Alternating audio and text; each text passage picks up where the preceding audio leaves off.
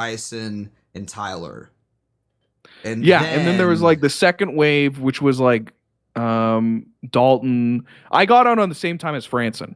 It was me and Franson. I oh, remember. okay, yeah. So then it was like November, probably early November. Yeah. Okay, yeah. But like I think though, like it was like a good time though for you guys to like come aboard and people like to find out who you are, because like the whole like A-log thing was starting to come up. You know what I mean? So it was like honestly like a good like it was like very fun. It was like very funny because you guys had become like it was like you because like Dalton came on in I think December if I remember of that year. It's like you came in November and like Dalton maybe it was like early December, maybe late November, and then I remember it was like this whole thing. It was like perfectly timed because like Jaden left in like what April I think that was like the big thing, and I just remember because I was actually like hanging out with Nick. I had already planned to hang out with Nick that weekend. Like I was gonna go up to Chicago and like hang out with him and stuff. And I was hanging out with him that weekend that everything went down. And I remember like telling him, I was like, you know, it's like kind of funny. It's like Jaden's leaving and like everyone's gonna make a big deal about it. But it's like look at the lineup that we have like lined up behind him. We have like Wurzelroot and Dalton and all these other like new guys like coming in. These like this like new blood that's like establishing themselves and like totally fucking killing it. So it was like honestly, it was like good timing that like you came in when you did because I think it was like a good like sign that like new blood was coming into America First. It's like way better than the people that are like washing out, you know? Well, yeah, and like from what I understood, and maybe this is too much like inside baseball or whatever, but it's like from what I have heard from like a lot of the interns, it's like my experience wasn't the only one, right? Like where it's Yeah. like I felt like I was getting gate kept out of the movement. It seemed like there was like for years there was this like old guard of like sort of like self-interested faggots who were sort of like trying to take over the movement, and we sort of like avoided a coup, and like Jaden was sort of like the last remnants of that getting fucking expelled out of the movement. That's what it seems like to me. Yeah. Like with Yeah. with like old AG and with like Yeah. a lot of these other guys, like all the Yep. guys who like Simon, the Oaf, and all these niggas who came on, like Yeah. they sort of like were like trying to form like a little stranglehold on the fucking movement. Yeah. And then like they went, and then Jaden went, and then Jaden was like, like on fucking Kino Casino, he was like, well, all of these epic guys, it's like those epic guys were the guys who were keeping me out of the movement when I was at my prime at the top of fucking TikTok. That's the guys keeping Kai out, guys keeping everyone out. Yeah, well, yeah, and well, I mean, I don't know. I think there's an argument to be made to be keeping Kai out, but because he bailed on us. That's so real. No, He that is bailed on real. us. They had listen, exceptions prove the rule. Okay. But no, I mean, I don't know. It's I don't even think it's necessarily like people are trying to keep a stranglehold on America First. I think the problem is that people like I think the reason why I've been around for so long, I don't want to make this about me or anything like that, but like the reason why I've been around for so long is because I know how things work. I know that politics is not all like what people misunderstand about politics is that like politics in general isn't always hitting. Like people aren't always interested in politics. People are interested in politics when there's something like happening. When you have like Donald Trump running for office for the first time. Yeah. When you have Ye announcing that he's running for president. Those are the times where like politics is exciting and cool. But like 60 or 70% of the time, people don't give a shit about politics. You know what I mean? Well, and it's like this Twitter fucking cycle of like outrage and this like rat race shit. It just sucks. You remember the fucking gas stoves? Oh, 2 months ago or whatever. That was the biggest thing ever. Died out in a fucking 3 hours. It just sucks. Most of politics sucks ass. Yeah, it does.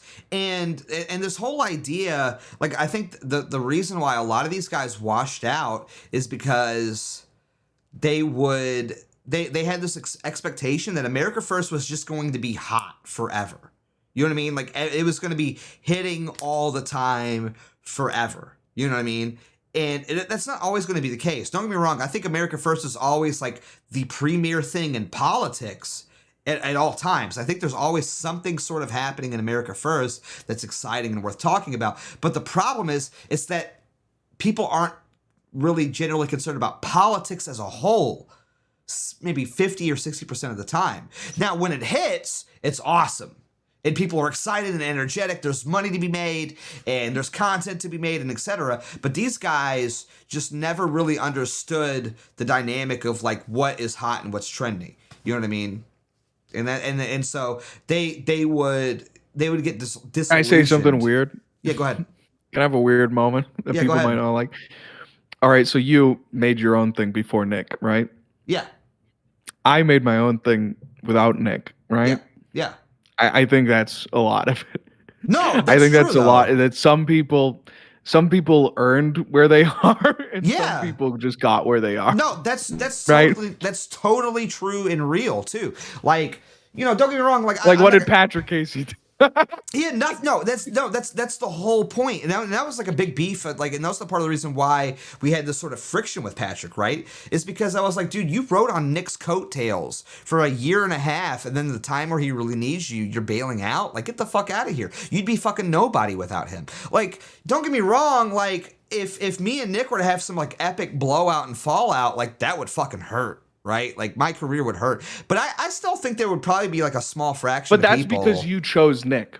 That's not because you exist because of Nick. Yeah, that's You know what I exactly mean? it. That's exactly it. And right? me too. I chose Nick, right? Yeah. I chose to be associated with him. I could have stayed on TikTok and I could have done all of that. I chose Nick. I went on Nick's show, and within 30 minutes, the Anti-Defamation League had me banned from TikTok, right? Like I chose Nick. Yeah. It wasn't that Nick chose me, or that like Nick, decided that I can be an e-celeb now. You know what I mean? Yeah. I mean, And that's nothing against Nick or anything like that. But I feel No, like, no. a lot of these people, they were in their position not out of like anything they did, Yeah. But that's like the important thing I think about like Cozy in general, right? It's like a lot of the people that are here, like my whole idea was that like, I mean, the way that I see it in my career is like I built up this career. I extinguished the alt-right to sort of pave way for Nick. And then I took my audience that I cultivated over years, and I wanted to bring those guys to Nick. Right? That's why I would bring Nick on the Weekly Sweat all the time. Dude, I was like, I mean, like not to brag or anything like that, but like Nick was pulling like 200-300 viewers a night, and I was pulling like 500-600-700 a night. And I was bringing him on my show, and I was promoting him, and I was telling people like, but that's like the guy. genuine, like, you believe in him. That's like the genuine, like, he's a good guy. I like him. Right? Yeah, that's exactly Rather than I exist because of his good graces. You know what I mean? Yeah, and that's exactly it. And like,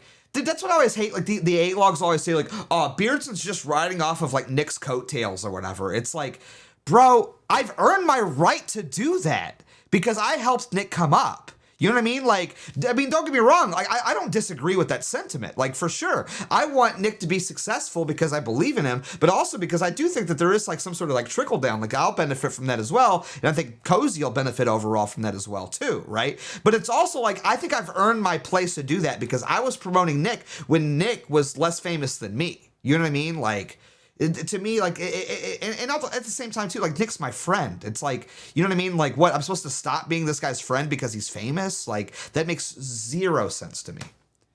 Yeah. Or that Like, you're, like, supposed to be like, no, I don't want to benefit. Yeah. No. Yeah, I'm sorry. It's like you bet on the right racehorse at the fucking like, you know what I mean? No. Like, and then it's like, I'll Keep just the money. Yeah, I'll just take what I paid in. Thanks. You know what I mean? It's like, yeah, no. But and I also don't want to say this either. Like I think Nick would have been famous regardless of me. I don't think I had much help in like Nick's trajectory towards his success. Okay, like I don't want to take any credit at all towards Nick's success because I think Nick would have been like just as famous regardless of me, right? Like so I don't want to say that, but Kev Coin sent $5. 1 Corinthians 15:33. Thanks for being a friend. Oh, thank you, man. I appreciate that. What was that? 1533. Yeah, I'm gonna look that up. Actually, I don't remember that off the top of my head. Well, you can look it up. Yeah. I use the Dewey Reams 1899 edition because it's the best edition. It's the Catholic. What was it? 1 Corinthians what? 1533. Yeah.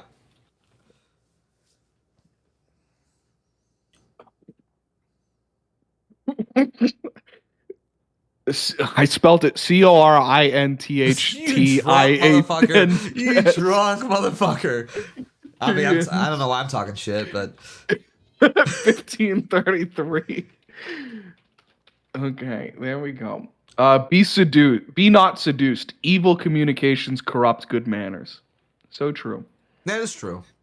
Yeah, that's a good verse. I don't really know how that has anything to do with what we're talking about, but you know, hey, you had it on your heart, and I appreciate you sharing it, though. You know what I mean? It's like I get that way sometimes too. Like I'll be listening to something, and like a Bible verse will like come to my head, and it may not even have anything to do with what I'm talking, like what like I'm watching or what I'm like talking about. But like, What's your favorite section? Like my favorite book? Or like just like, do you have a favorite passage or anything? I don't really. I wouldn't necessarily say I have a favorite passage. I mean, I do like 1 Timothy, the one that talks about women not speaking, because I'm a misogynist. Like that's definitely like, yeah, I agree with that. 2:12. Yeah, Timothy 2:12. Yeah, 1 Timothy 2:12. I mean, my favorite book though is Job. I love that whole book. Job is just such a great book. I think like, because I think the thing about Christianity in general that turns people off is like people can't conceptualize adversity. You know what I mean? Like people think that like, well, why would God let this happen? You know, and I think that's the thing I think that's one of the biggest things that turns people off from Christianity. They're like, well, if God is good, why would he let bad things happen to me? And I think Job is like the perfect like sort of representation of that. You know what I mean? Of like why God would let something bad happen to you, and how it makes you a stronger person, and it makes you more in touch with God, you know? So I really love Job a lot. I just love Job as a whole. It's such a great book. Yeah. Matthew's really great too, but I'm named I after really Matthew, like so I'm a little Galatians biased. 5. Galatians 5? What's that one? I think it's like one of the most esoteric bits. At least me personally. Like obviously like Matthew is sort of like the heart of Christianity, but Yeah. I feel like Galatians 5 is sort of like the heart of like who you are on this planet and like the struggle of your soul. You know what I mean? Like Yeah. there's Galatians 5 17, which I think sums it up all perfectly. It says, for the flesh lusteth against the spirit, and the spirit against the flesh. For these are contrary to one another, so that you do not the things that you would. 18. Anonymous sent That is good. $3. Job is the oldest book in the Bible, written before even Genesis. If God real why bad thing happened was literally the earliest thing answered in history lol. I didn't know that actually. That's actually like I didn't know that Job was the earliest book written in the Bible. But I mean, I mean that's good though. That's very cool.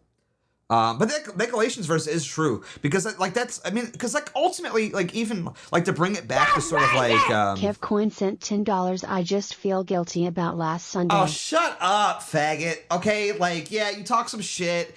No, he was like talking some shit in the chat, and like we had like a bit of a disagreement. But I was like, you know what, it's fine, it happens. Because he was like, I'm not gonna listen to like a divorcee or whatever.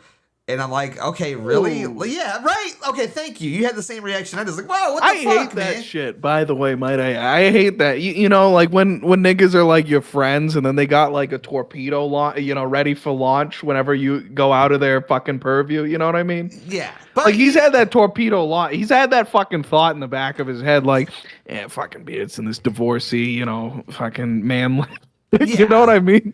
Yeah. Well, I mean, but you know, like I forgave him. He apologized, and I forgave him. And then No, that's fucking weird. We can address though. That's fucking weird to have that shit loaded up against you.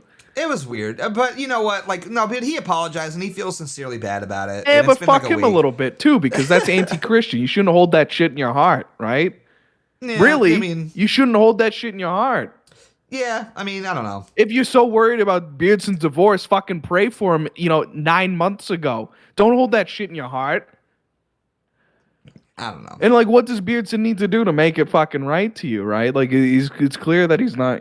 Fuck, I don't want to glaze you here, but that's weird to hold on to that shit. No, I mean, but he's apologizing though. I mean, he's saying he feels bad about it. So I think it's the Christian thing to do to forgive him. You know what I mean? Yeah, but you don't.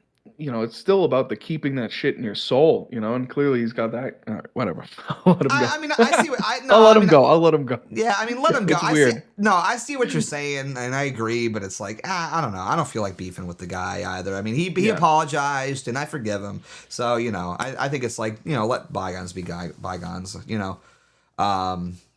But All yeah, right, no, Galatians yeah, the 17. Galatians. KevCoin sent $20.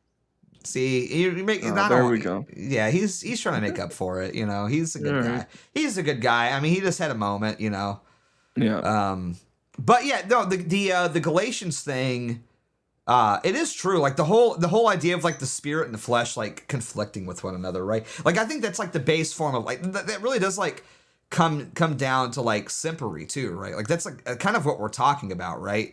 Like I think because I think like this sort of like related with people at the very least. It's like because simpery is essentially even that, right? Like to me, simpery is that verse. It is the soul conflicting and clashing with the flesh. You know what I mean? Like in your soul, that like giving this woman this validation and this attention is wrong, but it's the flesh that is telling you, I'm horny, I want to come, and this is what like I think like doing these things will lead me to coming. You know what I mean? Yeah. And it's like the idea that like like whose lust are you fulfilling? Like the soul lusts for things which are godly. So the soul lusts for things which are Christ-like, right? But then the body lusts for things which are worldly. And which are you fulfilling? Because either way, you're going to harm the opposite, right? If you are fulfilling the lust of the spirit, you are going to harm the lust of the flesh. KK sent $10. Thanks, man. But you're going to harm the lust of the flesh by fulfilling the spirit, right? Like you aren't going to get pussy. You aren't going to get to fuck every girl you come across. You aren't going to get to come. And that harms what your flesh is lusting for, right? Yeah. But is that better? Or is that worse than fulfilling the lust of the flesh and harming your spirit, your eternal soul? Like, is that not the heart of like the struggle that we have on this earth, especially in these degenerate times, Yeah, well, that's a good point too. Like I never even like thought about it that way until you just said it just now. But it is like the opposite will harm the other, right? Like because like for instance, like fasting, like the whole idea of like Lent, for instance, right? Like that does sort of like harm you in the flesh, right? Like it harms what your flesh wants, right? Yeah. Whether it be like fasting, whether it be like giving up something. Dude, I want coffee so fucking bad right now. I would literally kill a homeless person if God was like, okay, you can have a coffee. You know what I mean? If God like commanded me to kill a homeless person and I could have a coffee, I'd fucking do it. You know what I mean? But that's like that's the part of it. It's like it's that sort of trade-off. And I never really like thought about it in those terms of like that sort of like binary. You know what I mean? Yeah. Of like of that sort of like, well, if it's good for your soul, it's bad for your body. If it's good for your body, it's probably bad for your soul. And I think there's probably like rare exceptions to that rule to a certain extent. Like obviously, you know what I mean? It's not like I should never eat. Yeah. I mean, or like like working out or like taking care of yourself. Like obviously, you want to take care of yourself, but I think those things are probably good for the soul too, though. In a certain way. You know what I mean? But like, is it not real when you think about like just your average whore, your whore lady, right? Like she's feeling super good when she's fucking like loads of dudes at the fucking dive bar, but when she comes home, she wants to fucking blow her brains out, and she's not a religious person. It's not like shame or anything like that. It's just that it's genuinely a wrong action that harms your soul, right? Yeah. No, that's real. Like, dude, I don't know. This is what happens every time I get a little drunk. Okay, I love talking about Jesus when I'm drunk. I really do. Like people like give me crap all the time, like, oh, you're an alcoholic or whatever. But it's like, dude, I will literally be like at the bar and like I'll get a little drunk and I'm just like talking to my neighbor, like who's like an atheist. I'm like, listen, yeah, it's cool that Let you're me an tell atheist. you about who loves you. Yeah, no, this is literally what it is. I was like, dude, like, because like I remember I had just gotten back from like church or whatever. I went to like a Saturday service because like I knew I had stuff to do on Sunday, so I was like, oh, I'm gonna go to a Saturday service, and I had my like rosary in my hand, you know what I mean, like in my pocket, and I went to this bar. I was like, oh, I'm having a few drinks because like blah blah blah whatever, and I was like talking to this dude, and like I was like, we were having like a really good conversation, so I had like maybe a little bit more than I meant to. You know what I mean? I had maybe like 5 Jack and Cokes, and I wouldn't say I was necessarily like wasted or anything like that, but I was a little drunk, and I was like, listen, he was like, oh, dude, my ex-wife is like blah blah, like doing all this, and she's trying to take all this away, and it's like I was like literally like pulling out my rosary, and I was like, bro, listen, this is all you need right here, dude. And he's like, what's that? I was like, this is a rosary. I was like, you need to pray this with me, and I literally got this guy to like pray with me like at the bar. He's like, he's like hammered, but I was like, dude, listen. I was like, what could it hurt to sit here and pray with me? I've told that story to you. You know that story, right? Which one? Oh, fuck. Have I never told? All right, I got to take a piss, then I'll come back and I'll talk to you. Okay. But I literally came to Jesus when I was hammered. Really? Yeah, I'll tell the story. 1 second. All right, yeah. Piss. Yeah, but that really happened. Like, dude, like I just can't help it. It's like whenever I have a little bit of liquor in me, I can't help but like talk about like how awesome the Lord is. I really can't. Like, that's all I can think about. Like, I really don't. I like, people think I'm a capping or whatever, but like, I really genuinely mean that. I love Jesus Christ. And my big problem is that I get so distracted by my creative endeavors sometimes that I forget about him. But I don't know, whenever I get like a little hammered, I can't help but think about the Lord. Like that's all. I don't think about like having sex or women or anything like that. I think about Jesus. You know what I mean? I do. I think about Jesus all the time. Every time I have a little bit of liquor in me, I think about Jesus, and I feel like, I don't know, maybe that's the Scottish in me. You know what I mean? Maybe that's the Irish in me, but it really is true. I can't stop thinking about Jesus whenever I have a little bit to drink. You don't seem drunk. I am pretty drunk. I'll say that, but I'm also very good at composing myself. I've always been pretty good at composing myself. I've been pulled over multiple times while I've been completely hammered, and the cops just let me go because I'm pretty good at composing myself. That's always been a skill of mine. I got the hiccups. I've always been a pretty good drunk driver, but I mean I really do mean it. I get more. I think the thing is with me is that I'm not a very emotional person. I think I told you guys the story about my dad this week. My dad, if you guys don't know, my dad was diagnosed with lung cancer on Thursday. My dad was diagnosed with lung cancer on Thursday, and it's been pretty rough. But my dad's like a very blunt person. Like my dad, like when I walked into the hospital room, my dad was like, "Hey, yep, I got cancer." And I was like, "Oh shit, okay." TR sent $10. Liquor helps shed the worldly inhibitions a bit and clear your mind. Okay, I don't want to hear from you, TR, because you're an alcoholic. You're an alcoholic. Okay. Nah, I love you, buddy. I think everybody gives TR a little shit. Okay, I just want to say this. TR is legitimately a nice guy. He's a little autistic with the whole 1800s LARP or whatever, but he is a legitimately nice guy. I give him a lot of crap, but he's a nice guy. I appreciate that, TR. You're too mean to TR. I like him. He's a nice guy. No, I am. You're kind of right. I mean, I don't know. I feel like the 1800s LARP is still a little gay, but no, he is legitimately like one of the nicest guys I've ever met, and I mean that sincerely. Guy doesn't know how to make fucking mixed drinks, though. Can I say? Dude, yeah, I know. No idea. One his mixed drink TR, is alcohol plus alcohol. Yeah, one dude plus like cumin. Dude, I remember at AFPAC 3, I was not trying to get drunk. I was like, because we usually when I go to these things, whether it be like an event or something, I like to have like a drink every now and again to loosen up, but I don't like to get drunk. You know what I mean? Like I like to have that middle. Wait, why does the real Matt Mason's Beerson only talk shit after Nick does it? Dude, I was like the original TR hater, okay? Like, if anything, Nick was inspired by me about the TR stuff, okay? You don't even get the fucking lore here, you fucking faggot. I like TR. I like him. Kanye West I sent like $20. Portland Grow Iper sent $19. Gray Bar Dead. Yo, let's go. We cracked $1,000 this stream, by the way. Wait, I'm getting a phone call. Oh shit. Hello, Assistant Sweat. What? No! No, you can't, Assistant Sweat. No, they earned their gray bar victory. Is he saying No! 1200? You're gonna kill my mom unless we increase the dono goal to $1,100? That's fucked. He hung up on me. Oh shit! I mean, I guess we have to do it. I mean, we have to do it. We have to look. Honestly, he's our boss. Okay, He runs the show. I don't know what to tell you. He's our boss. Pelly, aka Ass Sweat, is like he kind of runs the show here. Yeah, and when we say that we split it, it's 90% to Assistant Sweat, Ass Sweat as we call him, and it's 10% split up half and half between us. We get 5% each. Yeah, which is honestly kind of fucked up because he hasn't made any clips in a long while.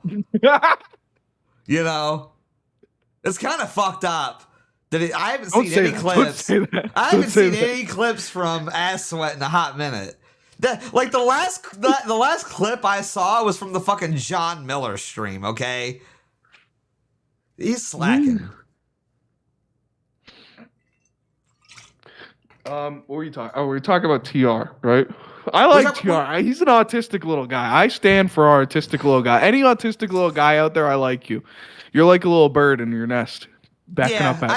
I just don't like the LARP shit. I mean, it's just it's just my you thing. all gave me shit for getting fucking hammered at Waffle House as well. It's like that. It was that nigga who did that shit to me. I didn't. It was like Dalton or whoever the fuck. Yeah, well, someone gave me shit. Dalton's a fucking alcohol. Can I tell you this? I'm going to spill a little tea here, okay? That's real. That's real. Dude, I'm spilling a little tea here on Dalton, That's a lot of tea right now. I consider drama here. Okay, this is a drama stream. I'm not kidding. When we were hanging out in DC, and don't get me wrong, that was like the best part of my weekend was getting to hang out with Dalton Tyler the whole weekend. Like, I love those guys. Literally one of my best friends. I fucking love those guys. Besides you're my best friend too, obviously. Because when I think, what was it, Ralph Mania? I made you because that's the thing. You have to designate a best friend every time you do one of these trips. I've learned. Yeah, then Koki stole me from you. Yeah, he did a little bit, but bro, I talked about this. Koki was like, he was fucked, but he always is. But like, he was fucked at Ralph Mania. I remember because Ralph Mania was one of those moments where I kept drinking, but I couldn't get drunk, right? And then I remember I walked outside to have a cigarette. I wish that were me. I kept drinking and I got especially drunk at Ralph Mania. It's because we ate right before, so I was like, it was like fucking nothing. But then I got to Ralph Mania. I kept drinking. I can't get even like a little bit buzzed. Oshkosh sent $5 hey, just what's up, to Oshkosh? checking in. Holla. I like Oshkosh. He's a good guy. Hey, what's up, Oshkosh? Good to see you, buddy. But I remember I walked outside and my nigga Koki had a fucking joint. And he was standing next to me as I was smoking my cigarette. And I swear, I sound like such a pussy. That's how you know it's a real story. I swear all of the fucking wind was blowing it directly into my face. And I got fucking like, I was like hammered by the time I walked in that door. Yeah. I finished my cigarette and I was like, I gotta go back inside. And I was like stumbling. No, dude, let me tell you this. I'll tell this Koki story real quick, and then I'm going to tell the Dalton story from like a few weeks ago. Like uninterrupted here. Because like Koki's like one of like I legitimately I love Koki. He's like one of my best friends. Like he's like the leader of my WoW guild. I like him a lot too. Can I say like at Ralph Mania, I really love that guy. I do too. I love Koki. He's like my fucking best friend. Sorry to fuck up your story, but I wanted to raise money for him to come to fucking AFPAC 4. By the way. No, that's what I'm gonna do. I don't want to throw that on you, but I'm definitely gonna do it. No, I'm definitely gonna do that too. I think that's real. I want him to come to AFPAC 4. I will help him get there because I know he's got like a difficult financial situation or whatever, and like honestly, he's just like such a good guy to be around. Yeah, I told him at Ralph Mania I'd do that, and I'm not forgetting. I'm definitely gonna do a fundraiser for him. Yeah, no, dude, can I tell you this? Like, dude, I'm not kidding. Me and Koki probably spent an entire week together. Like when Wrath of the Lich King came out. Classic. When Wrath of the Lich King Classic came out, I'm not joking. Me and him synced up our fucking sleep schedules together. Okay, that's how you know it's like that's some real gamer shit. That's some real gamer shit. That's not even some real gamer shit. That's some real best friend shit. Okay, like me and him hit level 80 like at the exact same time almost. We were like within like 5 minutes of each other. of hitting like level 80 because like him and I were like, okay, we're gonna sync up and Koki's like I legitimately love that guy to death. He like don't get me wrong, I'll say a lot about Koki. He's a degenerate, he's an alcoholic, but you know what? He is one of my favorite people on the planet to talk to. Also, he is such a nice and funny person. Like here's the thing with me, if you're funny, that's all that matters.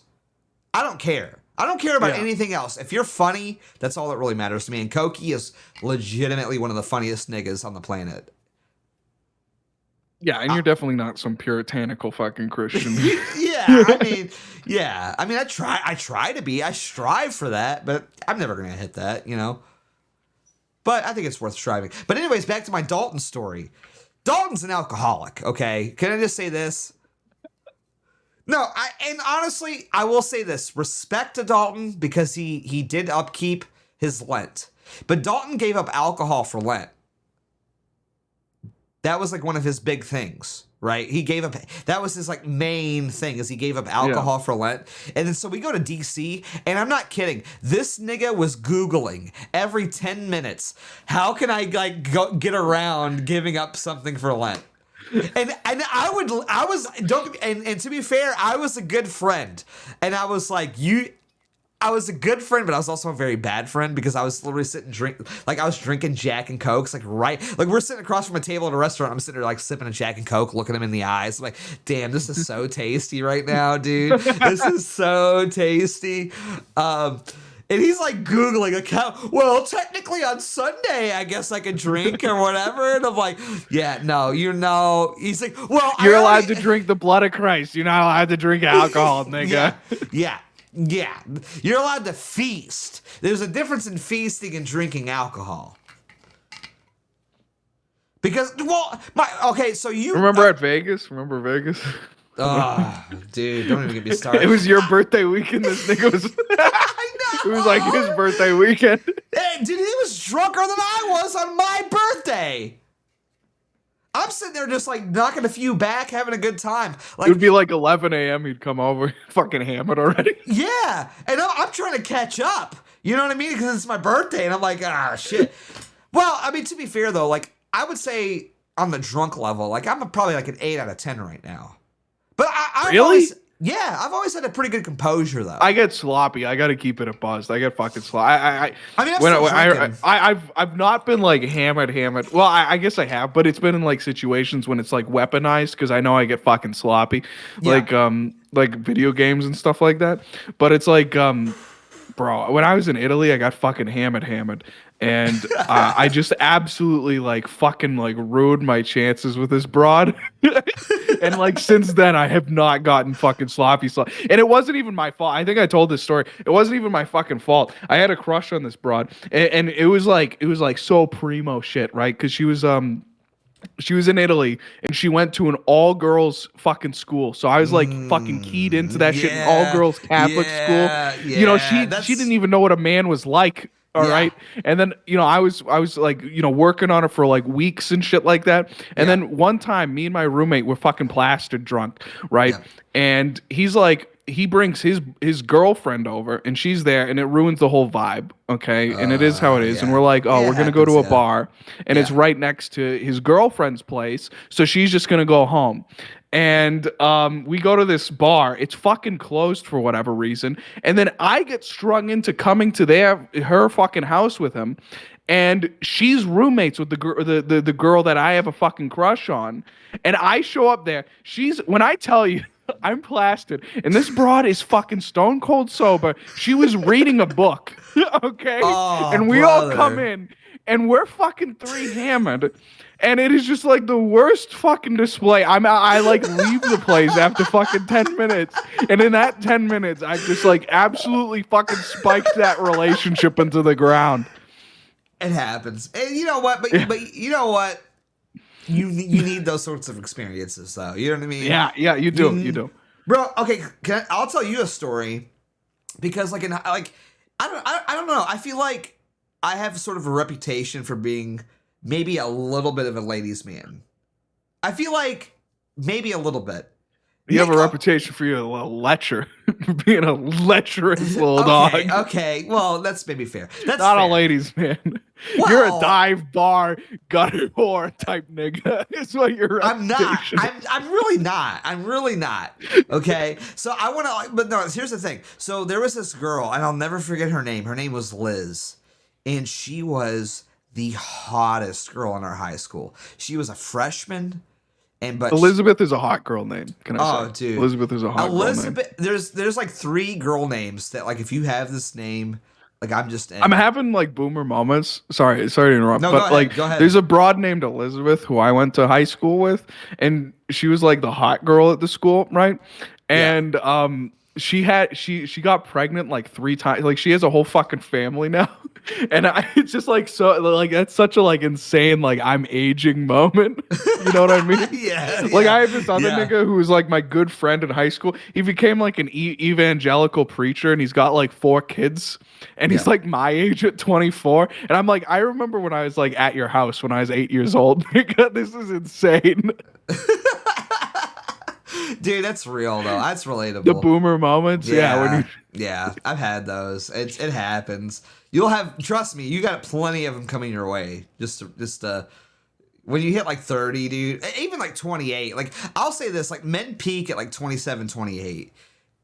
I mean, I wouldn't even necessarily say peak, but it's like that's when you're still able to like fight someone and win. Yeah, but you're like you got the experience. Yeah. Well, I think like men's peak. I don't think men's peaking period is like isolated to 1 year. I think like 28 to 36 is like that's your peak years. You know what I mean? Like after like 36, you start to like fall off. You know what I mean? Because even right now, dude, I feel like I'm the best that I've ever been. You know what I mean? Like honestly, even like physically. Don't get me wrong. I don't work out necessarily anymore, but I feel like if I were to get in a fight, I could whoop a nigga's ass. You know what I mean? Because I know, not necessarily that I'm like strong enough to do it, but I know exactly. You're like Scruffy Doo. Well, not necessarily that. It's not like it's not like. Shut the fuck up. Fuck you. Okay. But let me at him. Let me at him. Let me at him. No. But no, it's not like the physical strength necessarily, but no, it's the knowledge of like what to do, right? Like you know what I mean? Like I know what to do in a fight now because I've been in a few of them. I know how a fight needs to start off, and I know that like signal of when a fight is going to start. You know what I mean? Like, there's always like that signal in a conversation with a man where you know, like, this is past the point of no return and it's going to get physical. I know one of us has to be the bitch or we're fighting. Yeah, exactly. But it is always to your advantage to start the fight. You know what I mean? Like when you gotta sucker punch him. Yeah. Yeah. No, that's real. That's real. Yeah. And I know when that point is now. And I think younger guys probably don't have the experience to know when that breach of like this is like a verbal confrontation versus a physical confrontation is happening. I do though, so I know when to fucking sucker punch somebody. It's like each one of you shoves each other, and then like you know the younger guys are like, well, do I shove him again? It's like no, you fucking punch him in the face. Yeah, that's exactly it. If you shove a nigga and he shoves you back, it's like, well, the shoving part is done now. Yeah. I mean, I don't think an initial shove necessarily necessitates a fight. You know what I mean? Like, because if you shove a nigga and he shoves you back, what do you do? That's the fight. Yeah. But but like sometimes you'll shove. It's like the peacocking. Yeah. No. Sometimes I've shoved a nigga and he didn't shove me back, and I'm like, well, you're the bitch. You know what I mean? Like I've established dominance over you, and now I know like you're not in for a fight. So I'm not gonna. But like this is like the white part of me, right? I'm not gonna pursue a fight with somebody that doesn't want to fight. You know what I mean? And that's what makes us like white. You know what I mean? Yeah, that's what makes me white. That's a white man right there. But he didn't accept the duel. He didn't accept the duel. But that's real though, because black people will shove you and you won't reciprocate, and then they'll punch you regardless. Yeah, because they're fucking niggers. White. But that's real. You know it's real. That's like a real thing. Everyone knows. Yeah. That's like it's part of the we look. Say what you will about like if you want to talk. You about, shove a black and then his 4 friends come over. It's real. But no, they like that's what's so funny. Like they try to say like, oh, white people have no culture. And it's like, dude, we have like an underlying implicit culture. You shove me, I shove you back. That's a fight. I knew it. Yeah. I've never been in a bar fight. I know the fucking routine. I know if a nigga shoves me and I don't, like if I shove him back, we're fighting now. Like that's how it goes. That's if it. I ask, if I accept, it's literally like a duel in fucking, like. Oh, holy shit. Sent $55 Beardson and worst drunk driving contest. Winner gets to kiss a black man. Okay, I'm going to say this. I will win any sort of drinking and driving contest because I am a fucking pro at drinking and driving. Okay? But I don't want to kiss a black man. I don't want to do that. You can ask Tyler. Dude, I remember Tyler came up to see me back when him and Dalton were living in Tennessee, and Dalton came up to see me, and I took him out drinking one night, and I got shit-faced, and I was like, hey, Tyler, do you want to go like 90 miles an hour on a country road while I'm drunk with my top down in the middle of the summer? And he's like, hell yeah, I do. So me and Tyler, brother. Dude, me and Tyler are like going like 90 miles an hour down these fucking country roads. I am shit-faced, but it's the top down. We got some fucking Yay playing, and I'm just like, dude, it's fucking incredible, It was an incredible time. I'm a great drinker and driver. I am. He's a great drinker and driver. He loves it. I wouldn't say I love it, but like when I need to do He's it, the best. when I need to do it, I could win the fucking. If there was a drinking and driving Olympic gold medalist, that would be me. Dude, I don't know how much of a public figure he wants to be, but Black Swan, this nigga fucking terrifies me driving. That guy's a freak. That guy's a fucking animal. That's real. No, dude, this nigga, no. like, I remember I was in his car. I was like sitting next to him, and this guy goes, texting and driving so easy, you just don't have to be as long as you're not a retard, it's not a big deal. And then this nigga takes out his phone and he's just like on it the entire time. Yes! I'm like, yeah, so true. Dude. Texting and driving so easy. And this nigga's just texting and driving the whole time. I'm like grabbing onto the fucking handrails. I'm like, dude. holy shit, thanks. Yeah, texting and driving is epic. It's so easy. Man fading in the night sent $10 pro tip. Tell the cop you have a lazy eye when you get pulled over. Great show. Nah, I mean, I don't even need to do that, to be honest with you. I'm a pretty good, like I said, I would say I'm probably about a 9 out of 10 right now, drunk. And I feel like if a cop pulled me over right now, I could still talk my way out of a ticket. You know what I mean? Yeah, but that's because you're drunk. No. It's because, like, here's the thing. You get that adrenaline rush, though. That adrenaline rush will straight up sober you up, too. Yeah, maybe. I don't know. My cousin's a fucking cop, right? And I remember whenever I was like underage drinking at his house, like he'd always like come over and he'd like fuck around with the fucking eye test and shit. Like I think it's way clearer than you think it is. Oh, well, if you're gonna get I think this nigga shines a light in your eye and it's clear. I think that's how it is. I mean, here's the thing. Here's the thing, and this is a difference. I live in rural Kentucky. They're not doing like, you know what I mean? They're not doing light tests. They basically pull you over and they're like, they can like they just go off of like their intuition. They're not doing like any sort of tests or anything like. And even then, they only pull you over if you're like swerving. You know what I mean? Yeah. I mean, I feel like I swerve. could get away with it. Yeah. I don't know. I've never drunk drive before. Well, I mean, I'm careful though too. I mean, here's the thing. I really only get drunk at home, anyways. So it's like, you know what I mean. I don't really get drunk often. Yeah, I mean, I'll have a few drinks. I'll have like 2 or 3 Jack and Cokes when I'm out, and then I'll drive home. But I'm barely buzzed at that point. You know what I mean? Like I'm fine, and I live like 5 minutes away from the bar, so it's like I don't have to worry about anything. You know what I mean? I take back roads. Oh, I didn't tell my fucking story about getting hammered. Yeah, getting hammered and finding So Jesus, I'm sorry if you've heard this before, JT Groypin sent $3 as Beardson was talking about drinking and driving. I hear a loud noise outside and I see a car out in the ditch, so someone failed miserably tonight. Oh, dude. Can I tell this real quick before you get into your story? Yeah, go for it. Dude, I used to live in these like shitty apartments like 6 years ago, and I heard this like really loud noise outside because it's an apartment. You hear everything, right? And I go outside to like smoke a cigarette, kind of see what was going on. You know what I mean? I'm very paranoid, right? Like I hear something outside. You're driving too fast in the neighborhood. Come on, dude. That's literally me, right? Like that's literally me. Any sort of slight noise, even here in my house, like I hear like a you little porch nigga. Dude, I am a porch nigga for real. Like I will like any slight noise. I'm outside. Like what's going on? What's happening? But so I go outside. I'm smoking out here now. What's going on? I'm gonna smoke right now, actually. But I go outside to see. Dude, I've smoked like half this Dude, pack. Dude, fuck non-smokers. Can I say fuck non-smokers? Dude, I've gotta quit. I've gotta smoking quit. a cigarette while you're hammered. That is so good. Okay, no, smoking while you're hammered. It tastes so good. It's the best. It's the bababing. It is. You know? It is. Afro.jm sent $15, officer. So how much have you had to drink tonight? Beardson, officer, do you have a minute to talk about the mercy and love of our Lord and Savior? That's real, though. Hello, ass sweat. You want to increase the dono by another $100? Oh no, really? Oh shit! Please, you're gonna rape me unless we get $1,200. Oh no, this is terrible. Honestly, oh fuck. We gotta look into like replacing this guy. This is like this guy. He's a tyrant. He's a tyrant, dude. That's exactly what I was about to say.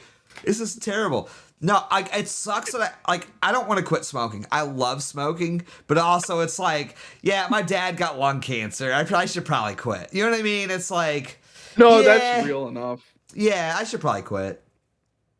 Well, the way I'm going about it is like once I get my broad pregnant, it's over. You know what I mean? Because now I can't just die and it'll be all right. Well, when do you get married? That's the real point. What?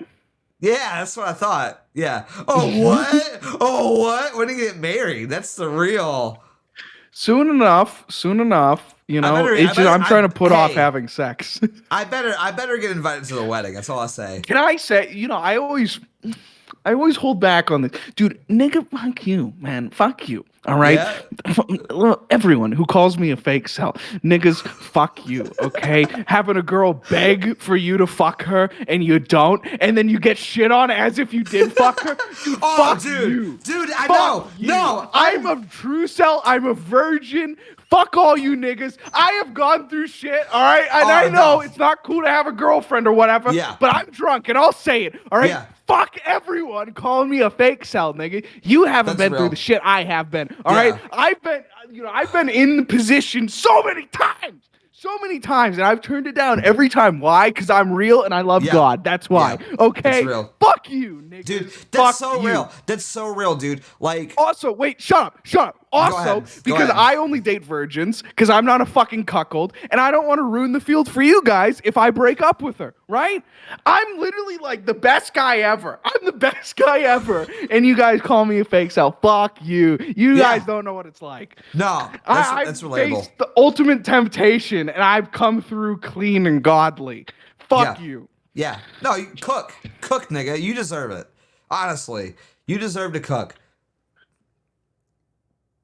Anyway, sorry, continue. No, you're good, man. Like, go off. It's real. You right? deserve it. It's real. Off. Yeah, that's some shit right there. That's some shit. Well, having the fucking mind to say no, I'm not doing that shit. No. But here's the thing. Here's the thing that you're missing is not only are you saying no, but you're such a good guy that she still wants to stay with you after you say no. That's the real test. That's the real fucking test. Is like you're such a high quality male that she wants to stay with you after you say no. That's the real fucking test right there. Because I'm not trying to get into too many things. I was talking to a girl for a minute. This isn't my broad is getting confirmed because of me. That's good. You know, that's sick. That's sick as fuck. She was just a goth girl, and she was just like, oh, I want to you know, and I'm sorry to talk about my girl or whatever, no, but you're good. You're good. Her mind has always been like, I want to date a man for multiple months and then we'll have sex or whatever. But every guy she's talked to has just been cum brained. And then she's just like, you just want something from me. So fuck you, essentially. Right. And she hasn't dated many men. All right. Sorry. She hasn't. She has, but so she's like been virgin up till me. To me, we dated for like a year, and then it's like, and it's like, no, fuck you. And then also other whores that I dated before her, who all suck and they're whores, and I hate them. So it's like, fuck you, essentially. Fuck you. I'm a good guy. Eat shit. Stealing incel valor, fuck you. I don't claim to be incel because I still have the robot R9K incel definition. I think if and Nick doesn't like this, but if a woman is willing to kill her boyfriend, dude, that's real. That's if a woman is willing to kill her boyfriend in order to marry you, murder suicide over you, you're not a fucking incel, dude. Thank you. If a woman, and that's why I don't commit incel. Murder suicide over you. I haven't claimed incel because I hold the I was on R9K. I was incel for years. I was fucking 320 pounds in fucking like sophomore year of high school, going on R9K every day after fucking school with no friends, no one to talk to, no fucking prospects. I was fucking incel it out. And then once I started working out, I lost weight. I lost 120 fucking pounds. I was like, you know what? I'm not incel anymore. I can't claim that shit. And niggas still come at me. You claim incel. I don't, nigga. I never did. All right. Or, I did back then, but that's when I was real. That's when I was real. Now women are interested in me. I'm not an incel, right? It's not because I have sex. It's just because women are interested in me. That's what the definition is. All right. And sorry, Nick, but if a woman is willing to kill her fucking boyfriend in order to get a grand plot of somehow you guys getting married and she gets impregnated by you for the white race, like you're not incel. I don't know what to say. I'm sorry. Yeah, I hate to be the nigga that takes a card from him, but it's like, bro, there's no way you're an incel when a woman is like trying to do a murder suicide over you. You know what I mean? It's like that you're not incel when a woman is like plotting in her fucking journal your whole psychological profile. And granted, don't get me wrong. It's nothing about him. It's not his fault. It's just that women are into him. Just girls are into him. Look, I will say this in defense of Nick, because I think Nick's definition is that he wants his brain doesn't allow him to be with women. It's not necessarily that his brain doesn't allow him to be with women. It's that his brain wouldn't allow him to be with that woman. Yeah.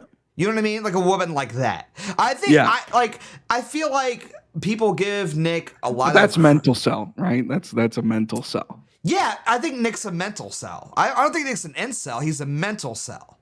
You know what I mean? But which is like respectable. That's a respectable thing. We can give him incel and all that. It's just I'm 4chan. I'm R9K. He's not a robot. But he is, a mental cell, incel, whatever, and that's always been my definition is what is a robot? A robot is you're ostracized from society. No one likes you. No one wants to talk to you. You're a freak of nature. And that's what you are. That's how you're a robot. Right. Yeah. And there's cyborgs who are like failed normies. And then there's normies. Okay. And that's all it is. All right. And Beardson tried to suck my dick in its back. No! $5 Let me go piss. Let me go piss. Incel by your definition because any can pay for sex. No, that's not true. That's not true. No, that's not true. That's not true. That doesn't stop you from being an incel. No, paying for sex does not disqualify you from being an incel. That's like, if anything, I think paying for sex is an incel move. You guys can't come at me when it comes to like what is the real definition of incel, okay? Because I spent the years on R9K. I know better than any of you niggas, okay? I know. Pee pee poo poo. I know. Beardson tried to suck my cock after. He offered me $400 to let him suck my dick until completion. And I'm really crying out for help now. The only reason I can talk about it is because I'm drunk and I need someone to launch an investigation or call the police or something. No. Why? Can I just get a nigga piss? Can I just get a nigga piss, please? Get a nigga piss. I just want to piss, man. I like. All right, go pee. Everything's I fine. already did. Like, I'm pissed. I'm pissed out. I'm gonna have to piss again because I've been drinking a lot. I'm gonna drink more. But man, every fucking time I go piss. Wash hands? No, why would I? My dick's clean. I always hate that. Every time I go piss, oh, did you wash your hands? No, my dick is cleaner probably than my hands are, okay? I should probably wash my hands before I pee, if anything. You know what I mean? So real. My dick is like immaculate. But yeah, I mean, look, okay, I don't want to get into like too many specifics here, okay? But like this whole like fake cell allegation against you is illegitimate in my regard. You haven't had sex. And what I don't like is that it's like a meme, like, oh, he, you know, like they're joking, like where it's like, oh, he's a real, or like he hasn't had sex, but it's like they think that I have. It's like, no, I haven't. No, I haven't, and it's because I'm epic. Okay. Yeah. Anyway. Well, no, I don't want to get into too many specifics because like A-logs are going to pick up on this and they're going to be fucking like going. But you know my situation a little bit. Yeah. You know my situation, and like I am like, dude, I am playing it so good. Like I would like to say I had a positive influence on you. You did. No, legitimately. Like if it wasn't for you, I probably would have like this wouldn't have happened. If there's one thing I take serious, it's like taking virgins out of the pool. You know, so all you niggas get mad about like me saying like only date virgins and like never fuck around with a whore and shit like that. But it's like, dude, I'm so real. I haven't taken a virgin off the market. I've never like deflowered a woman, you know, because if I did, I would know that I'm now married to her, right? And that's just how it is. Yeah. And I'd rather just like go through the proper channels of that. Yeah. But also, you know, like I'm doing work, you know what I mean? Yeah. But like, I don't know. It's hard. I think like, you like instead of like being like made fun of for denying sex from a woman, even like I like there's nothing wrong with a guy getting a girlfriend, and I plan on marrying her. Might I? Yeah. Right. It's not like that's the thing. It's like you're not a fake cell if you meet a woman that's like a rare exception, and you secure her. That's the thing. You're not orbiting her. You are like in. You're already in. Like that's like the key distinction from being an incel. You know what I mean? It's or being a simp for that matter. Because I see people try to like, call you a simp or whatever, and it's like the same situation with me. It's like I've secured this woman. She is mine, and I'm going to marry her at some point. Like I want to make sure. Like I want to do the full vetting process. There's nothing wrong with going through that vetting process of like, because that vetting process could last a year or two, even longer, because you got to find out everything. You know what I mean? You got to make sure you're compatible and all that stuff. There's nothing wrong with that, but I mean, I'm not claiming incel. You're not claiming incel, but like to call us like fake cells or whatever is like a weird thing, because I like the only reason I even call myself incel is to piss Nick off, to be honest with you. Well, and the reason I still claim it for like the past is like I lived that life. You know what I mean? Like I lived that life realer probably than a lot of people in chat, right? Yeah. Realer than a lot of people in chat. I was in fucking 4th grade when I was like 5 years old. I was fucking 200 pounds. Okay. I was a fucking monster my entire life, dude. Yeah. You know, and it's like, I reached this point where I like lost weight and all that stuff. But like before that, it was just fucking turmoil. It was just like hell on earth. And that was the incel life, completely ostracized from society, playing video games all day, fucking doing nothing all day, fucking R9K all day, pole all day. That's how it was, So I lived that life. So I feel like I get to call that. And the second that I could pull women, I was like, not anymore. Not an incel anymore, not a fucking, robot anymore. Well, and that's how it should go, right? And I didn't shit up the board afterwards either, even though the board's already shit up. But I didn't shit up the board with like my Batman stories, like, nigga, we're all gonna make it.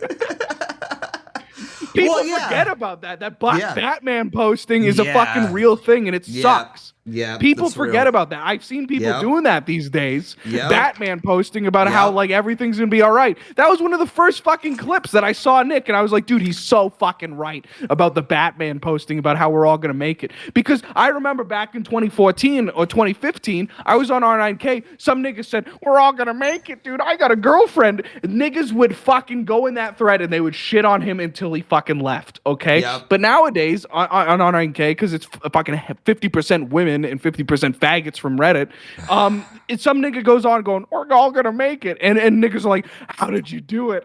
How did you get your girlfriend? It's like, fuck you, fuck Batman posting. Y'all niggas didn't go through the shit I did. At least maybe most of you. Press 1 in chat if you were okay in high school.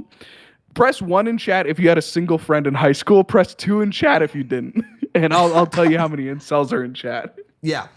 Well, you weren't an incel. You weren't an incel in high school unless you ate fucking lunch in the bathroom. Well, can I tell you this though? And this to like sort of my incel credit a little bit. I don't claim like even though Renry sent $5. Explain Batman.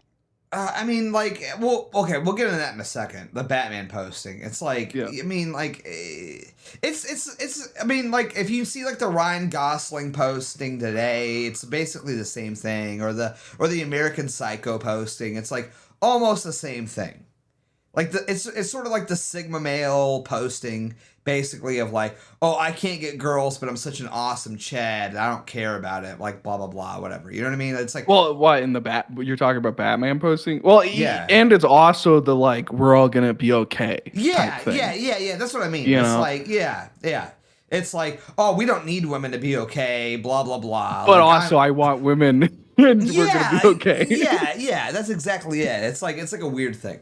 So that's basically the Batman posting. But like, okay, so like to give myself a little incel credit, I've never like legitimately claimed incel. I did it mainly to piss Nick off. If I could be real, like, because it made Nick so mad when I would claim incel, and I just kept doing it. Even though honestly, when I was married, I felt incel. I didn't want to have sex with my wife. Like, I wasn't attracted to her. You know what I mean? Like, it was like I'm like, so in on the Beardson redemption arc. I'm so fucking in, dude. Oh, and thanks, chat doesn't man. know it. I'm like, unironically, I'm so in for it. Thank you. The Beardson marries a fucking 18-year-old virgin and has kids arc. I'm so in for that shit. I mean, you're not totally off, dude. Like, it's gonna happen. I legitimately feel it's gonna happen. Look, when everybody gets mad at me because like I will like rizz up some like dumb bitch on Omegle or whatever. They're like, oh, Beardson, why didn't you get her number? And it's like, dude, trust me. You know that I've got some good shit lined up. Like, I don't want to get into like too many specifics or whatever, but like, I'll just say this: I'm off the market because like I have found the woman for me. You know what I mean? Like, I have found like my future wife. That's the way that I feel. And if it doesn't work out, it doesn't work out. Like, it's whatever. But like I legitimately think that like I've found the woman that is like for me. She's if I were to describe you to her, you wouldn't even believe it. I'm a little drunk, so maybe I'll give you a little bit. Just chill out a little, just think about it. Yeah. Wizardly Woodchuck sent $5. Love you guys. Keep up the good work. This is going to be a great year. She's okay. I'll say this: she's over a decade younger than me, but she's still of legal age. Okay, I'll say that. I'm 34, so you can do the math there.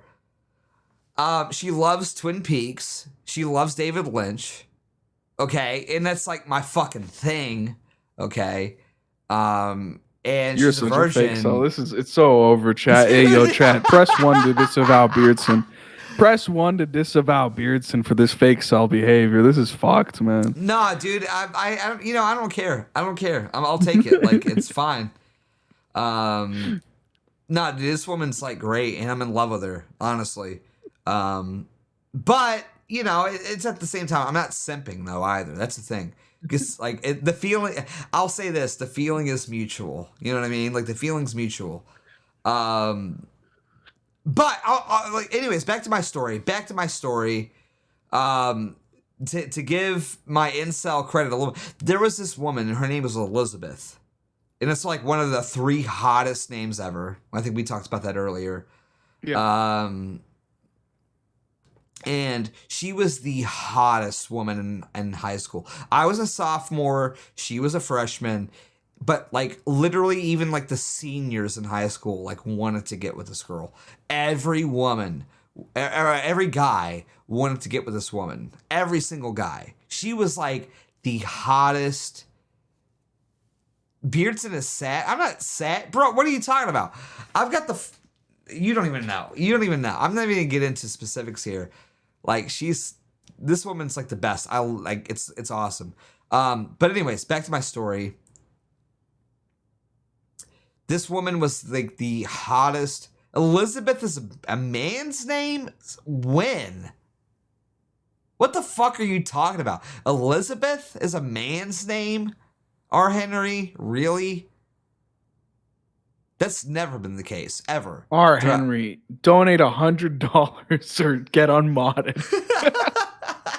We know you got it. Hey, shake him down. Hey, what is that? Money up. That was a bad take. Fuck you. Give me money. Yeah, what the fuck is that? Elizabeth is a man's name. Call her Liz. Well, that's what everybody called her, but her name was Elizabeth. I don't like Liz, like a fucking lizard. Yeah, I don't know. But, so I knew a big basketball woman whose name was Elizabeth. I mean, whatever. Who cares? But this woman's name was Elizabeth, and she was the hottest girl in our high school. And I'll never forget, like, me and her, we had the same PE class. Okay, well, that's already like, yeah. No, did you have a pedophile PE instructor? Yes, I did. Everyone did. Literally everyone did. Dude.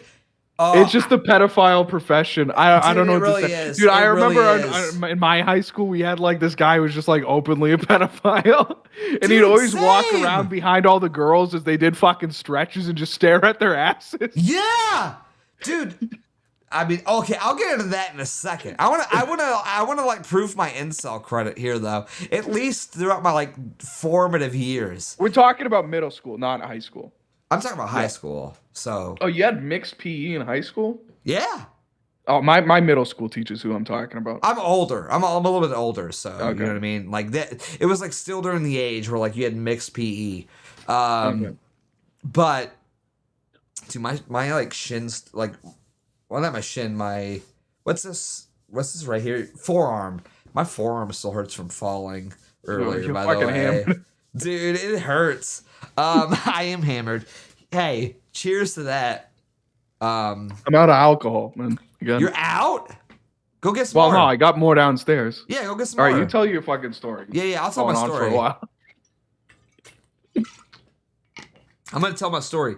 But it's a long story. He'll be fine. But so like I had this girl, her name was like Elizabeth, and she was the hottest girl in high school. And for some reason, she was like attracted to me.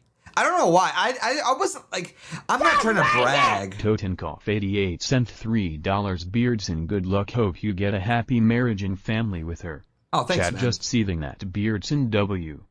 No, dude, like you don't even know. I don't even care about the chat.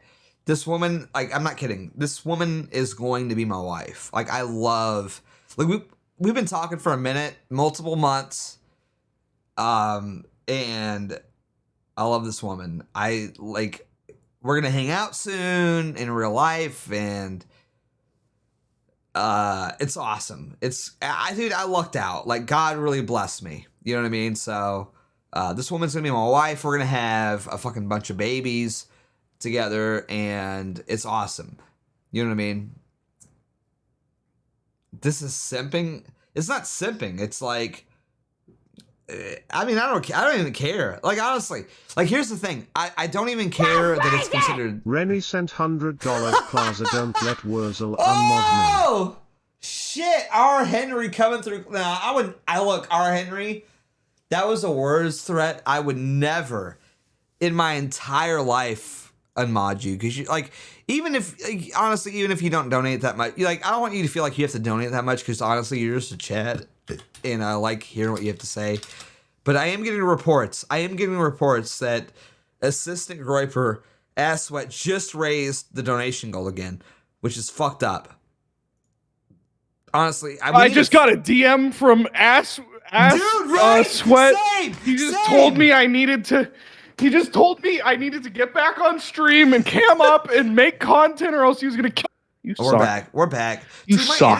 My Suck internet's like ass. eating shit. Ass. Dude, my internet's eating shit. I don't know what the fuck. I'm literally gonna call my fucking company tomorrow. This is Is like it totally over? no. I mean, like we're kind of back.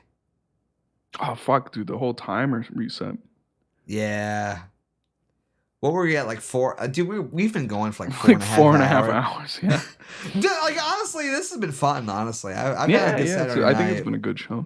Yeah, I think it's been. Oh, we're back. We're like officially back now. It just had like a slight hiccup. Yo.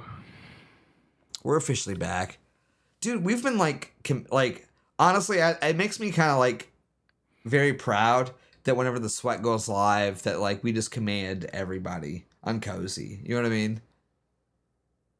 Like we're just like the kings. $15 sent $15. Here's $15. Not to I like sound when I gay, get to steal but your so happy donos. for Like you, that nigga never Beardson. donates to me. That's awesome to hear. No, I'm fine, dude. We've made, dude. Even if you're just like split this in half, Cag Mike sent $5 just having some fun with you. In all honesty, that's awesome. Happy for you. Oh, thanks, man. I appreciate that.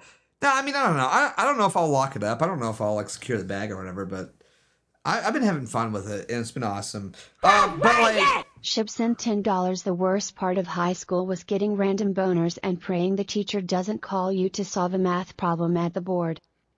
I never had that problem. That's so real. Nah, No, dude, I was bricked up all the time. I never had that problem. I was bricked up constantly, man. Dude, I never had I that was problem. It was more of a middle school thing for me, but I was bricked up all the time, nigga. Really? My dick was ready. Yeah. I'm not kidding. I never had that problem. Like, I got bricked up with, well, I mean, I guess here's a. I was just it was because of my mind, though. My mind couldn't stop thinking about, like, if time stopped, I'd fuck all these women. Oh, you had, like, the Click. Sort of like the Adam yeah, Sandler because Click came. I watched Click, and then that was like 3 years of my life. Like I could stop time and like, fucking rape all these women. Yeah, stop time to start mouth fucking every girl in vicinity. Bro, it's so funny. You know what's so funny? Every time there's like one of these like soy boy podcasts about like time stop and shit like that, everyone's got to pretend like they never thought about that before. I've thought about it a everyone's got to be like, wow, they'd sexually. Wait, you telling me if you had the power to stop time, you'd sexually assault women? It's like, yeah, I would. Absolutely. Yeah, I would be everyone. Like, dude, I would be like finger banging these girls and smelling my fucking fingers, dude, just for the fun of it. Are you kidding me? I'd rape all these women. Yeah, literally. Just know that. Just know if you're ever a woman near me, if time stopped and I was the only one who could move, I'd rape you. Dude, that's real. That's real. Conservative May, Ella Malding. Dude, look, Ella Malding, if time stops and I'm near you, I'm sucking those titties. Okay? Like it's happening. You may not know it's happening, but it's happening, okay? Just for the bragging rights at this point. You know what I mean? Like, Dude, just for the bragging rights. Dude, a bunch of niggas in chat. Press 1 if you'd ever thought about that shit. Press 2 if you never thought about time stop shit. Dude, I've thought about time. I'm not saying like you're jerking off coming or anything. I'm just saying like in your mind you've had that thought in like high school like history class. Yeah, if you ever looked around history class and you were just like thinking to yourself like if time stopped, who would I go for first? Yeah, dude, it's like one of those like to everyone. Yeah, all right, thank so all you. you niggas Thank you. acting like you don't know what the Thank fuck you. I'm talking about. Yeah, thank you. Come the fuck on. Look, we can all acknowledge that it is an intrusive thought. Yeah, but it's and then I still get a bricked. thought. That's all I'm saying. In middle school, and then I got bricked. You know, and it would happen all the time. Like honestly, I had good boner control, but I mean to be okay, like not to like give up my fake self credit too much, but I was like having sex in high school too, so it's like it wasn't that big. What the fuck? Yeah, I was getting dome. Well, no, I didn't have. Look, I didn't have sex in high school, but I did get a lot of B and J's and HJs. You know what I mean? Like, freak. Yeah, it happens. I regret it. I wish it didn't happen, but like it happened. My high school experience fucking sucked ass. It was like the worst. Yeah. It was all right though, because I was like every night I'd come home and play Gary's Mod with my friends, you know. But like the actual high school part of it sucked ass. Yeah. Well, okay. To be fair, though, I only had like these experiences with one woman in high school, and I thought she was gonna be my wife. So I was like, well, she's gonna be my wife at some point. So I don't mind doing this now. You know what I mean? Like that was like my thought process. It was like, well, I'm gonna marry this woman like as soon as we get out of high school. And so no, listen. And like a lot of this has changed, right? From when I was there. But like it's envy. It's not like hatred of you for being gross. Like a lot of like incel hatred comes from like missing out on these like teenage love experiences. You know what I mean? Yeah. I mean, I get and that. like obviously like things are shit. I've talked about this before. Deliberate sent $3. Pearson gets the privilege to stop time and chooses getting some Jaden McNeil sloppy seconds. No, well, Jaden didn't get fucking sloppy first. I don't know what to tell you. He didn't get anything. That's the problem. He fucking cried. He cried and begged for a blowjob, nigga. That's not. No, I mean, I'm just joking. Like, I'm not. Like, honestly, can I say this? You're not. No, shut up. If time stops, Ella Malding standing in front of you, she's mid sentence. Well, I mean, if we're talking to like the ideal scenario, if she's the only woman in front of me, honestly, I don't think she's that attractive. It's like the whole tanning thing. She looks like fucking beef jerky. Honestly, can I be real? Like mask off. I'm drunk. Yeah, for I a don't moment. like the tanning shit either. I don't like the tan. I prefer pale goth girls. Dude, I prefer pale goth real. girls. That's so real. That's my thing. Women should be less tan than men, actually, in my opinion. Yeah, I just like joking about Ella Malding because it's like a meme at this point. But like honestly, I don't think she's all that attractive. She looks like beef jerky. This whole tanning thing, like, dude, her titties look. I'm sure you're like look at her titties and they're gonna be like wrinkled because of how much tanning she does. It's like I'm not really that into it, to be honest with you. I just think she does have big titties, and I think that's funny to joke about. But like, if I were to like talk about like wife material or like time, even like a time stop scenario, I could pick maybe 50 women that I would. Yeah, pick my above. bitch wears SPF 100 every time she goes outside. All right, so same. That's so real. I just like, to me, like the Ella Malding thing, that's like a safe space to joke about because I have no interest in joke. You know what I mean? Like I have no interest in Ella Malding at all because I want the pale goth GF, which is what I have. So, all right, yeah, there we are. Two bros united in goth GFs. Dude, that's the way. Dude, can I say this too? I think like the whole like goth mentality sort of like lines up with Catholicism too. People don't like this take, but it does. There's a lot of whores out there and all that who like are alt, right? But it's not goth. They're not goth. Yeah, that's the important distinction. They are not actually goth. Yeah. Like, if you were to actually examine the goth take from like the 80s, especially like the 80s goths, especially, they would line up in like inherently with today's Catholicism. Like it is such a like fusion, you know. I don't know about Catholicism. I do know about racism. Those niggas were racist as fuck. Oh, but that's bro. Yeah, you show a goth bitch, a black girl dressed in goth clothing, she becomes fucking Hitler 2 instantly. Yeah. But no, I think there's even a historical argument for the like the gothic girl, or even like the gothic lifestyle and Catholicism, because like if you look at like Catholicism and like you look at like the fruits of Catholicism, I think gothic is a fruit of Catholicism. You know what I mean? I think to me like gothic lifestyle is sort of a fruit of Catholicism. It is a fruit of the guilt. It is a fruit of these like the self-esteem that you get. Sent $5. There's really niggas out there who think goth and punk aren't inherently white. Dude, that's so true. Punk and goth are inherently white. They really are.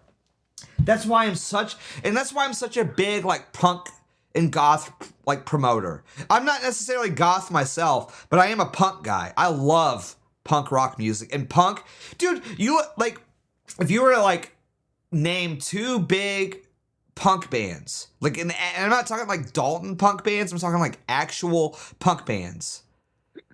They would be like what, Minor Threat and Black Flag, and guess what? Both of those bands have like pro-white songs. It's definitely girl shit, right? It's like female, like girl foolishness. You know what I mean?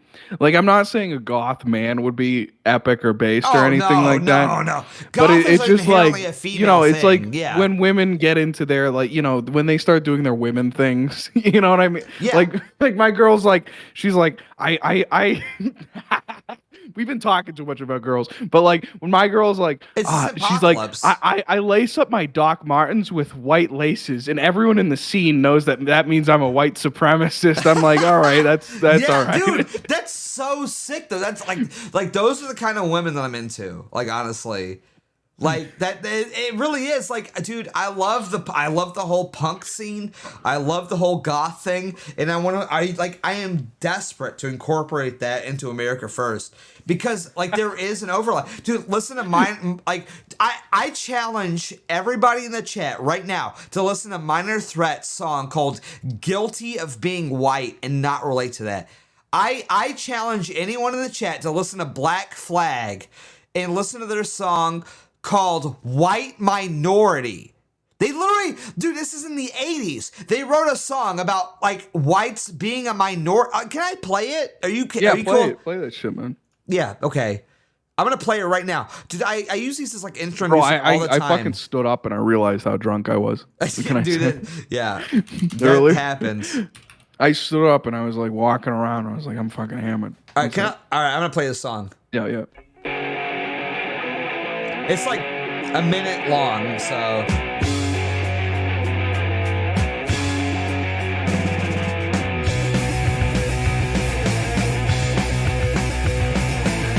We're gonna be a white minority. We won't listen to the majority. We're gonna feel inferiority. We're gonna be the white majority. White pride. You're an American. I'm gonna hide anywhere I can. I'm gonna be a white majority. We don't believe there's opportunity. We're gonna just wait and see. We're gonna be a white minority. White pride. You're an American. I'm gonna hide anywhere I can. We're gonna be a white minority. There's gonna be large casualties if we don't find into the territory. We're gonna die. Dude, it's such a bass song. It's such a bass song. Dude, like, punks in the 80s, they got it. Dude, like, that's the thing. Punks in the 80s, they are literally screaming white pride. You're an American. Dude, like, Delving into like a bit of millennial territory. No, it is. I acknowledge that. But that's the thing. It's like, I feel like millennials are a lost cause. You know what I mean? Does that make sense? I feel like there is like maybe 10, 15, maybe 20% of millennials that are fucking awesome. They get it. They have experienced like what society is like under like a white regime. And they understand that's the thing that made America like so great, was that it was white. You know what I mean? And then there's like the other 80% that was like psyoped by like, you know, fucking Jews! well, then Jews obviously, but like this whole of like, oh, race is just your skin color, and we gotta love everybody. You know what I mean? Like 80% of like millennials have been psyoped by that shit, and they suck. But there is like a contingent of millennials. I would say 15, and I'm being generous here. 15 to 20%. It's probably realistically more like 10, but I'm gonna say 20%. Of millennials are fucking like, they get it. Dude, I grew up on like Chappelle's show where they're saying nigger on like, you know what I mean? Like, yeah. I like that was the shit that I grew up well, on. I feel like the culture has shifted so much to like the gay side that like even millennials seem based, you know? Because like, you know, you guys like, you know, wet a fucking joint too much or whatever, and you're like, oh, you nigga lipped it, you know? Yeah. Well, no. I disagree. I disagree with that. I think that like it's not necessarily that we seem based, right? Because we're not. I would never say that millennials are based as a whole. Millennials were the faction that was psyoped the hardest. I would say that. We were the generation that was psyoped. We were the first generation that was like psyoped in school. You know what I mean? Like, oh, everyone's the same. Skin color doesn't matter, and everybody's awesome. But we were also the generation. You guys got like the full. I'll say you guys got the full brunt of like boomerism. Yeah, that's the thing, right? Like that's the thing. Like and I think there's like a few of us. Like, I mean, I hate to like brag. I don't want to like be like I'm a based millennial, but I think I've proven my point that I'm a based millennial. You know what I mean? I think I've like I hate Jews. I hate blacks. You know what I mean? Like, we don't hate anyone. I mean, I really don't hate anyone, but you know what I mean? I'm saying it for the meme. Yeah. You know what I mean? Yeah. But I feel like I've proven. I don't feel like I have to like prove anything as a millennial. I feel like people look at me and I'm like, they're like, well, millennials suck, but Beardson's based. You know what I mean? Yeah. No, you're honorary. Yeah. Yeah, I'm like even Nick said, like I'm an honorary Zoomer. You know what I mean? Like, so like I feel like, but like I do want to like stick up for millennials a little bit because you have to think we grew up during 9/11. That was the biggest psyop that has ever. 9/11 was the biggest psyop. It was like our Pearl Harbor. Yeah. No, it's not even like it was even bigger than Pearl Harbor, in my opinion. This is the biggest psyop that ever happened in human history. You know what I mean?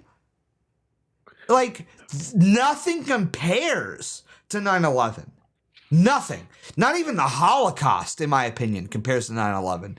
9/11 was like you're witnessing this live on television. You're witnessing thousands of people die. Deep down something was wrong, but it took a lot of time to gather the facts. We didn't have Nick, blood sports, nothing. Well, I've never said that like Zoomers are like the most epic generation. What I've said is that Zoomers are like inclined to radicalism, right? Yeah, which is like that's fair. Zoomers will either be radical right or radical left. And most of them obviously are radical left, but it's like a significant portion of them are like radical right. And even I think those on the radical left are like they're way more radical right than they'd like to admit. Yeah, they like edgy jokes. No. Here's the thing though. Here's the thing about Zoomers. Is that I will admit wholeheartedly that they're the most radical generation that has ever existed. But they're both radically right and they're both radically like tranny and gay and left. It is split down the middle. Say what you will about millennials. And don't get me wrong, I will be the first to say millennials suck. But there's a good 20% of us that are like, we're like the vanguard of like the way things used to be. You know what I mean? Like that's the way that I feel about it. Like because that's real. Like 10% or whatever of millennials were the first ones to realize that things used to be better. Yeah.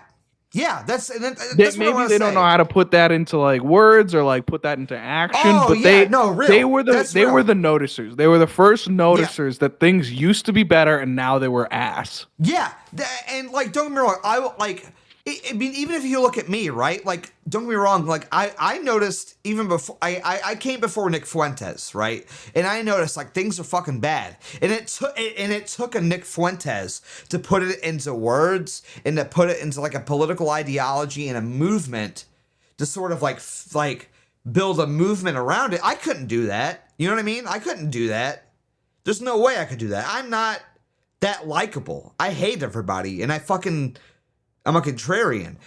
So I'll give the Zoomers that. Zoomers built Nick Fuentes. You know what I mean? It took the Zoomer but you know what? We like, and say what you will about Gavin McInnes. Gavin McInnes was like a big he pissed in his mouth. Well, no. Here's what I'm gonna say. You should say what you will. Yeah, that's fair. But no, he was like, on Kenny and Spenny. I like that.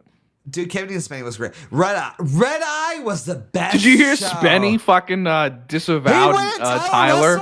Yeah, that's Yeah, so that was insane to me. crazy. I used to watch Kenny and Spenny like late night on Comedy Central every night. That was such a funny show. And it's like, well, no, like, but like, Anonymous sent $3. Would you agree that Nickelodeon's Doug brainwashed millennials entirely? Every character in that show being colored blue, pink, Shut up, faggot. green, No, while Doug is the only no. shy white Sorry, I boy didn't hear having what you chocolates in with Patty.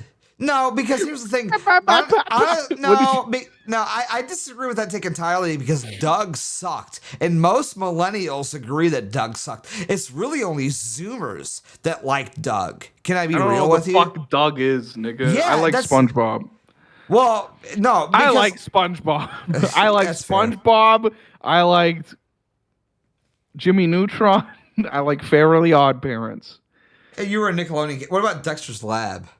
I got fucking banned from Cartoon Network, dude. Really?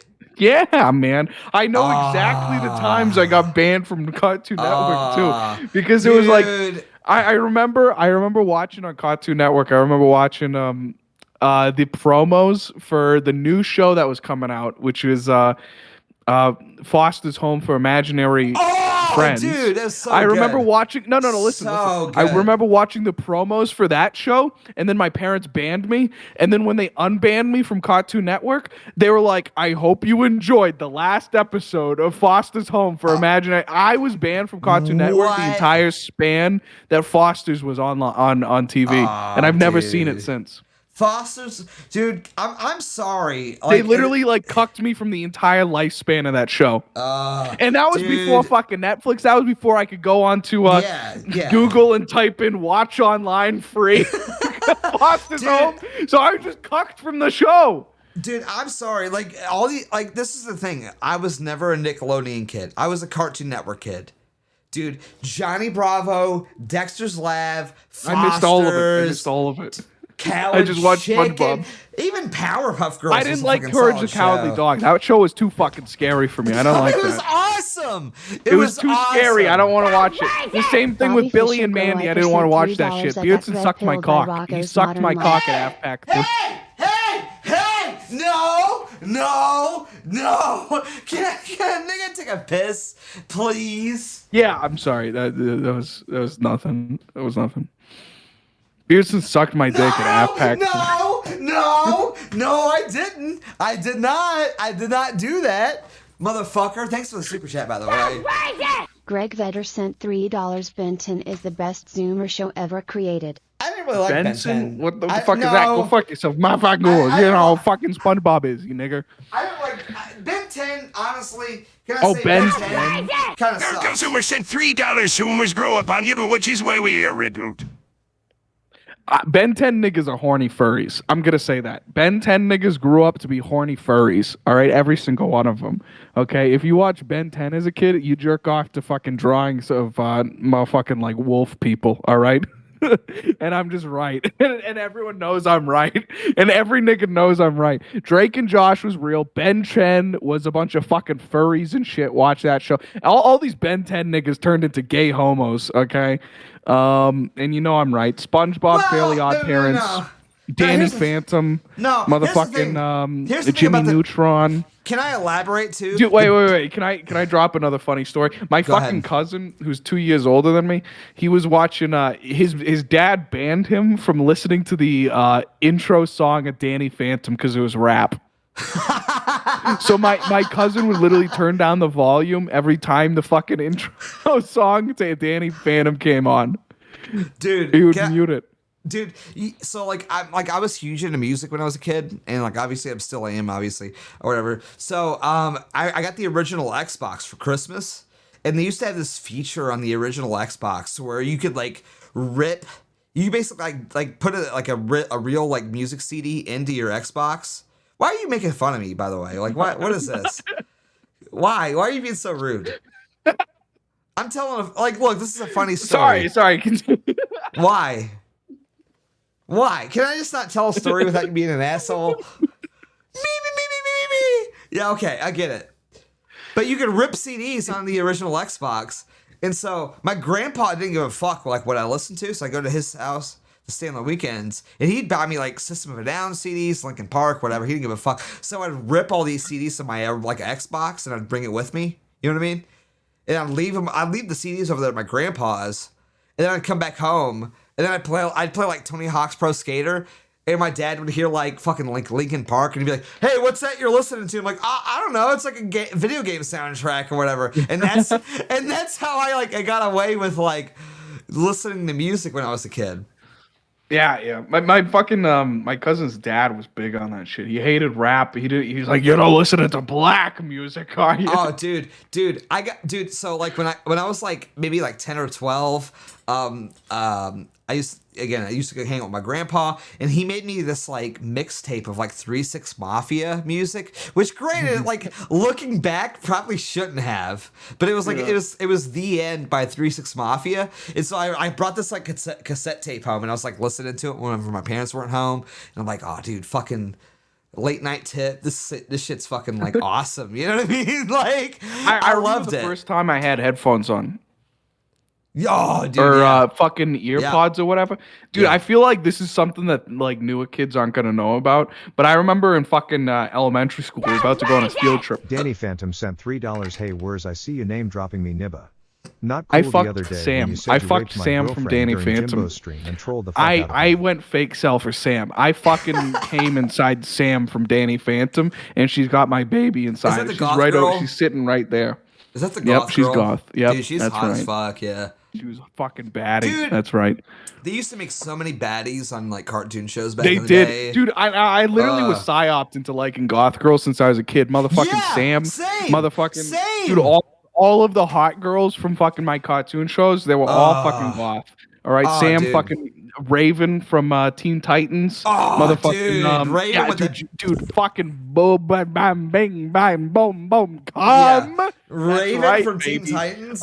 Who's that bitch fucking from Kim Possible? The goth bitch from Kim Possible. Dude, all of these fucking bitches were goth and they were sexy, and I'll tell you that much. And they were all tomboys too, man. And that's where I am right now. And you know what? I'll just say this, and this may be a hot take. Velma from Scooby-Doo walked so these bitches could run.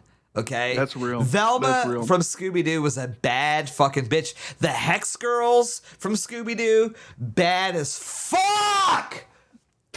Okay? It's just real. It's just real. I'm sorry. You know, like, look, there's like I feel like there's like two camps of like cartoon watchers. There's like the guys. Anonymous sent $3. I had chocolate since seeing Queen Law from the Tarzan TV series on Toon Disney. I never. Dude, you know what almost psyoped me into fucking chocolate sin? Motherfucking Pink Panther, dude. Pink Panther with fucking that guy. You know what I'm talking about? Fucking the gray hair nigga. Steve Martin. And the guy from Leon the Professional. Yeah. Oh yeah. Yeah, and they had fucking Beyonce or whatever the fuck, and she was like the GF, and I was like, damn, nigga, No. I'm feeling a bit Chocolate City, nigga. Okay, same story, but Goldfinger, Austin Powers, okay? Goldfinger with Austin Powers. Yeah.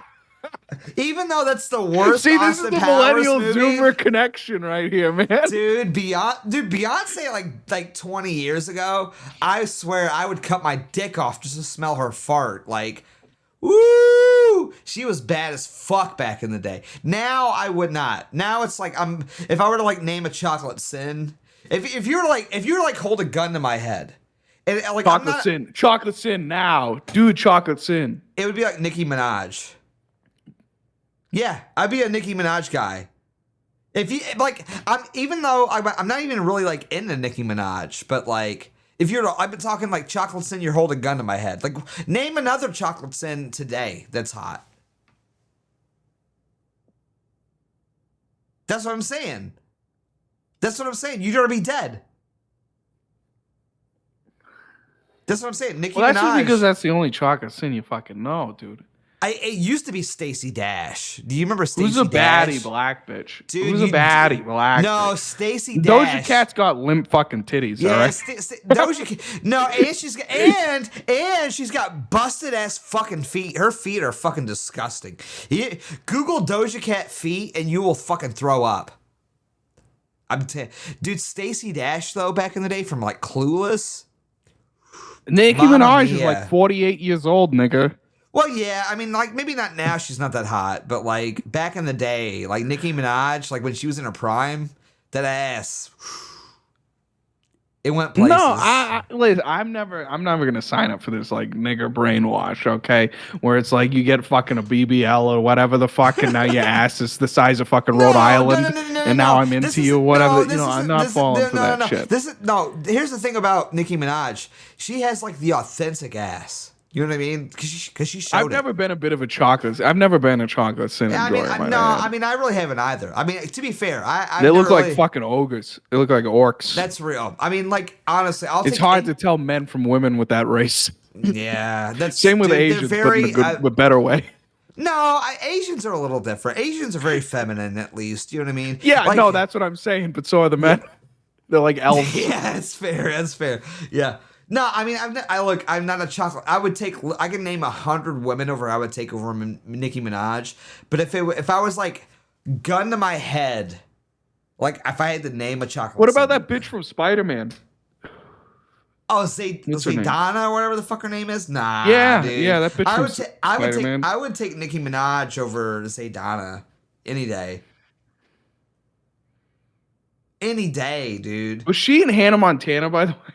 I have no idea. Probably. I mean, I don't know. My girl just sent me Zoe Kravitz.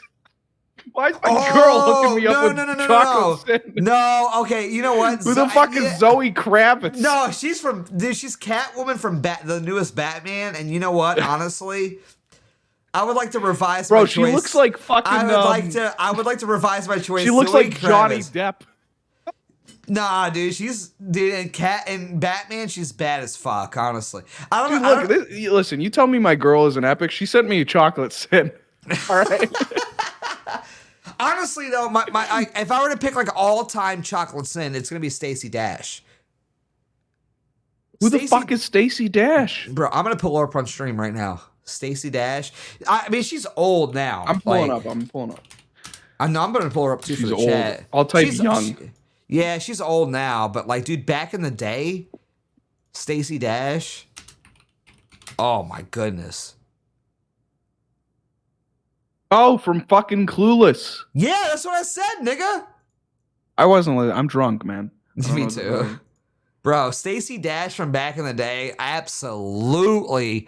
But it's because she's got white features. She's got like blue eyes, nigga. Oh yeah, no, 100%, 100%. Like I'm not. Well, that's cheating. All right, that's like white with flavor. Okay. Yeah, but like no, it's like, look. So is Zoe Kravitz. She's like white. Yeah, that's fair, but like, I mean, I don't know, dude. Hey, you know what's crazy about Stacey Dash? I wouldn't fuck Ice Spice or whatever the fuck she's called. Oh no, dude, she's a fucking ogre. She's a fucking goblin. I don't get it at all with the Ice Spice thing. I'm 100% with you on that. I don't get the Ice Spice thing. AstroTurf. I feel like that's the Jews doing. Yeah. Stacey Dash is like a white black woman. You know what I mean? But like that's what I like about her. And I get it. That's not fucking fair, man. It's not fair, but you know what? I'm not. Dude, why is my girl sending me all these chocolate skins? She's literally just sending me pictures of Zoe Kravitz or whatever the fuck. She's like, she's hot. She's hot. I don't know what to tell you. Nah, Zoe Kravitz is like, she's okay. She's pretty bad. She was bad as fucking Batman, but that's a movie, right? Like that's her job to make her a baddie, you know. But no, she's kind of a baddie. I don't know. Like what? Anonymous sent $3. Zoe Kravitz looks like Elliot Rodger as a tranny. She is fucking. No, I disagree. I disagree with that. I don't think she's like again, like you have to understand. I mean, kinda. Nah, I don't. Okay, I kind of see it, but you know what?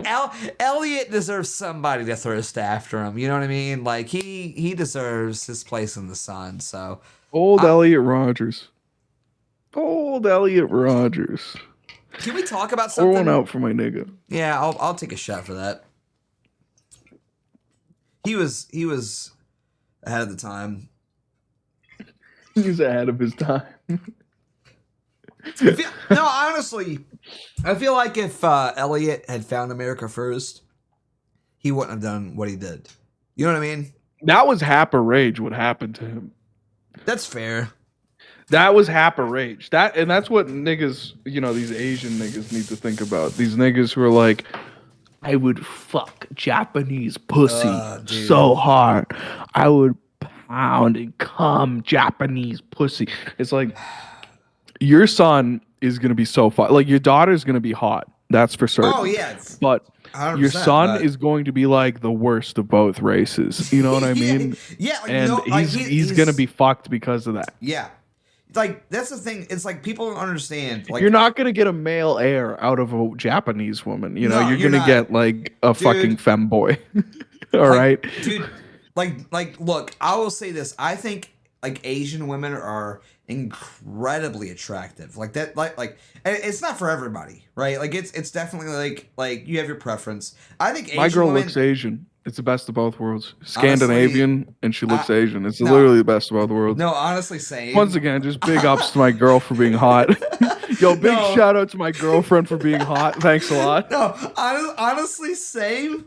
But like, see, literally, in goth, Yeah. is like the perfect mix That's the between thing. white and Asian. that's real. That's real. You get all of Like- the pros of being a white girl, and then Yeah. all of the pros of being an Asian Dude, girl. that's so real. But like that's a real point that you're touching on. If you have an Asian daughter with this woman, like you're fine. But if you have an Asian male with this woman, Yeah.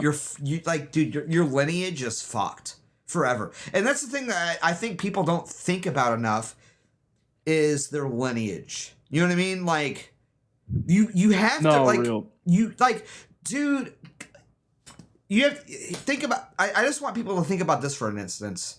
Like, I would say that the average male today is probably smarter and wiser than like a king or a lord. You got better 300. access to information. Yeah, right. Yeah, that's what I'm saying. Like 200 or 300 years ago, like a lord or a king, you're probably smarter and wiser than that person because you have access to information, right? So Well, most people are lazier, right? Where it's like that's true. instead That's of true. doing shit, you know, with their days, you know, they're just like, you know, jerking off to fucking Pornhub or whatever the fuck, Right. you know. Right. That's true.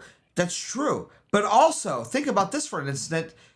These people that I would consider like dumber than us, only because of access to information, like not genetics or whatever, but people that were 200-300 years ago, when they found a wife, what were they thinking of? They were thinking of their lineage. They were thinking of their future. They were thinking of their offspring and their and like their last name. You know what I mean? That's what they're thinking of. They were thinking of their name ringing through history. You know what I mean? Yeah. That's what they were thinking of when they chose a wife. Or And that's why I got the best of both worlds again. yeah, No, because same. my girl's naturally Same. blonde. She dyes it black, right? Yeah. Same. No, it's See? So it's you know, the genetics carry on, but I get all the benefits of the Asian look.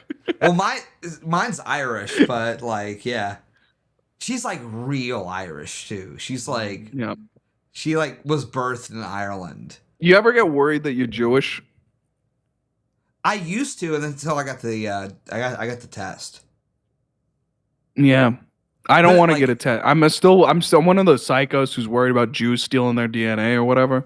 I'm not worried about it. Like, whatever. Who cares? Like, what are I they gonna am. do with it? I feel like I'm special. No, I mean, like to me, it's like, Yeah, like okay, Because my mom comes from Germany, right? My mom's German, so I'm like, there's a lot of Jews in that area. You know what I mean? Oh, I can one up you. So my aunt, she married a Jewish guy, and she had a kid with him, and so my cousin is Jewish, right? And so I was like freaking out. I was like, dude, what if I'm Jewish? And also, like, look at me. I kind of like if someone were to if someone were to tell you I was Jewish, you probably would be like, I don't know. It kind of checks out. You know what I mean? You don't look Jewish. You don't think so? No. There's like the key indicators of Jewishness, right? And people should listen to this. Eyes close. That's a Jew. That's a Jew moment. Yeah, okay. that's The real. close eyes, and they're beady. Yeah, that's Big real. nose. There's different types of nose, right? There's the hawk nose, there's the goblin nose, okay? And they gotta understand that too. Yeah. And also Jews sometimes they get a big fat fucking face, like a bloated corpse. they all get right. that- yeah, they get And that that's sorta, like, when fat they're face, lizard yeah. people. That's Yeah. when they're lizards and they're just wearing the skin of a human It's over Mike top E- them. Yeah, Mike Enoch. I mean, you're basically describing Mike Enoch. Well, and look at Mike basically. Enoch, close eyes, beady. Beady, right? fat face. Yeah, no, Yeah. you like everything you describes Mike Enoch. You know, you But look like a Scotsman. You look like you look like I you am. should be drunk at a bar in Edinburgh. Yeah, no, but that's like I am. I am a like prime. Well, actually, Dude, you what's- notice that shit, by the way? Can I say you notice that shit like where you are ethnically when you go to those places, right? You know, Oh, because dude, I went yeah. to Ireland, I went to Dublin, and I had a bunch of German fucks coming up to me and asking me directions to the nearest bar. And I was like, I'm from America, I don't know what to tell you, but also I do know where the bar is. You know, and Yeah. that never happened to me in Italy. I'm Italian, German, Irish, right? Yeah. I went to Italy. Nobody ever asked me for fucking directions. I got to tell you what. But when I was in Italy, a bunch of German fucks came up to me and they're like, "Hey, where's the bar?" And I was like, "I know, I do know, but I'm not Irish. I'm not from here, but I do know where the bar is." See, I've never been abroad ever. I've never been Yeah. abroad. But like, if you were to like the one place I want to go this year is Scotland, though.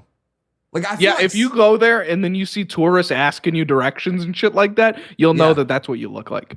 Well, I feel like I look at like pictures of Scotland and I look at like videos of Scotland all the time. Yeah. If you had proper red hair, I feel like you could pass for a fucking ascetic Jew. Really? Yeah, if you ever seen that video like these like pussy little kids with their fucking dreidels or whatever the fuck. I feel like you could pass for one of Deliberates those and Jews. $3 are y'all bush build. Bush on women. Oh, dude, I'm also sorry I'm for so not donating bush-pilled. recently. Worse, you just on stream when it work anymore. What do you mean bush pilled? Are you coming? Listen, guys, we're talking about girls, but this isn't the fucking coming stream. I mean, I'm just saying, though. Yo, what's your thoughts on pubic hair? Hey, nigga, why don't you go fucking kill yourself?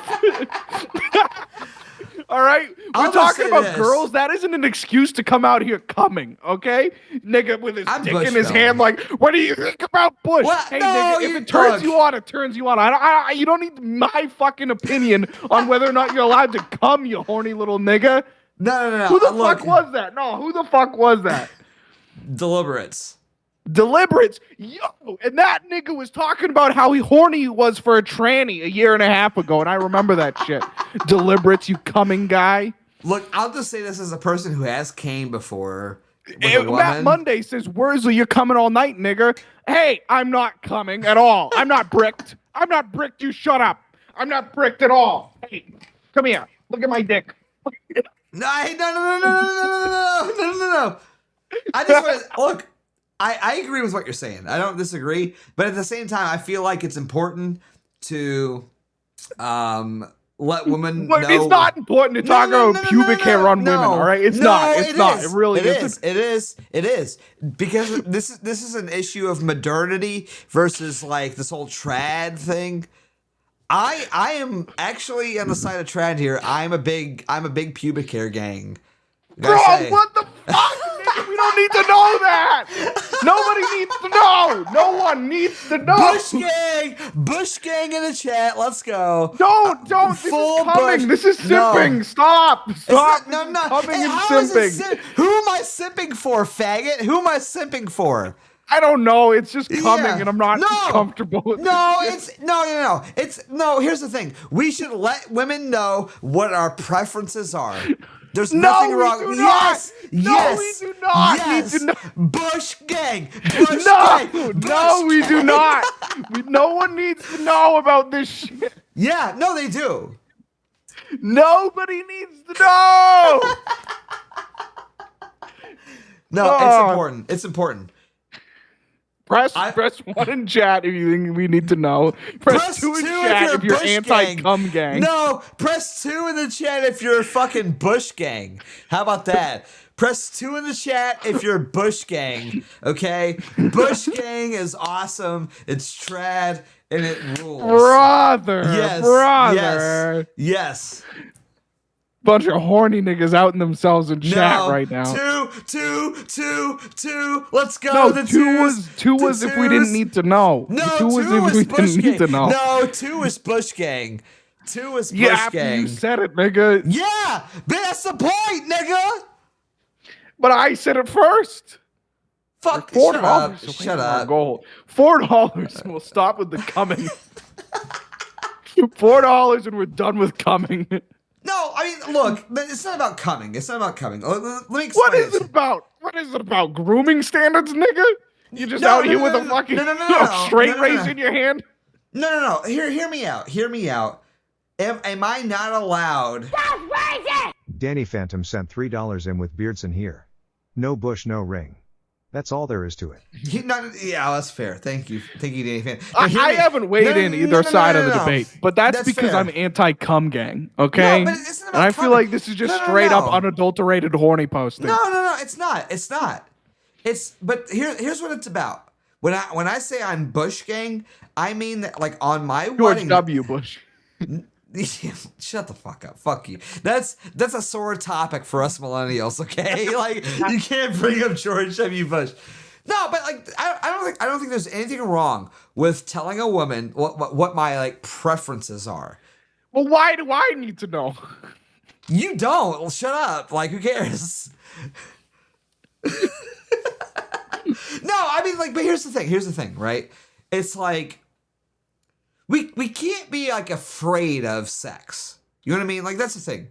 We can't be afraid of it. Like I think there's a certain part of all of us, like this whole collective, whatever you want to call it, incel, blah blah blah, whatever.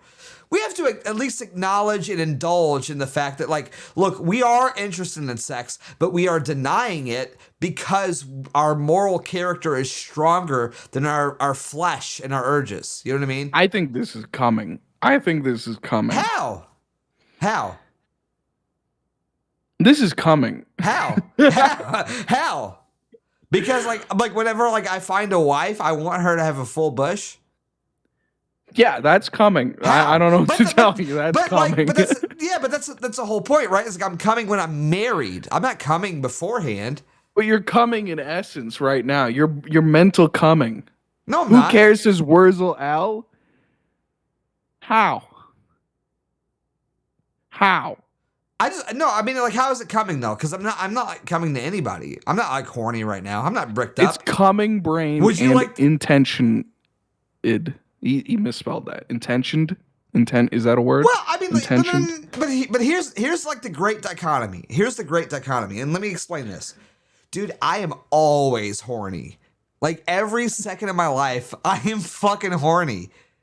But it is my soul. All right, we need to wrap this show up. No, but hear me out. It is my soul, and it is my spirit, and it is my like link in my communication with God that I put that in check. You know what I mean? And that's like the great struggle. You know what I mean? That's part of the great struggle. Yeah. Well, you don't like that? It's fucking weird, dude. It is. No, it is. It fucking like sucks. More rancid than being like, I like big tits or I like little tits. It's like fucking pubic hair, Nick. What are you talking about? This is fucked. I just think it's funny. $3 you book cat just got his original Twitter account back. Oh shit! Now Really? Let's go. Nick, Beardson, and Paul Town, and we are officially back. Hey, we hit the donation goal, by the way, and that's awesome. That's awesome that we hit the donation goal. Unfortunately, hang on. Again? How long are we doing this? Hang on. Yeah. Are you fucking serious, dude? I can't do this to these people again. This is too much. A text too right now, actually, from assistant. I Sweat. can't. No. Listen, it's just a picture of a gun. Sweat. Listen, this is too much. It's just a picture of a gun he sent me. He just sent me a picture of a gun. My dad? My mom? Oh, look, just leave him alone. I'll raise it on it. I'll do it, but like leave my parents alone. That's like uncalled for. And you reading their address to me, is fucked up. Honestly. Just send me a picture of my house. And a gun. Dude, so how did you get my social security card? How did you get that? What the fuck? All right, I'll raise it. I'll raise it. All right. I'm not doing another Pfizer ad. I'm not doing it. Okay, we did one. We did one. That's enough. I'm not doing another Pfizer ad. This stream was brought to you by Pfizer. Please go get vaccinated today. Please. Please. This is insane. Can we find another assistant? I don't know if we're allowed to. This sucks. Anyway. Moving on beyond that. Yeah. Either way, Bush Gang, I don't care what Wurzel says. No, Yeah. This is the same shit as Suckle Gang, where it's a thinly veiled, I'm coming moment. No, I mean, okay? Okay, look, I don't want it to become a gang. I agree with you on that, but I don't think there's anything wrong with me voicing my preferences, though, either. You know what I mean? I'm not doing it deliberately at any specific woman. I'm just saying it's like a Bush would be nice.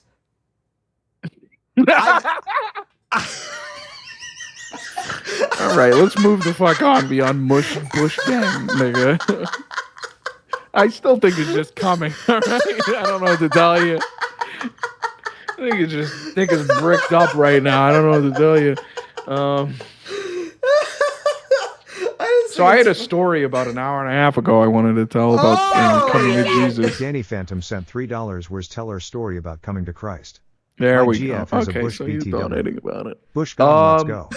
Bush Gang, What did he let's say? go. He said, by the way, my girlfriend is a Bush Gang, by the way. Let's go. See, that's this type of shit that we're not allowed to allow here. How do you know your girlfriend has a bush, you horny nigga coming? That's fair. But here's the thing. I don't think there's anything wrong with us signaling what we find attractive in a female. When it's bush, it's just weird. Bush is awesome, dude. What do you mean? It's just coming. It's just coming. It's not. I'm not press coming 1 to if it. it's coming. Press 2 if it's normal. Press No, it's 1 if normal. it's coming. 2 if it's normal. On my wedding night, when I pull my wife's pants down, I would feel better. No_comp sent $5. Ass Sweat just wants to hear more about Bush. I'm just saying. An old saying in Tennessee. I know it's in Texas, probably fucking Tennessee, come but on. it's No, just not once. George Bush. Not George Shame Bush. I'm not. No. I'm All right. skipping. Apparently, people are divided about this. I think it's coming. No, I don't think it is. I don't think there's anything wrong with like letting women know what our preferences are. You know what I mean? You should do that through fists. You shouldn't tell them. Fists? You shouldn't lower yourself to discuss some things. You should just on your wedding night, you pull your broad's pants down and you see no bush, and then you just punch her in the face, and then you go start a stream up. Yep. You know what I mean? No, I don't want to do that. I don't want to do that. I want to do it. I want to have a good wedding night. You know what I mean? I want to have a good wedding night, and I want to conceive a child on my wedding night, and I feel like I can't do it if there's no bush. All right. So my coming to Christ story. I'm gonna drink a little bit more. Is that okay? Yeah, go for it. I'm out of alcohol again. Go get some more. Again? I don't know. Are you feeling up to it? Yeah, sure. Yeah, do it. All right. Well, then you got to make content happen. I'll do it. All right, you I'll talk make about bushes and how you want to come and all that shit. All right. It's not. It's not even that I want to come. Like Let honestly, me come, big bush coming. Dude, come, where's come. no, No. Me so horny. no, Me come. I'm not. Me coming I'm not. happening. No, Worst doesn't get it. Okay, Worst does not understand. But here's the thing. I feel like it's like an implicit denial. If we all deny that, none of us ever get horny. We all get horny from time to time. It's part of being a man. You know what I mean? But what makes us better is that we are able to suppress it. And we are able to deny that part of ourselves. Like, you know what's funny? Words are like, oh, well, I have a GF and I didn't have sex with her and I feel like I deserve a fucking Medal of Honor because I didn't have sex with my GF. It's like, okay. Well, I deserve a Medal of Honor because I get horny occasionally and I don't do anything about it. I don't jerk off. I don't watch porn. You know? Shut the fuck up. How about that? I think fair is only fair. John 1 sent $5. I'm fine with Bush. Okay, I'm not listening to your media. Is this the band Bush? Shut up. No, worse be like, I have a GF and I didn't have sex and I deserve a medal and don't call me a simp because I denied sex and blah, blah, blah. And it's like, okay, well, I'm horny and I'm single and I've denied sex with women. Where's my fucking medal? Oh, I have a GF though. I deserve, blah, blah, blah. You're not allowed to talk about this stuff because it makes you horny, blah, blah, blah. Yeah, whatever. Fuck off. Wars is a fucking hypocrite, okay? That's what I want to say. Wars is a fucking hypocrite. That's what I want to say. I think it would be foolish to deny that any of us get horny. We all get horny. It's part of being a male. And if you don't get horny, then probably you have low testosterone. You're probably like a Hunter Avalon type. But it is our willpower, it is our dedication, and it is our commitment to overcoming that horniness that makes us special and strong, you know? It's just insane. And yeah, you know what? When I have a girlfriend, I want her to have a full bush. I don't think there's anything horny about that. That's my preference. I don't think there's anything wrong with that. I'm not horny thinking about it. I'm not like bricked up. I have a soft penis right now as I say it. But I don't think, like, it's the same thing. I was like, well, I'd rather, like, to me, it's the same thing as like, well, nigga, what are you talking about? I have a soft penis right now. I do. You're trying to claim that I'm horny. Prove it. Let me see your penis and balls. Okay. Look at this. Soft. Look at that. No bulge. What the fuck? No bulge at all. This nigga's got a bulge. No bulge. This nigga's bricked up with his tiny little dick. But my dick's huge. Okay. And I'm not even like, that's not even a joke. I have a big penis. So deal with that. Big dick gang? I am big dick game. But I am a grower. Me too, I'm not a shower. I'm a grower. You know what I mean? Like where you like when you're soft, it's like, it doesn't look like anything that's impressive. But when you get hard, it's like that thing is gonna kill me. You know what I mean? Okay. Yeah. So. Thanks for letting me know about that. Glad I know. Yeah, welcome. You're welcome. No, I'm just saying, I don't think there's anything, like, to me, like, you shaming men for voicing their shaming men? Hey, yes. Nigga, shut the fuck up. Yes. Shaming men. That's what you're doing. Shaming men for being horny on the internet, maybe. I'm not horny. There's nothing wrong. Like, look, to me, like, saying, like, hey, I like pubic hair. I understand the preference thing. I understand. Yeah, that's what it is. Okay. That's what it is. It's that's like, all it is. Yeah, that's all it that sounds it is. like coming to me. No, it's not. I am not horny. It sounds like cope for coming. No, it's not. Like, to me, like, saying I like pubic hair would be the same as, like, being like, oh, I like dark-haired women. It's just or I like a bit blonde women. It's a bit crazy. Dude, I grew up on 4chan. What do you expect? I mean, like, you know what I mean? Like, to me, it's like, that's nothing. Listen, you're not wrong, but you're coming. I'm not. I think you're not wrong, but you're coming is the biggest problem. But, like, how am I coming? I want you to explain that to me. Just, you're telling us about how you like pubes. Okay, and? That's like saying I like big tits. Everyone wants my story because I'm so. No, happy. here's the thing. I just don't think that you're radicalized enough. That's what I think. You're not red pilled enough to realize that like talking about women in this way is like that's just what guys do. That's what I think that is. Yeah, you're just a little virgin. You know what I mean? You're just like you're just a all right, little so you're virgin disavowing boy. virgins. Yes. Okay, No, I see how it is. I'm not disavowing virgin, but I'm just saying you won't get it. You can never understand the mindset of a man who has had sex a dozen times and Wow, more. I guess I You know just what I never mean? fucking fucked pussy before. Yeah, Wow. you haven't. You know, you'll never get it. I guess if that's how I guess I just have to be the virgin incel then. No, that's fair. No, like it's fair, but it's like you know what I mean. It's like there's a different. You just have to understand. There's a different class of people. There's you, who's a virgin, and I think that's like totally awesome. I respect it. I admire it, and honestly, I wish that were me. And then there's like the little like creeps like me who has had sex over a dozen times. You know what I mean? I'm like, oh, well, I know what I like and I know what I dislike. I have my preferences. I think your mind's just been raped by pussy. I think, the evil has seeped in. No, it has. I haven't had sex in over a year. I'm starting to approach. Nick told me if I hadn't had sex in 2 years. All right, tell me when you hit 20 years. Tell me when you hit 20 years without pussy, and then we'll talk. Okay, Hey, 1 year. Okay, look. I feel like any niggas out here 24 year gang no pussy. I'm trying. Okay. I'm putting my best. I have literally turned down sex. You're just talking to a 20-year veteran of no pussy right now, okay? I just got a lot of experience in the no pussy game. But that's what I'm saying. It's like this is a conflict of opinion here. You know what I mean? Yeah. You know what I mean? Like, this is just and I'm just letting you know that talking about Bush,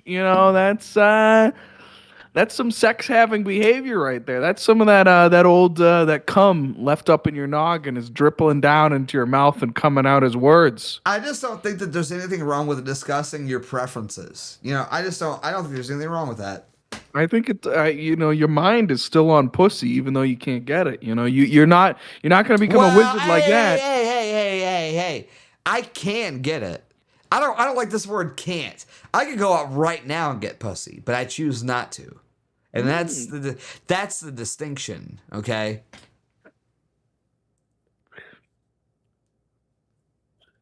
I'm choosing not to. I'd rather hang out with you because you're my friend. And also make a bunch of money at powerchat.live/Beardson Half of your money, half the proceeds will go to a local virgin. If you powerchat.live/Beardson and half the proceeds goes to a true virgin incel. Look, Nick said if I approach 2 years on incel, then I would be granted incel status. I'm over a year on it. So I'm almost there. But incel means no GF. I don't have a GF. You got something. I mean, I've got something, but then I'm not. All right. I don't have a GF. Right. I don't have a girlfriend though. Okay. I've got something, but it may not be a girlfriend. Okay, I think that's fair. All right. Let's talk about my story now. Yeah, my story. Okay. People have been waiting 2.5 fucking hours for my story. Okay. All right. Go ahead. I feel like it's been hyped up too much. It's just a normal story. I was in Italy. I took my roommates and me went to a fucking bar. Right. There's a bunch of sluts there, and I just got fucking hammered. And hang on. I hate to interrupt your story. Why is Groiper Gosling in our chats like counter signaling us? This is a motherfucker that watches big tech, who is a legitimate confirmed simp. Can we address this for a second? We were supposed to he says why is this titled? Why is this still titled? We were supposed to have a nigga on who was a big old gay simp, but he fled. Dude, this fucking faggot Simpocalypse or Groipoc or like Groiper, whatever the fuck his name is. Groiper Gosling. Dude, he was defending big tech and saying he's not a simp, by the way.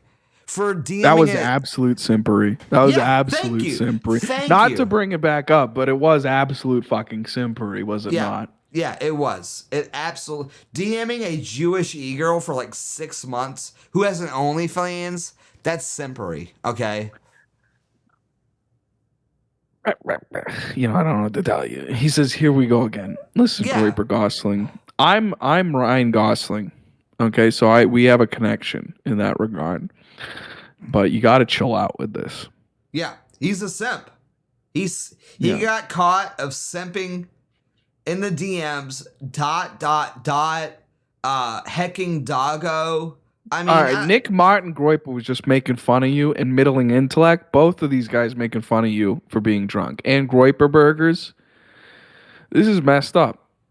Duke Napalm, Poopy Cat, all these guys are bullying you for being drunk and mispronouncing a word. I just like to say fake fans. Fake fans. A real fan would have been like, wow, you pronounced that correctly. That's cool. That's real. That's so real.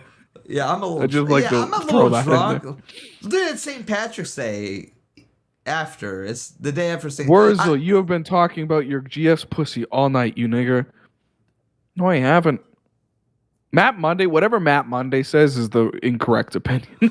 He's never been right before. That's real. I agree with that. He's never been right. When have I said that? The only reason I brought up my girl is because I was like, I take too much flack, when in actuality, I have been going above and beyond, turning down and like stopping sex. You know, and I'm taking flack for having sex, and I'm like out here in the trenches with my hot goth GF being like, no sex. I'm a Catholic. I'm epic. Yeah. That's the thing. You know, I'm not saying that makes me an incel. I'm saying that makes me a good Christian. No, but that's the thing, right? It's like, and that's my whole thing. It's like with the whole pubic hair thing. It's like regardless of like me. Bring it back. Why? Why bring it back to fucking? No, listen. There's a difference in me voicing my opinions about what I like and me acting upon it. I think there's a fine distinction. No, when you're speaking about, all right, imagine this. If I was out here, and this is hypothetical, if I was out here like, oh, you know what I like? I like when a bitch is like sucking your dick and she sticks her thumb up your ass. You know, it's like why are you like, oh, dude, I'm just expressing my preferences to women. I'm just a real human being expressing my preferences to women. It's like, the reason that you're talking about it is because it makes you horny. It makes you come and horny. Anonymous sent That's a $3 Hunter rumor Avalon. We have a dono. Right? We have a Hunter. We have a dono. Still at 60. Are they allowed to watch Cozy? Asking for a friend. Yeah, you're allowed. What did this nigga even say? $3 words you say are not a simp yet you keep talking about how you come in my GF and raped her nigga. Let's host an Earl fight me versus you. Winner gets No, that's Samantha real. I Manson. fucked Danny Phantom's girl. I fucked Sam from Danny Phantom. Yeah. And no one can say, and I fucked 2B too. Hang on, can we enjoy this from Groyper Gosling? Beardson calling Big Tech a simp while he's over here talking about fucking pussy. Yeah, here's the difference. I actually fucked the pussy, whereas Big Tech took 6 months to fucking try to simp for a Jewish OnlyFans whore, and he got no action from it. That's the thing. I actually have had sex with a woman before, and Big Tech hasn't. He's never had sex with a woman. Big Tech's a stupid virgin. Yeah, well, that's not fair. Who knows where but those it's kids came from? Yeah, but no, I've never spent 6 months Tech is a pursuing fucking woman. virgin. I'm saying it.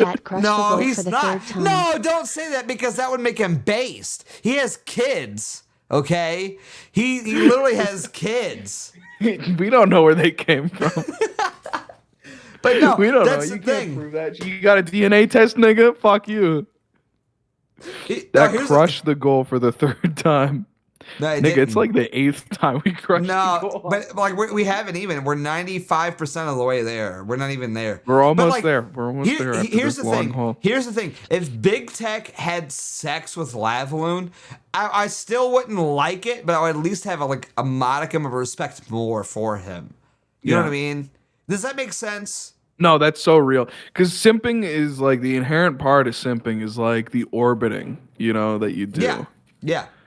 It's like the orbiting, like the simping is exchanging your pride and your dignity for a girl's ego, you know? Well, and let's not forget the fact that like Big Tech like you can simp into getting pussy, you know what I mean? But it's like even that's better than just like, oh, I'm like her friend that I flirt with and that I'm in love with, but we're only friends, you know? Yeah. I mean, can we not acknowledge too that Big Tech was throwing Kai and me under the bus?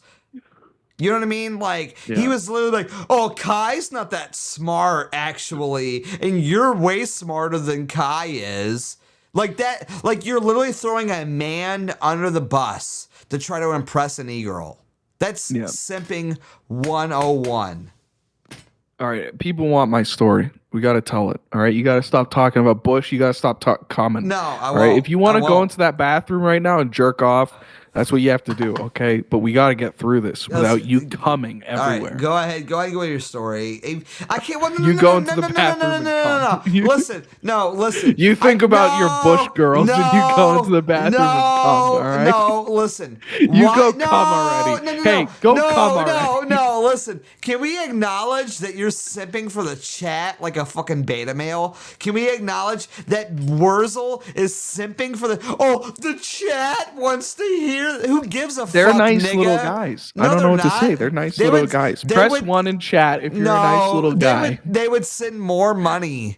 They would send more money if they were nice little guys. We'd have like $8,000. So true. You We know would what I have mean? $20,000 if these guys were nice. That is true. That's what I'm saying. They have been bad. They have been bad little boys. Yeah. So I don't know why you're simping for. But the chat wants to hear it. Wow, you got a lot to learn, nigga. You got a lot to learn. The chat. The chat. Big wants Tech to is hear in chat. No, fuck that nigga. Fuck that nigga. He's like, dude, he's been trying to drag me for like a month for some reason. Even though I was trying to be friends with that guy, and then people are like, oh, Big Tech was like reviewing your stream and blah, blah, blah. I'm like, why? I've tried to be friends with that guy. I don't give a fuck. I'm sorry you got caught simping.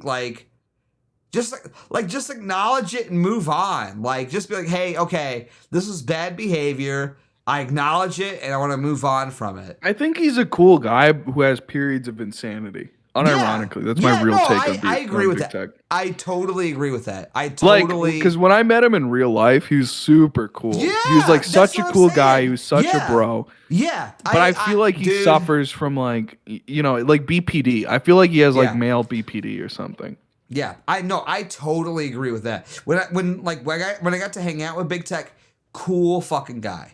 So honestly. It's so real. He was just like so cool, so chill. Yeah. And then he just like has these like where they just like come out of his brain, you know what I mean? Yeah. I feel like the loneliness gets to him. You know what I mean? He's home alone. Dude, millennials can't handle being incels. Yeah, that's real. They just can't take it, you know. Look, I say that from experience. Like there was like a good 3 to 6 months period where I was like, "Oh, dude, I don't know what the fuck to do. I'm all alone. Like I can't handle it." I learned to deal with it, right? But I totally agree with you on that. Millennials cannot handle it. I learned to deal with it. All right, let me tell this fucking story before niggas fucking lose their minds. Go ahead. All right, so when I came to Jesus, right, and I feel like I've told this story 100 times. So maybe I haven't. Maybe I haven't. I've never heard. It. So I'm in Italy, right? So were you an atheist at this point? Were you an atheist or an agnostic at this point? When so I was in college, right? I was over there on study abroad or whatever, and I was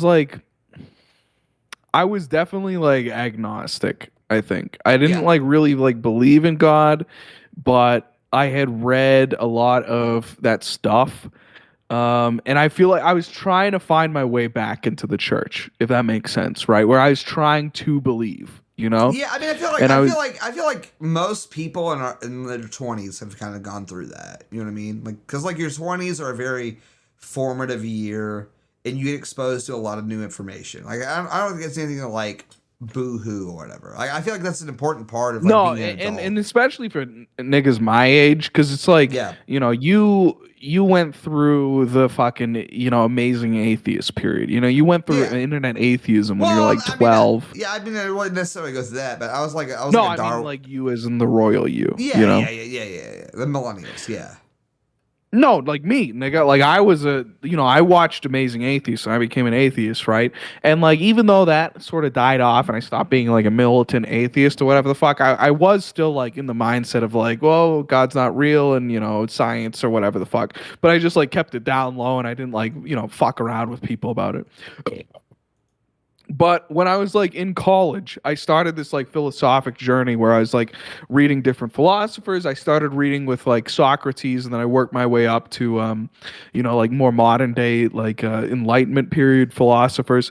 But I remember like even literally just for fun, I was reading the Malleus Maleficarum, right, which is the Hammer of Witches, which is a book which was used in the Holy Roman Empire to like how to determine what a witch is, how to determine like how a witch acts, and then how to like prescribe punishment onto that witch, right? And I was just reading it because it was fun. But like what was so crazy about it was that he was like citing his sources the same way that like research papers do today. And he cited St. Augustine of Hippo. And I started reading St. Augustine of Hippo from there. And I was sort of just like, this is like, even without God, this is the best way that a society could be run is through this like Christian doctrine, right? Yeah. And so I had all of the like religious tradition, but I didn't have God in my life. You know what I mean? Yeah. So anyway, sorry, what were you saying? No, just go ahead. Like I'll tell my story after this because it's very similar. Yeah, so I all of the religious tradition made sense in my like philosophic worldview, and it seemed to be the best prescription as to what society should have and how it should function. But I still I was lacking God. So as normal, I was scheduled to do study abroad. I went to Italy. I was in Naples, and I remember one night I went out drinking with my friends. It was like one of the first few nights there. And they were all these like, whatever, Chads from like fucking Huckbick, fucking Florida or whatever the fuck. So they were going out to bars. One of them had smuggled fucking like weed in one of his like he had like acne medication. He put a fucking vape pen in there and they didn't check that shit and it just got through. So which is like a 20-year fucking sentence, by the way. He had smuggled weed into fucking Italy. And so people were like blazing up, they were fucking drunk and all that. And I just sort of had this moment where I was sitting at the back of a bar and I was looking at the buddies that I had there. And I was looking at all the girls and all the people there and all the fucking classmates at the study abroad. And I was just sort of like, none of these fucking people care if I live or die, right? Yeah. And I'm fucking hammered at this point. So I just walk out the fucking bar, completely hammered, with this like, and it doesn't sound like much to like a sober mind, but to like the drunken, like inebriated mind that I had during that day, that was like the most profound fucking statement that I had ever been willing to admit to myself, that like none of these people care if I live or die, And I walk out of the bar. I don't tell anyone I'm fucking leaving because I assume no one actually gives a shit, right? And I walk out and I'm just walking and it's fucking pouring rain outside. I'm fucking hammered drunk and I'm just like repeating to myself out loud like no one cares if I live or die, right? And then I'm walking and eventually like it's literally like out of nowhere. There's a fucking giant grand cathedral of Naples in front of me, of San Gennaro. And I'm just standing there looking at this fucking grand cathedral. And I literally, like, in the pouring rain, like out of a fucking movie, I drop to my knees and I start praying to God in the fucking rain in the middle of the street at like 2 a.m. And I feel comforted as I pray. And that's how I came to Jesus. You have told me that story before, actually. Yeah. As soon as you started telling me, I was like, okay, I remember this now. You know what I mean? Yeah. My story, like, that is dramatic.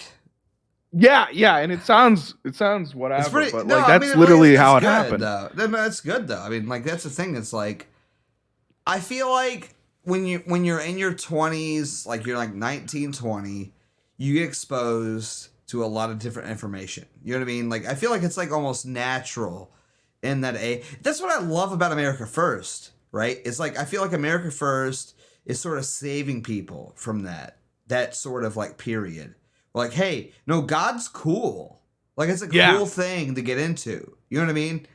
Yeah, I didn't have that, though, when I was in my 20s. So when I was in my 20s, I went through, like, the Richard Dawkins sort of phase. Yeah. You know what I mean? Dude, same. Exact same, And like, the Ricky Gervais, like, and the... exact same, yeah. Yeah. Duke and Napalm sent $5. Look forward to this show every week. Knocked it out of the park, boys. Keep going. Much love, everyone. Send money now. Yeah, thank you, Duke Napalm. Appreciate it. So true. Everyone send money now. If we don't hit $1,500, we'll be castrated by assistant Sweat. Well, it's 14, but yeah. But I don't know. He's probably gonna raise it to 1,500. Yeah, if I know him. If I know him. Yeah. But my story wasn't like nearly as dramatic, really. Like throughout my 20s, like I know, sorry to interrupt, but it's like, I know it's dramatic, but like when I say that's the God's honest truth of what happened, and it's like, it does seem stupid or whatever, but it was just like, that was the moment that I was in, you know what I mean? Yeah. And sometimes you gotta get in that headspace, I feel like. Yeah, I mean, that's the thing is, like, I feel like people often turn away from God during these moments because it almost seems like cliche and corny. But it's like, you have to sort of embrace it. You know what I mean? Like, regardless of whether or not it's cliche or corny, God is trying to reach you during these moments. You know what I mean? Like, it's cliche and corny for a reason, because so many people have been through this, like, sort of experience that you've been before. You know what I mean? Like, does that make sense? Like, it's cliche for a reason. Like, my experience, like, wasn't really, like, all that great. Like, it wasn't, like, nearly as traumatic as yours. But it was an experience, like, you know, I grew up, like, sort of Pentecostal. I grew up Pentecostal, and then I converted to being a Baptist when I was in, like my teenage years, because this girl that I really liked was Baptist, and that was, like, my real, like, driving motivation for, like, going to church. And so I became a Baptist, and I was baptized even as a Baptist or whatever. And then her and I split up, and I sort of, like, lost the faith. You know what I mean? Like, and then I started to discover, like, the Richard Dawkins, the Ricky Gervais, the Bill Maher, like, Religulous came out. You know what I mean? Like, that sort of whole thing. There was like a big psyop in the 2000s and the early 2010s to, like, break people away from Christianity, and it worked on me. It did. But I also would say that, like, I was never, like, an atheist. I always believed, I was like, well, then maybe there's something out there. Like, there's, like, I don't believe necessarily in evolution. Evolution doesn't really make sense to me. But, like, I don't know. I don't know if I believe in Christ, right? Like, that was where I was at. And then I was about 30 years old. And my dad had, like, 9 strokes, and he was in a coma. He got put into a coma for, like, 2 months. Not, like, a week after my dad was in a coma, my mother-in-law passed away.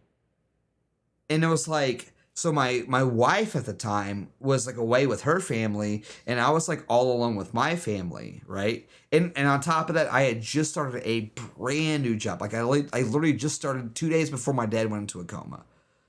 And it's, like, a very, like, prestigious high job, and I'm, like, pressured to go in and blah, blah, blah, you know? And I was at the lowest point in my life. I didn't know what to do. Like, I had no idea. Like, I didn't know where to be. You know what I mean? Like, I was, like, I was literally lost spiritually. Do I go be with my wife's family at the time? Do I go be with my family? Do I go to work? Like, I was, like, pulled into, like, 3 different directions. You know what I mean? And I didn't know where to go. And so I would go, like, spend time with my wife at the time in her family, because, like, you know, her mom just passed away, and I would drive home, and it's like an hour and a half drive. And on these drives, I remember I would just pray, because I didn't know what else to do. I was so drained. You know what I mean? It's like 2019. I was so drained, and like I was like, I need help. Like, I need some sort of, like, spiritual help. I need somebody in my corner, and I don't know who to call on. I have no friends that I could really call on. I have no family that I can call on, because they're all going through all sorts of shit. Like, what else do I do? So I just started, like, praying on these drives. I would just pray, like, Jesus, look, I know that, like, I haven't really believed in you, and, like, we haven't had the best relationship in the past 5 years or whatever, but, like, if you're real, I really need some help. You know what I mean? Like I can't. I don't know what else to do. And when I started praying, it was literally a week later. My dad woke up from a coma. You know what I mean? Dude, I totally believe in miracles. Can I? Yeah. I totally believe in them. Yeah. And like, it might be cringe, but I have like a similar thing. I'm sorry to like add on to. I don't want to steal your thunder or anything like that. Go ahead. But my girl got like super sick with fucking COVID, and she was so fucked because she was taking her temperature and stuff like that, and she was so worried about it, and she prayed to be fine and for health and all that, and literally like within 30 minutes she was back within the safe range of a fever. You know what I mean? Like she was like 104, 105, and boom, instantly she's back down. Yeah, dude. And I've never said this before. Like I'll have like a couple streams where like I don't make a whole lot of money, right? And like I will pray to Jesus, like, dude, like, look, I need to make some fucking money. Like this sucks. Like there's no content happening. There's no content going on. And then I'll pray to him. And then like the next stream, I'm not kidding. Like the next stream I have him like $300-$400 I'll make. Yeah. Like it's like all it takes is like praying and like believing. And it's a hard thing to like tell people to fix their heart though. You know what I mean? Like, yeah. Like it's a hard thing. Like you can't just pray to Jesus like as like some sort of agnostic and you don't believe. You know what I mean? Like that's the thing. It's like within your heart of hearts, you have to believe that this prayer is going to do something. You know what I mean? Yeah. Like yeah. And that's why I'm so autistic whenever I pray. You know what I mean? Because it's like same. I think we talked about this before, but it's like, dude, every time I pray, I'm like the most autistic nigga on the planet. You know, I'm always just like, sorry for troubling you. You know, I know I'm like a piece of shit. Anonymous sent $3. I had similar story. Was house sitting for a cousin and got hammered at night while watching The Boys and ended up praying to God outside and then called my aunt and uncle who are super religious to talk to them about Christianity for like 2 hours. That's good though. I mean, that's the thing. It's like, that's good. Yeah. And like, you know, I've talked about this before, but it's like, I feel like it's, you know, I feel a bit like, you know, big-headed or whatever the fuck, you know, to say I'm so important that God's got his own little plan for me or whatever the fuck. But it is like, at the end of the day, what it is like, he does have a plan. You know, he does have a plan for everyone. He does, like, things just like, they work out and they make sense. Like I've talked about this before, but it's like my grandfather, he's like the classic American man. You know what I mean? Where it's like he went to World War II, he fought, he married a nurse who had been working for you know, the US Army. He got fucking wounded and that's how he met his wife. He was married to her for fucking like 68 years and all of that stuff, right? Big hero in World War II, you know, big, you know, all these medals and shit like that. He doesn't care about that. He's just fucked up with PTSD because he was a fucking machine gunner. He murdered thousands, you know, hundreds of people or whatever the fuck. He goes back. He becomes a deacon of the Catholic Church. He's a very religious man his whole life. And while I'm going through my atheist period, his wife dies, right? When I'm like, you know, 17, 18 years old. I'm still an atheist, right? And my grandfather goes, you know, my wife is dead. There's no reason for me to cling on to life anymore. I know heaven's real. I'm just going to stop taking all my medications and I'm going to go whenever I go, right? You know, the classic thing of like, you know, there's no, you know, the died of heartbreak where it's like, there's no reason for me to live on this planet anymore. He lives for 3 fucking years after he stops doing all that, right? After he stops taking all his heart, this nigga has a pacemaker in his heart, okay? So he stops taking everything. So he should be dead within a few months. He lives 3 years, okay? And that 3 years is just enough time for me to find God, come back to Christ, get confirmed in Christ's name, with him as my sponsor, right? And within me being confirmed in the Catholic Church, he dies within 3 months. You know what I mean? Yeah.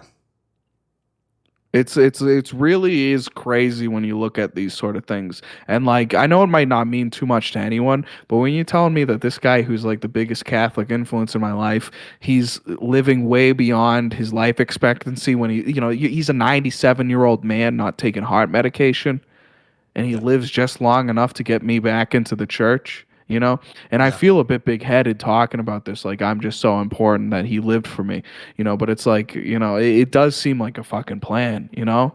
Yeah, no, that's real. I mean, like, it was the same thing with me and my dad. It's like, you know, my dad, like, I don't know, it's like a weird thing. I mean, I still haven't, like, quite processed it, but, like, my dad got diagnosed with lung cancer on Thursday. You know what I mean? And it's like, it's been, like, a weird thing for me to, like, deal with, you know?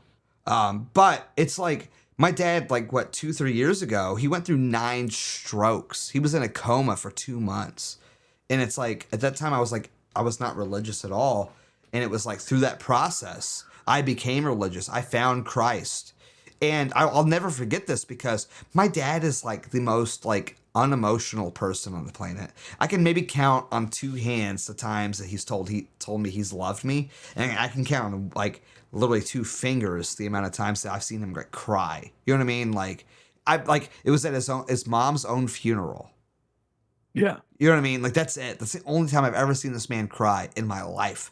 I just buried his sister on Wednesday, and he didn't cry. You know what I mean? Like, he's stone cold. He's stone cold, you know? But I'll never forget this. Like, we've never had these sort of, like, heart-to-heart conversations, but he got out of this coma, and this was, like, remember, like, I started praying for him, and I started, like, really, like, reaching for Christ. And I'll never forget this. The first thing that he told me when he came out of the coma was like, hey, I love you and like I'm glad to see you. But then it was like, I saw the devil when I was in a coma.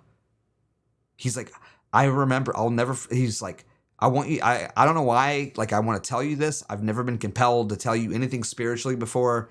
But he's like, but I saw the devil sitting on a pound of money, like a mound of money. And he was like, is this how you want to die? And I said no. And then as soon as I said no, there was this beam of light that came down and like shined its light on the devil, and he ran away. Like he physically ran away. And then that's when I like woke up. And I think that was Jesus. You know what I mean? Yeah. And I was like, the fact that you're even like compelled to tell me this. You know what I mean? Like, my dad is like not a person that would tell me anything like that. Like it's so out of character for him to tell me something like that. You know what I mean? And then he told me that after I started like praying for him to like get better and to like come out of this. It's like, there's no way that these two things, like of me praying and then him like, because he was also like sort of out of the faith too. Like he was kind of sort of in a similar faith where not to say like he stopped believing in Christ or whatever, but he stopped going to church. He didn't really believe. You know what I mean? Like it's just like what happened. And that's how I was raised, you know, never going to fucking church. Yeah, like you're like Christian, but not really. You know what I mean? Yeah. Like, yeah.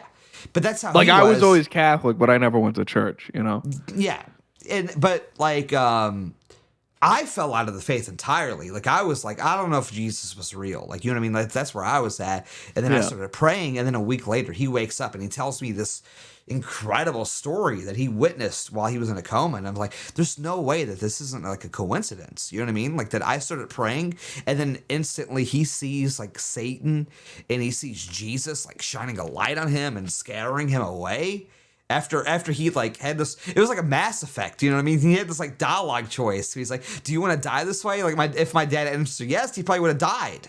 You know what I mean? But he answered no because he didn't want to die this way, and Jesus came in to like rescue him.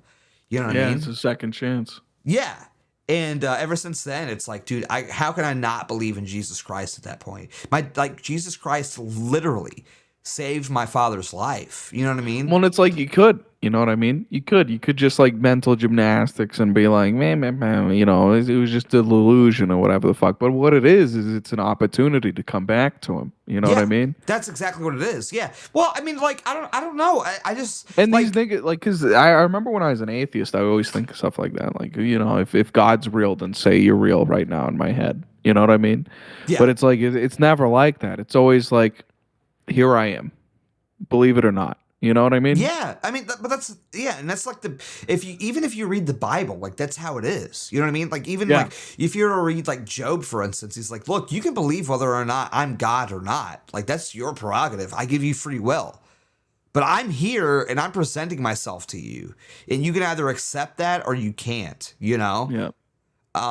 And I don't know. I choose to accept it, and it's and I don't think it's like any coincidence that like. K9 Sold sent $5 prayer works, it's real.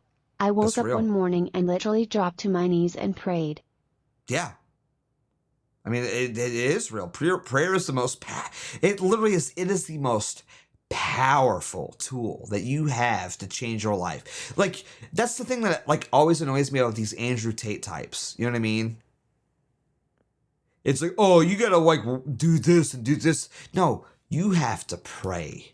Like, that's and even if you're praying ultimately- just to talk to God, you know, Yeah. I remember my girl told me that she was watching some priest or cardinal or whatever, and he was talking about like, you know, the interviewer asked him, like, you know, if you could ask one thing of the people who watch this, what would it be? And he said, just pray. You know, just pray, no matter what. If you're just telling God about how your day went, if you're just telling God about anything at all, if you're just asking God how things are gonna be, if if you're just talking to Him about whatever, you know, prayer is. You're really gonna lose out because you're gonna need to pray one day, and God is gonna say, you know, where were you? Where were you when you didn't need me? Yeah. I mean, and that's the thing, and that's that's the thing that, like, I'm sort of still struggling with, right? It's like praying every day, even when I have nothing to say. You know what I mean? That's the times that I struggle to pray, because it's like, hey God, you know, like, I hate to bother you. There's not really nothing I can ask you for, and I haven't sinned, I don't think, here lately, so you know what I mean. But it's still, like, important to talk to him, because it shows just that you talk love. to him. Just talk to him. Yeah. You know, even if it's nothing, even if it's just you close your eyes and you just, like, you know, well, today I played video games. You know. Yeah. That's the, I mean, and, you know, I try to still pray for others, like, all the time. Every chance I get, I'm like, I try to thank him, and I try to be grateful to him, and I try to pray for other people that need it in my life, like my mom or my dad or my friends, whatever. But it's like, it also gets, like, very hard to, like, pray when there's nothing going on. You know what I mean? You were talking about your dad crying or whatever. I've only seen my dad cry once. It was at my grandpa's funeral, right? Yeah. Same. Because, like, Well, he's not even, my dad's yeah. not even related to my grandpa. Obviously, it's, like, on my mom's side, right? Yeah. But he was still, you know, chosen to give the eulogy because they had, like, bondage over, you know, being in the military or whatever. Yeah. You know. Okay. Yeah. And they were, like, good friends. My dad always went over, like, on Tuesdays to have coffee with him and stuff like that, right? Which is kind of funny because, like, you know, my grandpa, he's like the whitest. My grandpa's like the whitest nigga on the planet. You know what I mean? Where he's like, you know, he was very, like, Connecticut. He was very, like, you know, old money type guy. You know what I mean? And then my dad was like this Italian guy from fucking, you know, South Boston. So it's weird that they had a friendship, but they did. Yeah. So he chose him to give the eulogy. And, you know, he didn't cry, but he choked up a bit. And I think that's literally the only time I can think of that he ever had, like, a moment even coming close to it. You know, he's just, like, a different type of guy. Yeah. And what's really fucked about that is my grandpa's like, one of his grandkids, you know, not me. One of his grandkids is, like, a tranny, whatever the fuck, you know, and she gave a fucking eulogy for him after my dad, which is one of the most fucked things I've ever seen in a Catholic church for a guy, my grandfather, who used to be a deacon in the Catholic church. She gave a eulogy for him, trans. You know, so it's like when people, like, are talking to me, like, why do you give a fuck about this degeneracy so much? It's like, I sat in a fucking church. And listened to the eulogy of the greatest man who I've ever known. The greatest man, the most Christian man I've ever known. When I tell you this is the most Christian man I ever known, he never said a swear, he never did anything. He was the greatest fucking guy. He was the nicest guy. He'd do anything for you. You know what I mean? Yeah. He was the most kind, everything. And I had to sit there in a fucking Catholic church and listen to his trans fucking granddaughter give a eulogy about how great a guy he was. That's fucking hell right there. Yeah. That's fucked, man. I'm sorry. Sorry you even had to go through that, and that's the thing too. It's like people, like, don't understand like what this whole sort of like mentality puts the people surrounding you through. You know what I mean? Like that's the thing. It's like, you know, like whatever, like, oh, I'm trans, whatever. And like it's easy to look at that sort of stuff and be like, oh, well, it doesn't affect me. There's only like what they're like 2% of the population, if that, you know, like whatever, who cares? Yeah. But it's those moments. It's those like precious moments. Like imagine you're at your mom's funeral. And it wasn't because of him. He didn't ask for that. He didn't ask for the eulogy. It was the fucking daughter. And you know, maybe this is a bit too doxy, but I'm not related to him, right? Like my mom's, her parents died when she was 4 years old. Both of her parents fucking died. She was adopted into this fucking family. You know what I mean? Yeah. Like, and my grandpa, he was a deacon. He married my parents, you know, like, but because of this, you know, like family shit, you know, this family of fucking heathens and liberals and fucking trannies, they get to give a fucking eulogy despite, you know, my grandpa, who's not related to my mom, even though he adopted her, and he's not related to my fucking dad, who married my mom. He gives the eulogy because my grandpa chooses him. And then this tranny fucking granddaughter comes out and says, oh, you know, he was the nicest guy. After they, sorry, I'm really going off here, but I've cut this fucking bottled up for so long. It's the most evil fucking thing that's ever happened in my life. They threatened to kick him out of the fucking family and throw him into a fucking nursing home unless he abided by their tranny granddaughter. Okay? And then they locked him up into his fucking house during COVID for a fucking year and a half. The last year and a half of his fucking life, they locked him up in his fucking house, didn't let him see anyone. The only time during COVID he came out of his fucking house was to confirm me. To be my sponsor, to confirm me. Well, I mean, these people are fucking evil. I haven't talked to them since. They're fucking evil.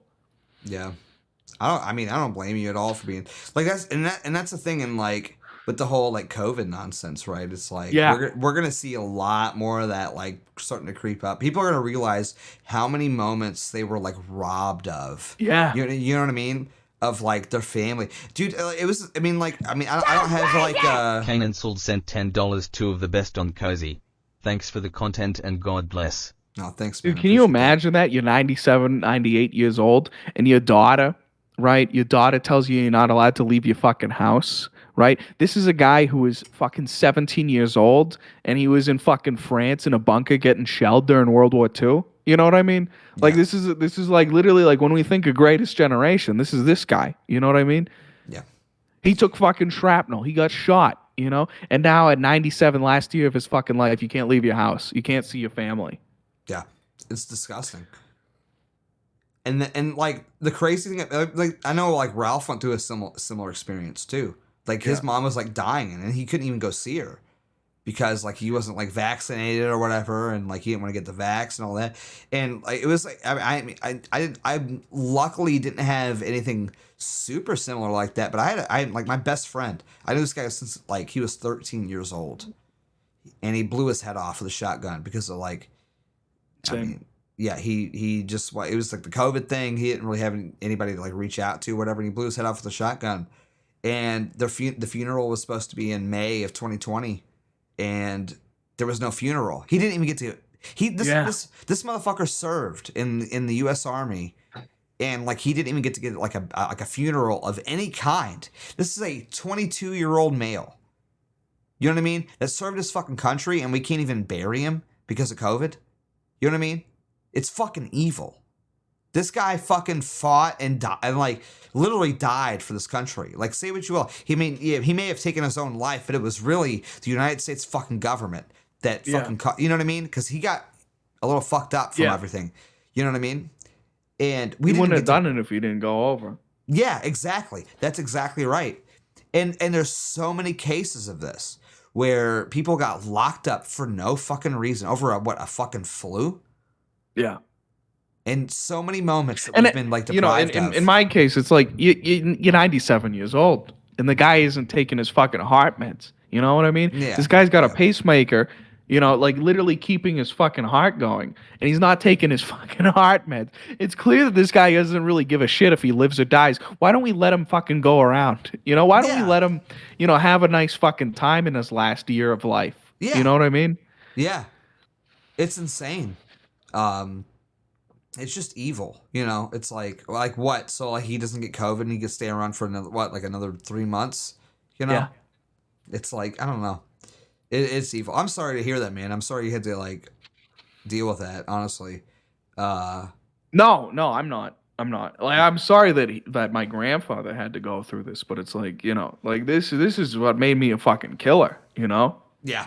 I mean, that's the thing. It's like people like will point at us, like me and you and Nick, and don't like, you know, I don't want to get like too many specifics about anybody in this movement or whatever, but like we've all like been through shit like this. You know what I mean? Like we've all been through these like sort of stories where the system has completely fucked us. You know what I mean? Yeah. And have robbed us of like these things that are like other people would like cherish for the rest of their lives. We've been robbed and deprived of that. And people want to like sit there and like nag at us because we're like a little angry about it. You know what I mean? No, that's so real. And it's like, I remember on TikTok, I used to say this shit. It's like, you know, like, how did I become me? You know, how did I become this hate-filled incel fucking freak, you know, racist motherfucker? You did this. Yeah. Like, you made me. I would be some nigga making video games if it weren't for you, you know? I wanted to make my video games. I wanted to play video games and have a nice little life. You made that impossible. You fucked with me just one too many times, okay? You know, You created Wurzer, you created Beards, and you created Nick fucking Fuentes, you know? Yeah, I mean, that's the thing, dude. It's like, dude, I was like, I mean, like, no offense. Like, I'm not trying to like brag or anything like that, but I was like, dude, I was like making good money. You know, I got my fucking like associate's degree in computer science. I had a great job here in Kentucky. You know what I mean? But then I got fucked over. I got fucked over by this whole like diversity thing. I got fucked over by this whole like female first, black people first, like thing. Where like I was seeing like people that were like half as qualified as me getting promoted over me because they were like minorities. Yeah. You know what I mean? And I was like, are you fucking kidding me? Like I have way more credentials than they are. I'm performing way better than they are. And you're going to promote them over me? Like, are you serious? Like we're like people act as if like, oh, you're just like born a racist. You're just born a misogynist. It's like, no. I used to love women. I used to love black people. Dude, I used to watch like fuck, you know what I mean? Like I love rap music and like that's not something that's like a recent thing. I grew up listening to rap music. You know what I mean? I grew up listening to like 3 6 Mafia and R. Kelly and this stuff. You know what I mean? Like, but it was your machinations. It was your like will that was instilled upon our society that made me realize that these are the problems of society. I don't like this. I am being subjugated at the expense of other people that are not nearly as qualified as me, that are not nearly as good as at what I do. And you know, this whole thing is just based on the fact that they're black, they're women, they're gay, whatever the fuck. You know, it's like I didn't like Beardson Beardly wasn't like I just decided to wake up one day and like, oh, I hate black people or whatever the fuck, you know. Neither was Wurzer. Neither was any of us, you know. Yeah. We're reactionaries. What are we reacting to? You know, you can call us reactionaries. What are we reacting to? Is it that the entire fucking country that we live in, that we were born in, has been raped, and that you want to rape and subjugate us too? Perhaps that's what we're reacting to. Yeah, this whole idea that like people are born racist or whatever, or like, oh, well, his parents are, dude. I didn't like my parents were racist, and I still didn't listen to them for a long time. You know what I mean? I didn't listen to them for a long time, and I kind of wish I would have, because my life probably would have been a little bit better off if I did listen to them. Well, my mom wasn't racist, but my dad was definitely like racist. Like I'll never forget in like 2008, he was like, I'm not voting for that nigger Obama or whatever. You know what I mean? Like that was my dad. And I wish I would have listened to him. He was right. Like Obama was the worst thing that has ever happened in this fucking country. You know what I mean? Like, and it wasn't like necessarily they even hated black people because like this is my dad like didn't hate black people. He showed me Dave Chappelle. Like he was the one that introduced me to Chappelle's show. You know what I mean? Like he wasn't like a fucking like hardcore racist, but he was like, oh look, there's black people. He was like one of those guys. He's like, there's black people, then there's niggers. Yeah, you know what I mean? Everyone watched the Chris Rock special. Yeah. Oh, dude, my dad loved Chris Rock. Yeah. I gotta piss. I gotta piss. Yeah, go ahead. Crazy. Yeah, go ahead. Are we gonna wrap up at any time? By the way? Oh yeah, we should probably. Yeah, we should probably wrap up at some point. Fucking 6-7 hour sweat. It's been good content though. Yeah, it's been good. It's been good. I think it's been a pretty good sweat. I don't know about you. Yeah, I think so. All right, one sec. All right, go ahead and go pee. But yeah, my dad wasn't even. I wouldn't even necessarily say he's like a racist or whatever. You know what I mean? Like, but it just gets to a certain point in society where you just get fed up with it. You know? No, keep going. Well, then start sending some money, motherfuckers. Start sending some money. Send some powerchat.live/beardsandbeardly. Okay? We still haven't hit the donation goal. We haven't killed the gray bar. Dude, this has been like the longest sweat ever. I don't even know how this happened. It's just been like we've just been riffing for like how long has it been? We started at like what 8 EST and it's 3:30 EST. This has been I don't know how has this happened, but I don't know. I'm thankful though. It's been a good sweat. We've made some good money, and I got drunk. And I think Words is a little buzzed, so that's good. This may be the longest sweat of all time. I'm okay with it though. I think it's been a good sweat. You know, oh, he's back. It's it's like St. Patrick's Day weekend. We're like me and Words are allowed. Bro, to I really fucking bit. woke up and just started drinking. Fucking St. Patty's Day. I've been there, man. You know, it happened. I'm fucking wasted. I'm going to bed right after this, dude. Like, oh, this is so bad. It's gonna be a fucking rough day tomorrow. Anonymous sent $3. This has been a great stream. The only thing I don't agree with is Beardson and his Vax worship. I'll go outside with Will on this. That is real. It was a few hours ago. No. Okay, this is the last donation go for real, so you guys need to kill it. But, dude, this has been a long fucking. How did this happen? I don't know. We just kept fucking. We just started drinking. Honestly. Yeah, I mean, you're probably right on that. It's St. Patrick's Day weekend, you know, it's like, I feel like we're allowed. This is the first drunk sweat we've done in 2 months. I feel like we're on a pretty good track record. Real. You know what I mean? Yeah, I mean, I've had these fucking booze in my my fridge since Christmas, you know? So I'm happy to just get rid of them, you know? Yeah, I mean, I finally killed that bottle of Land Bay. Soberdose sent $20 great content, fellas. THX for the reminder to pray.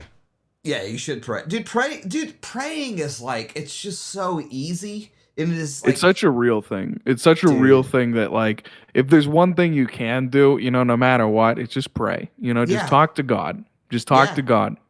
Dude, like, D_ sent $15. Best sweat ever. Drink more. I don't know. I can't. I literally can't. Anonymous sent $5. Beardson and Wurzel. Thoughts on gingers? I think the ginger hate is Jewish. I'm just gonna say it. I kind of I think agree it's with Jewish. But here's the thing. I have to be careful about it because everybody seems to think I'm a ginger for some reason. I'm like almost a ginger, you know, because I'm like Irish. Yeah. Apparently I have like red undertones in my hair or whatever the fuck. No, but it's brown. So I'm almost though. there. It's like a light brown. You know what I mean? Raging Papist sent $5. Legendary stream. Just a hell of a hangout. Well, thanks. Was it good? Was it good? I was drunk for most of it. Same. I was really. I really don't remember anything we talked about. I just remember like I fell down at one point because the words. Yeah, I missed it. I wasn't looking. I remember it was an hour in. Exactly an hour in. You fall over. Yeah. I fell. I'm still sore. Like I'm pretty sure I'm having like a bruise on my forearm. I did the retard thing. I was watching the stream chat to see what was going on, and then I tabbed back in after you fell to the Discord call. Yeah, that's a mistake. You can't do that. You can't read the chat at all ever. But no, I mean I agree with you. I think the ginger hate's it's like a South Park millennial thing. You know what I mean? Yeah. Like I don't know. I don't get it, dude. Like first of all, redheaded women are hot as fuck. Second of all, I disavow that. Disavow. Really? Redheaded women are always coal burners, literally every time. Redheaded women are coal burners every time. That's something that's real. Yeah, I don't know what to tell you. You're right. No, you're right. I didn't really think about it, but you're kind of right. Yeah. But like redheaded dudes, though, for instance, I've never had a problem with a ginger guy. I've never had a problem with a ginger. Yeah. Yeah, like they're always like Tyler, dude. Like Tyler's that's one of my best friends. I fucking love that guy. You know what I mean? Sent $3. Have one more drink. Have one more drink. I do have one last beer downstairs, but I've already peed like 14 times. I mean, I've got a little bit of Jack left. I mean, fuck it, dude. Like, what is one beer gonna do to me? You know what I mean? That's where I'm at. Like one beer in the fuck. I might as well finish. All right, I'll be right back. Go. Yeah, let's fucking do it. Why not? I'll finish it. I'll finish it off. Yeah, fuck it. I'm not gonna finish off this thing of Jack because there's a lot left, as you can see. There's no way I could physically do that without throwing up or dying. But yeah, fuck it. I'll have a few sips though. Ooh, man, I got drunk tonight. I'm not gonna lie. I am drunk. This has just been a great, honestly, this has been a great stream though. This is honestly, one of, if not one of the best weekly sweats ever. Hello. Hey. Could you hear me yelling? I could, yeah. You're like, I mean, what's one more beer, you know? What's one more? I mean, I muted myself. Why? Wait, in the future, I'm gonna drink a single beer. That's real, dude. I've been that way many times before. I'm like, I got one beer left in the fridge. I'm not gonna drink it by itself. You know what I mean? What's that gonna do for me? You know? Yep. I hate screw-ons. Can I say? You fucking screw-ons, you little fucking bitch faggot. Yeah, I'd much rather just do the edge of the desk, just pop her off. You know what I mean? Are you good? Fucking ass tastes so bad. Fucking hate this shit, man. Why do niggas drink beer? I like fucking screwdrivers. 5.6. Dude, I'm not gonna lie. I've had 10 cigarettes. Look at this. Bro, when I was in Italy, it was the fucking best, man. It was the best. I bought this pack 6 hours ago, okay? And it's already halfway gone. Well, there's nothing better than getting drunk and smoking, dude, honestly. It's the best. It's literally just the smoothest fucking yum cigarette. Danny Phantom sent $5. Great stream, guys. What a show. My girlfriend has been a huge part in me coming to Christ recently and getting clean. Shut up. Christmas Mass seeing Jesus on the cross was a psychedelic experience.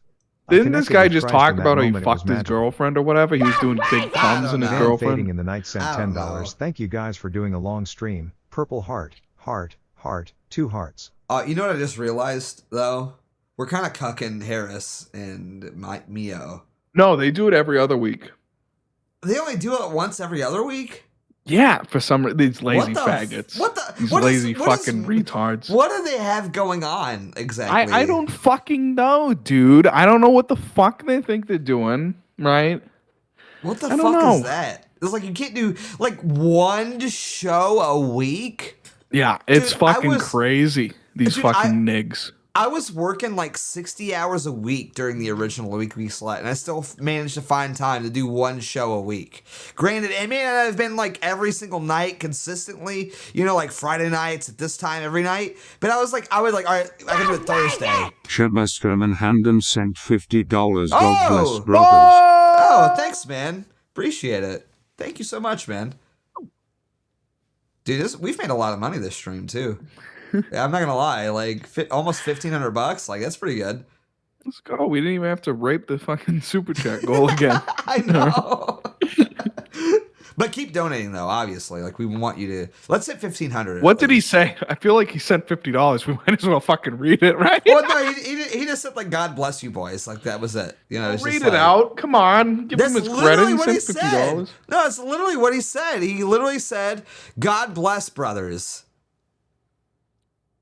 Yeah, the show is good. It would be cool if they did it more. Yeah, that's so true. The fucking retro radio or whatever the fuck. What is it? Reactionary retro radio? No, it's Blast from the Past is what it's called. Reactionary retro radio. That's okay. Dalton's Reaction. thing. That's I Dalton's prefer reactionary retro radio. That's Dalton's show. No, because it's there. His is reactionary radio. Theirs is reactionary Reddit radio. What is it? Reactionary retro radio. It's not that at all. It's not even close to that. Where are you getting this, nigga? I feel like they told me $3.55 hour stream, guys. You guys blast are close from tonight my as well. ass. No, hey, that's my joke. I did that last week. I did it first when I was on the show. You stole my joke. No, I did not. No, you did. You did. You were in the chat, and I was on the show, and they were like, "Welcome to Blast from the Past." And I was like, "Blast from my ass." No. Because here's the thing: I've never watched their show in my life. It's a good fucking show. It's a good show. I'm sure that Where's it all is. his junk? Fuck you, realist scraper. Yeah, what the fuck, dude? What are you counting beers over here? You fucking faggot. Yeah. It's 8, by the way, if you wanted to count. No, because here's the thing though. I wanted to go live and I saw that they were live last week. So I went live with a parody show and I just played fart noises for like 30 minutes on my stream. Okay? And I did not see that you were even on there, nor did I see that you made that joke because I don't watch their stream. I made the joke first, is all I'm saying. I mean, maybe you did, but it's like I also think it's a case of great minds thinking alike. Maybe, yeah. It is a hard joke to make. It's a really highbrow, high IQ type of joke. So that is true. Well, here's the thing, because like most of the time they start their stream like while we're doing our show, right? Like they start like towards the ass end of our show. Yeah. And then when I end this stream, I literally go out and I go to a bar. That's like my tradition. It's like I don't really go out to the bars, but whenever I end the Weekly Sweat, oh hell no, not tonight. There ain't no way. Yeah, the bar was on stream, nigga. Yeah, literally. This is a special occasion. Okay, it's St. Patrick's Day weekend. Okay, so. Bro, look at this shit. It's fucking like 50% fucking foam right now, man. You see this? Oh! Hey, what do you like hey, bartender? There's a lot of foam in this drink. You put a lot of fucking foam in here. You put a lot of foam in my Can I have IPA some fucking here. drink with my foam, please? Hey, listen here, bud. There's a lot of foam in my IPA here, and I'm just trying to get all the soy nutrients. How would you even say IPA? IPA. Fucking down at the parking lot, my IPA. I don't know if there's a way to say it. It's just IPA. IPA. It's a hay. IPA. IPA. You gotta say hey instead of a. IPA. Yeah. It's like AR. Let me get an IPA. The biggest part. Yeah. I feel like the A's are safe from the Boston. Dude, you know what's crazy? What? You and I have probably skipped over so much content tonight. Dude, total. We've just been fucking like drunk rambling, and people are like, "This is the best sweat ever." I'm like, "All right, sure thing, man. Hey, whatever you say." Hey, you know what? Cheers to that. Cheers to that. Hey, cheers. Best sweat ever. Where we just don't know the fuck we're talking about, and we go on forever. No, we honestly, I think we had like a good stream when we had bass guitarist on, and it was like that was like solid. I was getting fucking drunk with him on. Man, I was fucking losing it. I was fucking gripping on to the ropes of reality talking to that nigga. Yeah, I could tell. And like, I was trying to catch up with you, but I couldn't. I couldn't catch up fast enough. You know what I mean? Like, it's because it's my eternal strategies. You just don't eat anything and then you get hammered. Yeah, it just takes one beer and you're buzzed. That's fucking crazy. Yeah, by the way, we have like 500 people here. Can someone donate $27 so we can hit 1,500? I think like I just want to end on like a nice even know. I think No, like make fuck you. Donate $1,000. Hit 2,500. Go on. Oh, dude, come on, that's pussy. real. That's real. Pussy. 20, hey, no, shut up. Shut up. Yeah, Pussy, right real. now, you won't. You won't. You won't do it. You fucking pussy. You won't. You fucking bitch. Pussy. Gay you boy. fucking R. gay Henry. faggot. Yeah. Yeah, I'm looking at you, you fucking faggot. You won't do it, you fucking bitch. What are you, poor? What are you, poor? What are you, poor? You poor little fucking queer. Yeah. What are you gotta spend all your money parking your car over a Boston Stadium? Dude, if there's one thing I do, it's steal fucking parking. And you can tell any cop you want. They won't catch me. I've never been caught stealing parking. Dude, that's the one thing I hate about the cities. Like, honestly, like every time I go to the city, it's the fucking parking situation is I told you this story, right? Dude, yeah, fucking cities suck ass, all right? Yeah. Cities suck ass. I hate fucking parking in like a fucking parking Dude, garage it's or whatever. the worst. I told It's you the this story. worst. These fucking Jews, all right? At fucking I'll just dox the location. I don't care. Grandfather Mountain, North Carolina. I take my girl out, and these fucking kikes put up fucking like sheet, like fucking not plywood fences, right, to block the view of fucking Grandfather Mountain from the parking lot. You gotta pay him fucking money to get into the fucking into the Grandfather Mountain part.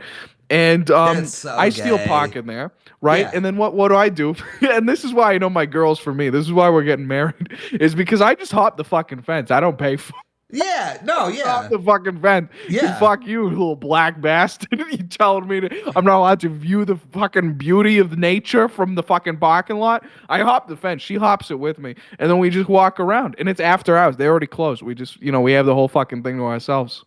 Dude, I'll no. steal parking anywhere. I don't give a shit, man. No, I think you're touching on an important point though too, and that is like the fact that they're like, I don't know about you, like anybody else in the chat, or even like I clearly I think you relate with this, but like anybody else in the chat, I don't know if you relate with this, but it's like you will see like signs and shit for like totally bullshit rules that make no sense.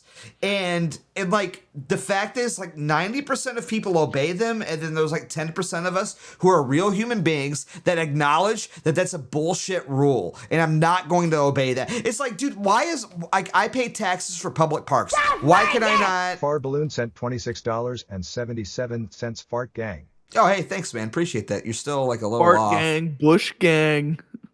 You're still a little Suckle off. gang. Wait, did he? Yeah. Well, no, not Suckle gang. Oh, he did. He hit the 1,500. He hit the 1,500. Way to go. Okay. But we need to hit 2,500 though. I think that's general. We're going for 2,500. Yeah, we're going for 2,500. You know what? I'm gonna set the dono goal. S what's calling me. We're gonna set the dono goal for 2,500. I think. And we got 10 minutes to do it before we wrap up. Yeah, that's real. $1,000 in 10 minutes. I don't think these guys can handle it. I don't think they can. No. But we were in DC and I would see these like spots that were like, do not park here, and it's a fucking parking spot, and I'm like, yeah, you know what I mean? It's like, why can I not park there? It's like, because dude, the Jews hate nothing more than you stealing parking. Okay, dude, and it's really an art. Cardionic sent $3, sent $1,000. That's not really how that works, but like, thank you, Caldillo. Oh, let's freaking go. The amount of times I've driven into the exit of a parking lot. Oh, a million times, dude. You know what I mean? A million times, yeah. Dude, there was like only... the amount of times that I've driven into a parking lot, taken a ticket, and then just waited for the person in front of me to put their ticket in and pay it, and just left behind. Yeah, you just fucking zoom out. Yeah, dude, a fucking nig, a black nig, try to fucking brake check me and make me pay for it. Also, one time. 12345 sent $10. Would you all ever get your own radio broadcasting channel so that the unsuspecting boomers riding their cars could finally be aware of Zog? I was a radio DJ for like a month, so yeah. I went on fucking Groiper morning, and I said we should get radios. I think radio is the way to go. You can't get banned from radio. What are you gonna do? Stop my fucking signal? Well, no, the FCC can. Yeah, they can. Well, yeah, but they got boomers out there talking about fucking like how fucking QAnon is raping your children and shit. These fucking boomers on radio, they go hard. Anyway, I had a black Negro. Okay, it was a white guy. I had a black Negro brake check me when I was trying to scam the fucking parking lot with him. I almost lost my fucking mind. I got through because the check thing, it detected my fucking car underneath there, so it wouldn't go through. But he fucking brake checked me, trying to make me fucking pay for it. And I just stayed up his ass, and then he eventually went along. But listen, dude, I saw that shit, and I know you're a black bastard. What do you work for, the fucking parking lots? Why do you need me to fucking pay for the parking too? All right? You're paying for the parking. I'm leaving with you. Okay, nigga? Yeah, Danny so Phantom fucking sent gay, dude. $3 That's so You're fucking so gay. capping on being a virgin nigga. Like you haven't smashed her GF nigga, I don't believe haven't. you. I haven't, fuck you. Women have begged me for sex, and I've said no. Yeah. Lol. I believe it. I believe it. Dude. Lol. Yeah, I believe it, honestly. I honestly believe it. Like, how can you sit there and listen to Wurzelroot talk about 40K lore for fucking 10 minutes straight and be like, oh, he's fucked, guys. This is a sex hammer right here. This 40K guy, he's a sex hammer. Yeah. But fuck you. God knows. God knows. God knows if I've had sex and I haven't, and God knows. Fuck you. What do you know? Real. What do you know? Dude, I can't. No, anyway. I remember it during, what was it? Maybe it was FPAC 3. Yeah, it was FPAC 3 because it was Orlando and me and Tyler Russell. Tyler Russell rented a fucking Porsche, by the way. He rented a fucking Porsche, which was like, I mean, yeah, he was a fucking lunatic. Well, I do. Here's the thing. I have like a hard. And you rode with him, didn't you? You fucking cool guy. Oh yeah, I absolutely did. Are you kidding me? Dalton. I rode with Dalton. Mistake. Well, here's the thing. There's only 2 seats in the Porsche too, so sorry. You're too cool for me because you're not my real friend. No, that's why you. That's why you replaced me with Dalton. That's why you replaced me with Dalton on your fucking show. Here we go. That's why you replaced me. You were a fucking faggot. How did that turn out for you, faggot? Oh, I don't know what I can do. You come crawling back to me. I don't know what I can do the show. Crawling back to me. It took me a year and a half to get you to do the Weekly Sweat. You were my first choice. You were my first choice. Back to Papa Wurzelroot. Isn't that right, little buddy? I did. I wanted you were original, my original co-host because I felt like you and I would hit it off, and I think I was vindicated on that, by the way, because we've been going for like 6 hours at this point. But no, I'll never forget during FPAC 3, Tyler rents his fucking Porsche. And I love Porsches. And so I'm like, Tyler, you're my fucking homie for the whole weekend, by the way, because you've got a fucking Porsche. And I'll never forget, me and Tyler went to go film with for the most canceled man in America. Like I brought Paul. I met Paul at FPAC 3. He's like, hey, you should be part of the documentary. And like anybody else that you know, like you should bring along. I'm like, cool. And I was like, Tyler, you should be a part of this documentary with me. Come, like, let's go. Like film this shit for Paul or whatever for cancel proof. And we did. And then we were leaving and we were like, dude, we can't figure out how to fucking leave. So we did that exact same thing where we waited for some fucking black guy to like pay for his fucking parking. And like we're in a fucking Porsche and Tyler's just like, well, I guess I'm just gonna go. And like, dude, gun it. And we just fucking gunned it out of there. It was like it was like the funniest thing ever. My girl just said in chat, Wurzel makes me get out of the truck and lift the parking gate. And that's so real. I just remember that. Yeah? Yeah, because I realized, listen, I got the street knowledge, okay? I know that if you go underneath the parking gate and you just fucking lift it up, it'll automatically go up. Yeah. Like I'll like turn to my broad and I'll be like, get out of the car and lift up the parking gate. And it works every time. Yeah. And we just park. I will steal parking. No one can stop me from stealing parking. I will never pay money to park my car somewhere. Yeah, I don't blame you. I won't. Dude, I will never forget when I went to Miami last year to go see Donda 2 with Nick and Bryson. I will never forget this. It's like I booked this like fancy hotel downtown. I was like, you know what? I just got divorced. I'm gonna do it up. I'm gonna spend like $2,000 on this FPAC 3 trip. You know what I mean? Like I'm gonna go to Miami. I'm gonna get a ticket for Donda 2, which like to Nick's credit, Nick offered to buy my ticket for Donda 2, but he couldn't get one. You know what I mean? So I had to like go on like fucking Ticketmaster and get like a secondhand ticket or whatever. You know. So I don't blame him for that. Which, like, by the way, nice guy Nick. Like, Nick's a fucking legend. Nick's not like Dalton, the fucking burger stealer. Faggot, nigger, hate him. Nigger. No, I remember talking to Nick, and Nick was like, "Hey, dude, faggot." Yeah, Dalton's a fucking nigger, but Nick is like a real human being. Nick at least tried to buy me a ticket for Donda 2. You know what I mean? So he couldn't because they were sold out. They were like a white literally man. Like a white man. Yeah, exactly. Like a white human being, okay? Nick was like, Nick offered to buy my ticket for Donda 2 and he couldn't do it because they were sold out. So I got one off of like fucking StubHub or whatever. You know what I mean? Yeah. But like it was fair. But like so anyways, so I booked this like really fancy hotel downtown because this is literally, I'm not kidding, 1 month after I got divorced. I was like, dude, I'm gonna fucking do it up. I'm gonna get like a fucking $500 a night hotel in Miami for like 2 nights. You know what I mean? Like I'm gonna fucking do it up. And so I booked, like I'm not kidding, I booked this hotel. It's $500 a night downtown in Miami. They have no parking. $500 a night downtown Miami, and you have no parking. I had to pay $40 a day to go park my car at a fucking parking garage. 400. Yes. Just get a fucking parking ticket at that point. Oh, dude, it was a fucking nightmare. What is a fucking parking ticket? Fucking $35? Yeah. Hey, nigga, fuck you. I'll park in front of the fucking fire hydrant. I don't care. You fucking faggot, burn to death. Oh, dude, it was the most insane shit ever. I remember I had like a panic attack because I didn't know where to fucking park. I get down, I hate that shit, man. I drove down there and I'm like, where the fuck do I park to like check in?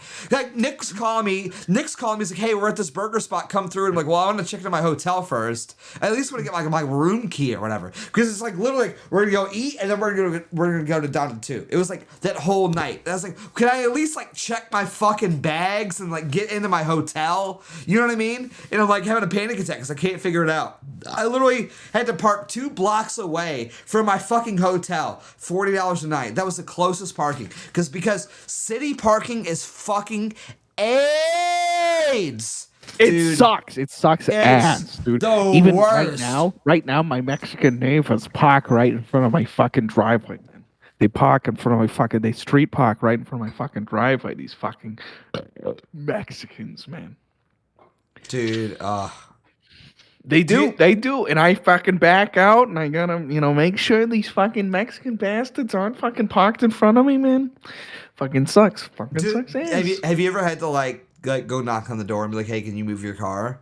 No, I have not. No, well, that's good. That's good. I mean, that's good at least. I mean, it's like as long as you can get out. But I've done the fucking angle 40-point turn to get out of my fucking driveway. You know what I mean? Yeah. I mean, it's annoying though. It's like an annoying thing. I've never seen a white person do that to me. Oh, dude. So like I have like a similar. Well, I wouldn't say a similar annoyance, but like I have like a minority grievance because like my next door neighbors across the street are like black. And honestly, like I actually get along with them. They're pretty cool. You know what I mean? Like they help me out. Like my black neighbors like help me move shit into my house. Like he's cool. But at the same time, it's like I have like a fenced in yard, right? And then I also have like on the outside of the fence, I have like ditches. You know what I mean? Yeah, ditches. I don't know what those are. Well, yeah, you know what I mean. But like I have like yard outside of my fenced in yard. You know what I mean? I basically I will take care of the fenced in part, and then I have like this like a little bit of like what is this, some HOA shit where it's like technically your property lines are there, so you have to fucking dude. I don't give a fuck about HOAs, nigga. Fuck you. What the fuck? No, it's not HOH, nigga. What the fuck is that? It's like I have a fence. I have a property. You know what I mean? It's like you have property line, and then the HOA is like, you gotta fucking mow your lawn outside the fucking property. You got a fence, and then you gotta mow your lawn because technically it's your property. No, it's just like you have property and you have a fence. And sometimes your property. I got a gravel lawn. That's one of the epic things about living in the fucking desert. I don't have a lawn. I'm smelling broke, nigga. That's what I'm smelling. I'm smelling. What do you broke, mean, nigga? I live in the fucking desert. They don't grow grass out here. All right, they grow fucking cacti. Okay, they grow cacti out here. I got fucking gravel. Look, either way, just to like embellish. Texas, all right. You know what we have? We have fucking Mexicans jumping over the wall. We don't have fucking gravel. We don't have grass. All right. No, listen. Okay, down in old Mexico. No, you listen, all right? Fucking Quincy. We got hills, okay? We got hills. We got fucking street parking. It's a fucking disaster out there, all right? And people, what? What are you saying? What are you saying, pussy? What are you saying, you pussy, with your fucking Omega fucking desk chair? Wait, you watch PewDiePie and now you got your little fucking gamer chair, you little queer, trying to suck my dick at F-Pack 3, you little faggot. No, I don't watch PewDiePie. PewDiePie gave me $1,000, nigga. You pay some respect on this fucking cock, nigga. PewDiePie and me are fucking friends. I used to talk to that nigga, okay? He was my fucking homie, okay? You pay some respect on these fucking cock, yeah, okay? You got your little PewDiePie chair. You got your little, whatever. Like you're some fucking Reddit Twitch streamer. Me and look PewDiePie at your fucking, look at that. You got the friends, hipster mustache nigga. and your little logo back there. You got your little like twist up fucking 19th century fucking set. Yeah, no. Look at that shit. Look at that shit. Look at that shit in the back. I'm pointing at it. You can't see it. Look at that shit in the back. No, you're covering it up. You're covering up the hipster stash. You look like, yeah. I didn't design that. that. Yeah, you got your little hipster stash like some Reddit Twitch streamer. All right. Listen to this broke nigga Cope right here. Broke nigga Cope. I'm sorry that I'm friends with PewDiePie, okay? I'm sorry that PewDiePie gave me $1,200 and he hosted me. And you know what's funny? He impregnated the shit out of Matsuya. Did he not? Oh, dude, yeah. No, I'm proud of him. Fucking cool. Nah, dude, that bitch is kind of ugly though, for real. I would say he could do better. No, he could, but you know what? He could do way better. No, but here's the thing. But they've been dating for like 8 years or whatever the fuck, right? That's the thing. It's pretty trad, honestly. Like, honestly. That is pretty trad. Here's the thing, because honestly. And she's Italian. Italians stay fucking winning, do they know? No, Hottest women. Look, except the Scandinavian women. I don't know. Hit or miss. But no. Hit or miss. I guess I never miss, huh? No, dude, you know what's crazy about that? You got a girlfriend. No, you know what's crazy is that Hit or meme. miss. No, you know I what's crazy? I never miss, no, huh? No, you know what's crazy? That meme, the hit or miss meme, originated on the Weekly Sweat, and I'm not joking. Fuck you, nigga. I swear. Hit or miss. Swear. I guess I never miss, huh? Yes. You got a girlfriend. Bro. What is the rest? You got a girlfriend. I guess I'll never kiss, huh? Yo! Yes. That was a Weekly Sweat original Nah, meme. nigga. I swear. And honestly, credit to that was a Sean thing. Bro, people forget about this. Half the reason they liked that video is because they thought she was a boy. I guess half the reason people like that video is they're like, this is a femboy right here, and I'm fucking coming. Half the reason, at least on 4chan, half the reason these niggas were out here like, this is a boy and I'm coming. Well, you know what's crazy? Because I was like curious. This is maybe like 2 years ago, maybe a year ago. I can't remember. But I was like curious, like what happened to that girl, the hit or miss girl, and now she get fat. No, she has an OnlyFans though. Really? Yeah. Really? Yeah, she has an OnlyFans now. Yeah. Slot. Hate her. Yeah. Slot. I hate her. Yeah, I'm gonna get my girl to do that. I'm gonna get her. Oh, you're pulling it out. Get my girl to do that. You're pulling it out. Hit or miss. Hey, assistant, hit or miss. I guess you never miss, huh? Hey, no. When's your girl gonna make us like a real intro and overlay? By the way. When the fuck have I? She's fucking lazy, all right? It's not my fault, okay? Hey, look, I'm telling her because listen, I've dealt with enough of her autism for one lifetime. Okay. You like her. Shut up. She's nice and you like her. No, I do. Say she's nice and you like her. I She do like takes her. this seriously. I know. I do like her. She is honestly like legitimately cool. She's a cool girl. There we go. All right, she's nice and you like her. Beardson, say you like her and she's nice. I had to deal with her during the worst time when she got doxxed. Okay, you know what I mean? And like I get it. I don't get me wrong. I don't hold it against her. She was getting she had her doxxed. fucking Like, mom's obituary like messaged by this fucking. No. I get it. I totally understand. Like when I got doxxed for the first time, you know, your dead mom has an obituary, and these faggots start messaging her on it. Yeah. No, I totally get that.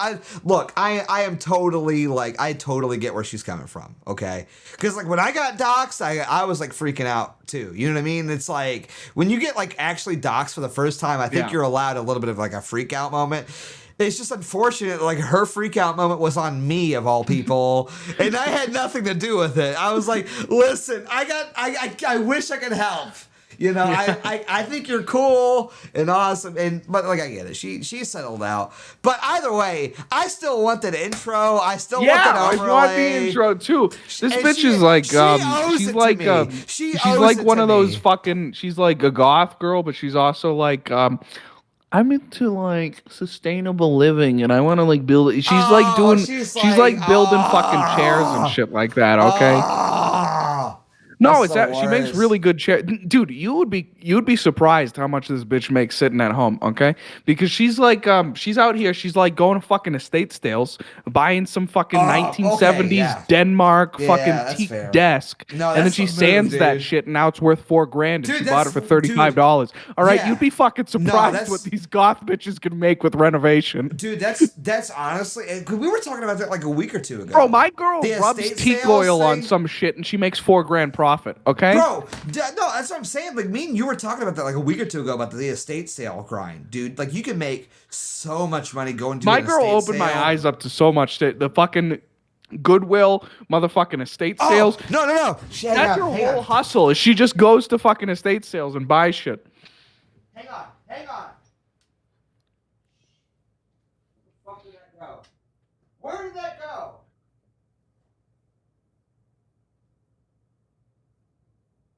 My nigga ran away, but he did try to suck my cock at halfback.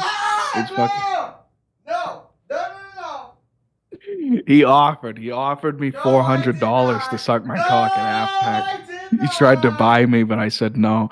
And now there's a cabal on Cozy trying to suppress me and suppress my voice. And I'm just literally, it's just a cry for help that he offered me $400 to suck my cock, and now he won't.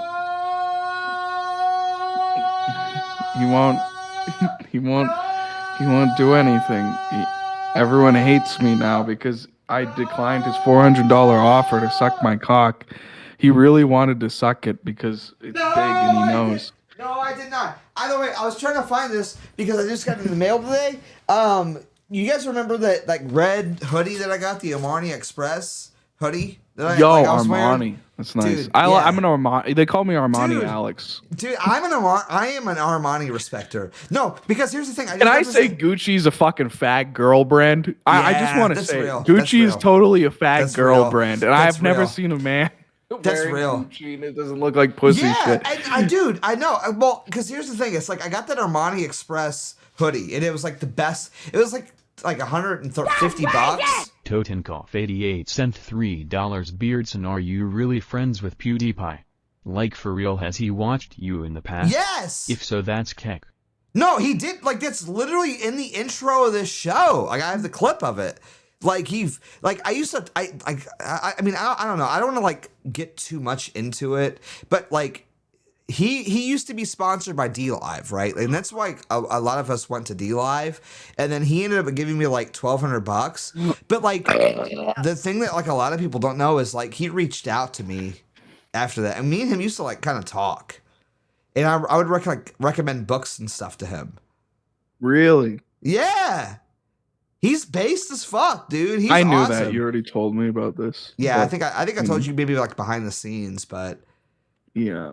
No, PewDiePie is fucking. He is our guy, dude. And I don't mean that in like a sort of like he's like racist or whatever, but like he sort of understands like where things have gone wrong. You know what I mean? Like he gets it. I wouldn't say he's racist. He's definitely very like Christian in that regard, where he doesn't hate anybody. Blah blah blah. He gets it, you know. He does get it though. He definitely gets it. And he's sure. fucking coming in Marcia right now. He's Yeah, big and that's time awesome. coming. But that's awesome because they're married. You know what I mean? Based. Like, yeah, Based. yeah. Dude, when like honestly, when I heard that when I heard that Marcia was pregnant, I was like legitimately happy because he's a good guy and he deserves to have like offspring and like reproduce. You know what I mean? He's legit like a great guy. He should do coming. Yeah. Hey, you know what I got to it. recommend for you? Coming. I don't know if you've ever tried it. You should try coming. Well, okay, I'm getting distracted here. But either way, I had that I got that red Armani hoodie in DC a few weeks ago, and I loved it. And so I've been doing GoodwillFinds.com. Have you guys ever been, dude? Good. It's good. GoodwillFinds.com. GoodwillFinds.com. There's a Goodwill shop too. Yeah, and they're all epic. And anyone who disavow, like literally, like before I met my girl, because like goth girls are into this shit. Like if you ever go to a Goodwill, it's staffed by goth girls. If you want a goth GF, go to fucking Goodwill. I literally thought thrift stores were like stealing from homeless people before I talked to my girl. I thought they were like soup kitchens, but for clothes. Unironically, before I started talking to my girl, I thought it was like fucked up if I was going there. But it's like they just donate the proceeds to like charity, and there's no sales tax. Awesome. So you're not even getting Jewed by the government. Yeah, that's literally it. It's like so. I just copped like I spent like maybe $80 on GoodwillFinds.com, but I got a Armani t-shirt for $8, okay? And I was trying to find it. I just got it in today, but I can't find it. Like it's gone somewhere. But it's a black t-shirt and it just says Armani on it, and it's awesome. It's in great condition too. It's like an excellent I got condition. like 12 suits from there. Dude, I remember I showed up to Vegas and I was wearing this like really nice suit. It was probably $1,500 from, I think it was Ralph Lauren. Yeah, and it was like, you can do. It was like the entire fit was $15. Yeah, you could spend like $30 and for real, I've been that faggot retard who bought a tie for $40. Okay, there's no reason to ever do that. Okay, you take a fucking tie from Goodwill, you buy for $1.34. Right, $1.30 or whatever the fuck. It's the same fucking tie, dude. Yeah. And even then, it's like, what are you gonna say about it? You know, like what? Like what? Like what is wrong with this fucking tie? You know, you telling me I can buy an Armani fucking tie for fucking $2 and I shouldn't do that? Why don't you go to hell and kill yourself, faggot? Yeah. Dude, I'm not kidding. For $80 on shopgoodwill.com, I got a fucking Coach, which is a pretty good brand. Coach. Alexa, play Thrift Shop by Macklemore. Dude, real. But I got a Coach like army jacket for like $20. I spent $40 on this, an Armani Exchange like trench coat, but it's a puffer jacket. It's a puffer jacket long. You know what I mean? So it's like warm as fuck. I got an Armani Exchange t-shirt for $8, and then I got a Yamaha motorcycle jacket for like $20. People buying shit new, they're literally just goy slaves and they deserve to get raped to death. Yeah, honestly. It's so real. People who buy new shit deserve to get raped to death and fucking slaughtered. Yeah. And sent real. Sent to fucking hell, honestly, burnt to death. Dude, you know? Shop Goodwill.com and then and the other one, whatever. Just go to like Goodwill.com. I'm looking at fucking, I've talked about this last time. I'm looking at used cars around the fucking retirement neighborhoods where I live. Oh, yeah. And it's like, dude, there's fucking 1980, fucking 1997 fucking Corvettes for $4,000. Yeah. Kill yourself, faggot. You think I'm going to pay fucking $120,000 for a new Ford F-150. Kill yourself straight to hell, dude, faggot. I'm going to buy a classic fucking, like, you know, whatever the fuck, you know, Pontiac, a classic fucking Pontiac Fireboard or whatever the fuck, like fucking Knight Rider, Michael Knight, for $4,000. Dude, you can go straight to hell. I don't care if some old fuck died and he owned this car. I'm buying it for $4,000 from some fucking son who doesn't give a shit. Okay? Yeah. No, dude, that's like, that was my whole thing. Like last year, I needed a car. My wife took the car. We only had one car between the both of us. She took the car. I was like, well, I gotta buy a car. I go to like these fucking used lots, and it's like, oh, well, you're gonna pay $12,000 for a fucking like Ford F-150 with like 200,000 miles on it. You know what I mean? And I'm like, nah, I'm good. So I got lucky and I found a fucking 2007 Toyota Corolla Solara convertible with 80,000 miles on it for $4,000. And granted, why are faggots in chat talking about my girl? What's going on? I haven't brought her up in like an hour and a half. What are you talking about? Faggots, yeah, nigger, what the fuck? hate Who speech, cares? groiper, who's a troll, and what's Chad going on, Master Manhanson. I'll rape both of you. How about I rape both of you, gay style? How about I gay style rape both of you and your little assholes? You ever thought about that? My big Wurzel root in your asshole, faggots. Yeah, it's fucking weird. I don't know. Hate speech, Groiper. A picture of Dalton in his glasses. What are those? What are those called? It's like a 2016 the clout goggles. Clout goggles. Yeah. Dalton in his clout goggles. You're looking pretty sexy, hate speech, Groiper. I'm gonna have to turn you into my maid. Ready and willing, sir? That's good. I'm gonna turn you into my maid and I'm gonna root you up. You're gonna be dusting my floors and I'm gonna root you up out of nowhere. You too, Chad Master Manhanson. That's fucking gay, faggot. You're not gonna be saying that when I'm inside your asshole with my big old root. When I'm rooting you up, when you're wurzing on my root, you're not gonna be calling me a faggot. You're gonna be crying for mercy. Can I just say this real quick? And this may be like a hot take and a controversial take. I love Dalton to death. He's like, dude, he's one of my best friends. He went crazy. He went fucking Looney Tunes. Yeah, dude, it's like this whole and Instagram, like fucking dressing like yay sort of thing. He went Looney Tunes. Yeah. He went Looney Tunes, and I feel like people are afraid to say it. I've been saying it the whole time. Yeah. What is he doing? He's going fucking Looney. I remember I did a fucking meme stream about him where I dressed up like him. I wore a fucking suit jacket, and I got my chest hair out. I was like, I was big chest hair mode, and I wore some fucking. I bought from a thrift store $2 fucking women's glasses, and I wore those, dude. And that's why I'm coming out against Gucci. Gucci are for fucking women, dude, all right? Really I've never seen Gucci. a man wearing Gucci and it looks good. Gucci are for women. I don't know what's going on with the haircut, the old this move right here, but I don't know what's going on. It's all a bit weird, old Dalton. Hey guys, I'm Dalton. I'm Dalton. I'm wearing a fucking face mask because I want to be like yay. It's a bit weird. I don't know what's going on there. All right. No, I bought this for like $5 off the internet, and I was like, I thought it was like kind of funny to make fun of Dalton. You know what I mean? Like, bro. So we both spent money to fuck with Dalton. Oh yeah, 100%. That's funny. I just don't like. Don't get me wrong. Like, Dalton's drippy for sure. Like I think he has a good sense of fashion to a certain extent. But he goes beyond like, drippy into like, I'm dressing like a woman. Well, no. It's not even like I'm dressing like a woman. No, fuck you. Everyone saw it with the purse, and no one called him out. Nigga bought a $2,000 purse, and no one called him out for that shit. I called him out. I was like, yo, you bought your wife a nice little present there, didn't you? And he's like, this is my purse. And no, hear me out. Hang on. Somebody says attacking Dalton for wearing Yeezy is anti-groiper. No, we're no one's attacking him for wearing Yeezy. We're attacking him for Gucci and Louis Vuitton. No, here's the thing. It's like Here's the thing. I am tired of seeing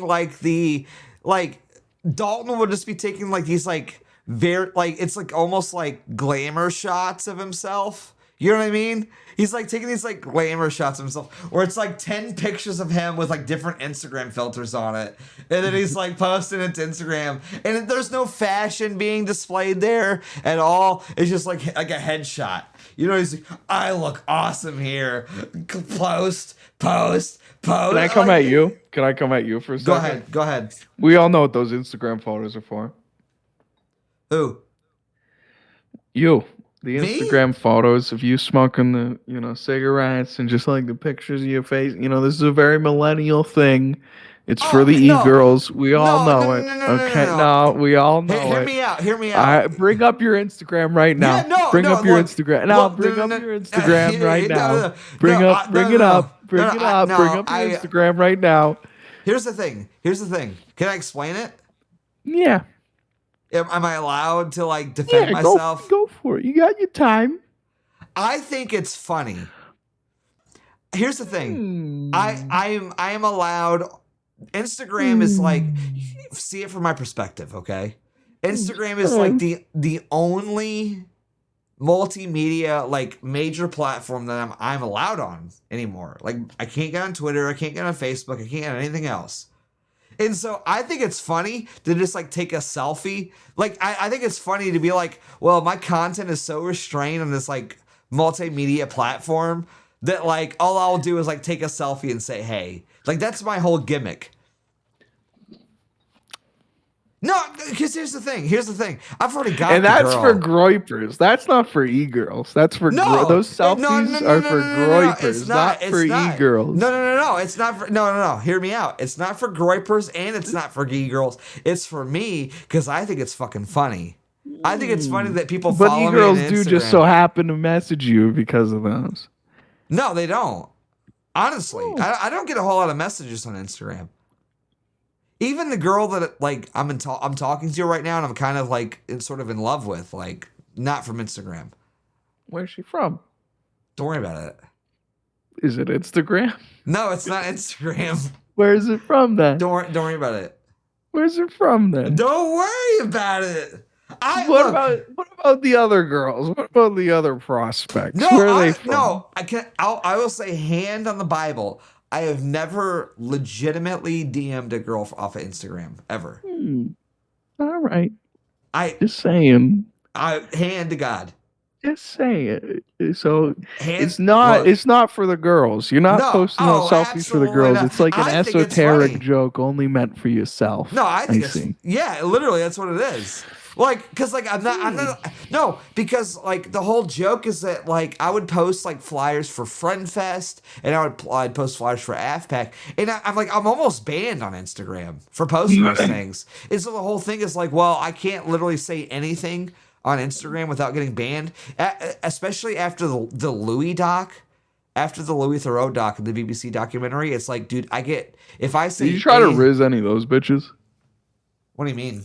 What bitches? Like, I'm sure from the Louis doc, a bunch of bitches were like, you threatened rape, you're the meanest bitch ever. And you're like, hey, yo, nigga, I'd come in you.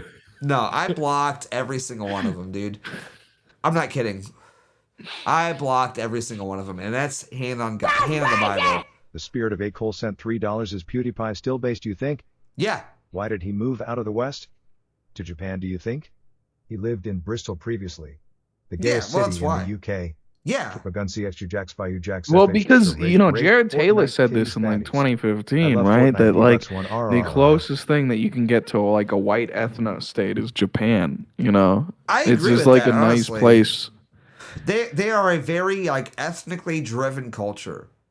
And like granted the ethnicity is like Japanese, but like I mean like I don't know. They're still white enough. Okay.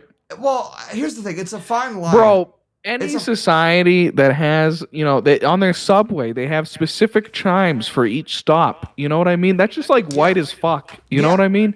That's like perfect society type shit. Yeah. And you're telling me a nigga's not allowed to live in the white ethno state? Fuck you.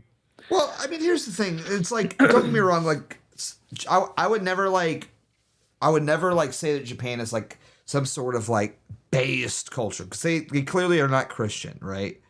Yeah. I think there's like a Christian contingency within Japan that's very strong, but it's not like the predominant force. But say what you will, they have like morals and they have values that they all adhere to. You know what I mean? Like, which you can't say about America. You can't say about the West or even the UK. And there is truth in other religions. There are other religions that do have truth, but they don't have like the ultimate truth that is Jesus Christ, you shouldn't disavow Buddha. Buddha was a pagan who was right on a lot of things. You shouldn't disavow Confucius. Confucius was a pagan who was right about a lot of things, but they didn't reach the ultimate truth, which was Jesus, And that's because they had no clue who Jesus was. Yeah, That's real. I mean, like that, and that's the thing. Like I've said this for a long time. I would respect. I'm not smashed, by the way. I'm pretending. Okay. No, but I've said this for a long time. It's like I would respect a Muslim over an atheist. You know what I mean? Yeah. You know what I mean? For sure. Because at least, and that was like sort of my beef with Sneeko, to a certain extent, was that it was like this whole Muslim LARP. It's like you didn't come to like this Muslim faith legitimately. It's like you're doing it for clout. But I think that like don't get me wrong, I think Jesus Christ is the way, obviously. I'm very like proud of that, and I know that that's the truth. But I think that if you already come to even like an offshoot of, I mean, honestly, I see every other like religion as like an offshoot of Christianity, right? Like I see everything else as like sort of like a knockoff. You know what I mean? I'm Does that sorry, make sense? Go dude. ahead. Fucking Chad Master Manhinson and homo faggot. What's his name? Hate speech Groiper. You guys are epic. I love you guys. I've reached the I love you guys portion of drunk. If I'm being honest, these niggas in chat, they're like the coolest niggas on the planet. Can we just address that for a second?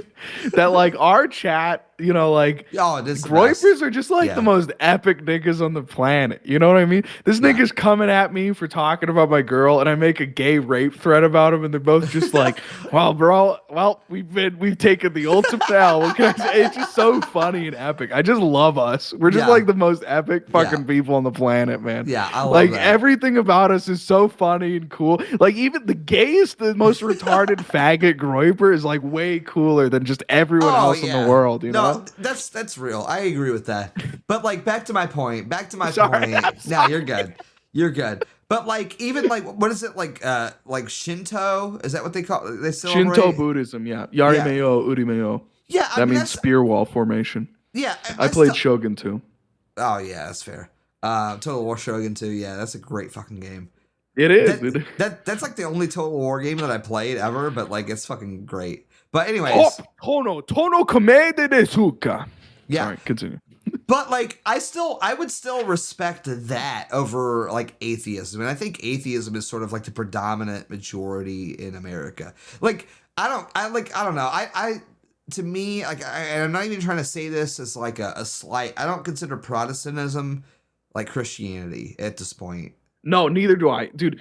Unironically, if you're not accepting the body and blood of Christ as the real communion, you know, during mass, you're not a Christian. I feel like that's been established for so long, and you know, like so many of these niggas just won't do it. So many of these niggas just won't do it. Like what makes you Christian at that point? You know, you believe in Christ, the like spirit, you know, rather than Christ, the literal human being who lived on this earth.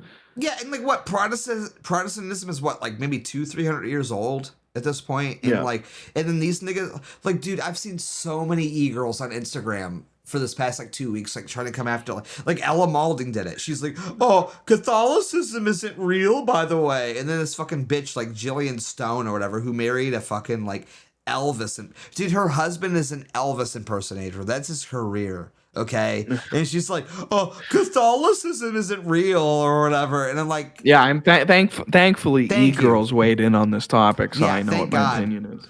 Yeah, thank you. And it's all because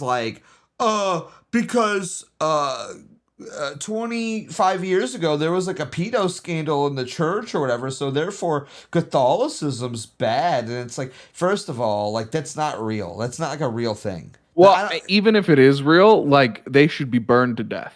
Yeah, you know? Like that doesn't take away from our faith. Like I've always said this. This is the Pope Wurzelroot moment. Like if I were made Pope, and there's nothing stopping me from being made Pope, by the way, where all you have to do to be a Pope is be a man and be Christian. Yeah. You don't even have to be a priest. I could be made Pope. So if you want to support me in the upcoming Pope race, I will accept it. I would try to, no Catholic should feel the need to like defend pedophilia. They should be burned at the stake. They should be excommunicated. If I were Pope, I would get some deal with every country in the planet where it's like, you, like, as a priest, you are a citizen of the Vatican state. You aren't a citizen of, America or whatever the fuck. And therefore, when you commit a crime, I get to extradite you back to the Vatican. And if I find you guilty of pedophilia or whatever the fuck, I'm going to excommunicate you and I'm going to burn you at the stake. I'm going to light you on fire and I'm going to excommunicate you. I'm going to whisper into your face as you're on fire. I'm going to say, enjoy this fire right now. It's going to be the least painful thing you experience for all of eternity. Yeah. You're excommunicated. Enjoy hell. Yeah. Yeah, and it's like this whole thing, like, because I've been on both sides of it. Like, I remember like a year and a half ago or so, because I was like a Protestant at the time, and I got into this like big debate with like Spexo, and me and him had like, we didn't hit it off. It wasn't like a good thing because he's got like the tism, yeah, he does. The best I people in the movement have the tism. Yeah, no, Spexo, like, honestly, we've hashed it out, and like now me and Spexo are cool, and I honestly legitimately respect the guy. But like back then, it was like, I do think that there is sort of like a conflict between Protestantism and Catholicism, and I understand that. Like, obviously, like, you guys don't see eye to eye. If everybody see eye to eye, then everybody be Catholic, everybody be Protestant, right? Like, I get that. There's obviously gonna be some disagreements, whatever. But now that I'm like more like I want to convert to Catholicism and I'm pursuing that, and like I consider myself Catholic. I've noticed that it's like really the Protestants that are the ones like drumming up this conflict. You know what I mean? Like, it's really the Protestants. It's never the Catholics going after the Protestants, really. It's always the Protestants that are always like nitpicking about Mary, right? Like, that's a big thing with them. Like, oh, well, Mary, you shouldn't worship Mary. It's as if like, we don't worship Mary. Yeah, that's the thing. She's like a special lady. Can we not say that? Yeah, that that's God, the like, thing. and is that not in the Bible that like God cleared her of all sins and made her sinless? Right? Yeah. It's insane to me. It's like why can't we have respect for Mary? Right? Yeah. Well, no, and like my whole thing is dude. If you like me, you better have respect for my mother at the very least, right? Yeah. Like, well, if you like Nick a lot or whatever, and Nick's mom comes out and I see you posting dumb whore in chat, fucking kill yourself, faggot. Yeah. You dumb nigger. Fucking kill yourself. Same goes for me, and obviously the same goes for Jesus, our God. Yeah, well, and the other thing is, too, it's like, do you not consider the ground that Jesus walked upon holy? Why would you not consider the womb that he is carried in holy? You know what I mean? Like, that's even as a Protestant, I was like, oh, okay. Like, I never really had any sort of hang-ups with the Mary thing, but a lot of Protestants really have a hang-up with the Mary thing for some reason. Like, oh, you shouldn't worship Mary. But it's like, well, it's not about worshiping her. Like, clearly, like, it's the Trinity that we worship: the Father, the Son, and the Holy Spirit. You know what I mean? Like, that's the core. But it's all like, and like, granted, like, I'm very lucky because I got to talk to like Catholic monks last year, right? And I got to like ask them, and I explained this because like my big like hang up about Catholicism was like the saints. Like, that didn't really make a whole lot of sense to me. But then the way that they explained it to me made a whole lot more sense. It's like, look, you don't worship the saints. These are not like the people that you worship, but you pray to them because they can like basically, it's like, is there anything wrong with them putting a good word in for you? Like, if, you know what I mean? If like, if Paul wants to like put in a good word for you for Jesus, right? Like, is that like a bad thing? You know what I mean? It's like extra credit. Essentially, you know what I mean? And it's like, and like the way that they phrased it to me, I was like, okay, that I get that now. You know what I mean? It's like, yeah, we have Globalist Show, who's a confirmed Protestant, big fag gay nigger. So his priest, who used to be a plumber, told him Protestants respect the idolatry of Mary. Why are you praying to Mary instead of the Lord God Almighty? Beardson just explained this, okay? Yeah, if I ask like an instead the holiest person, if I ask like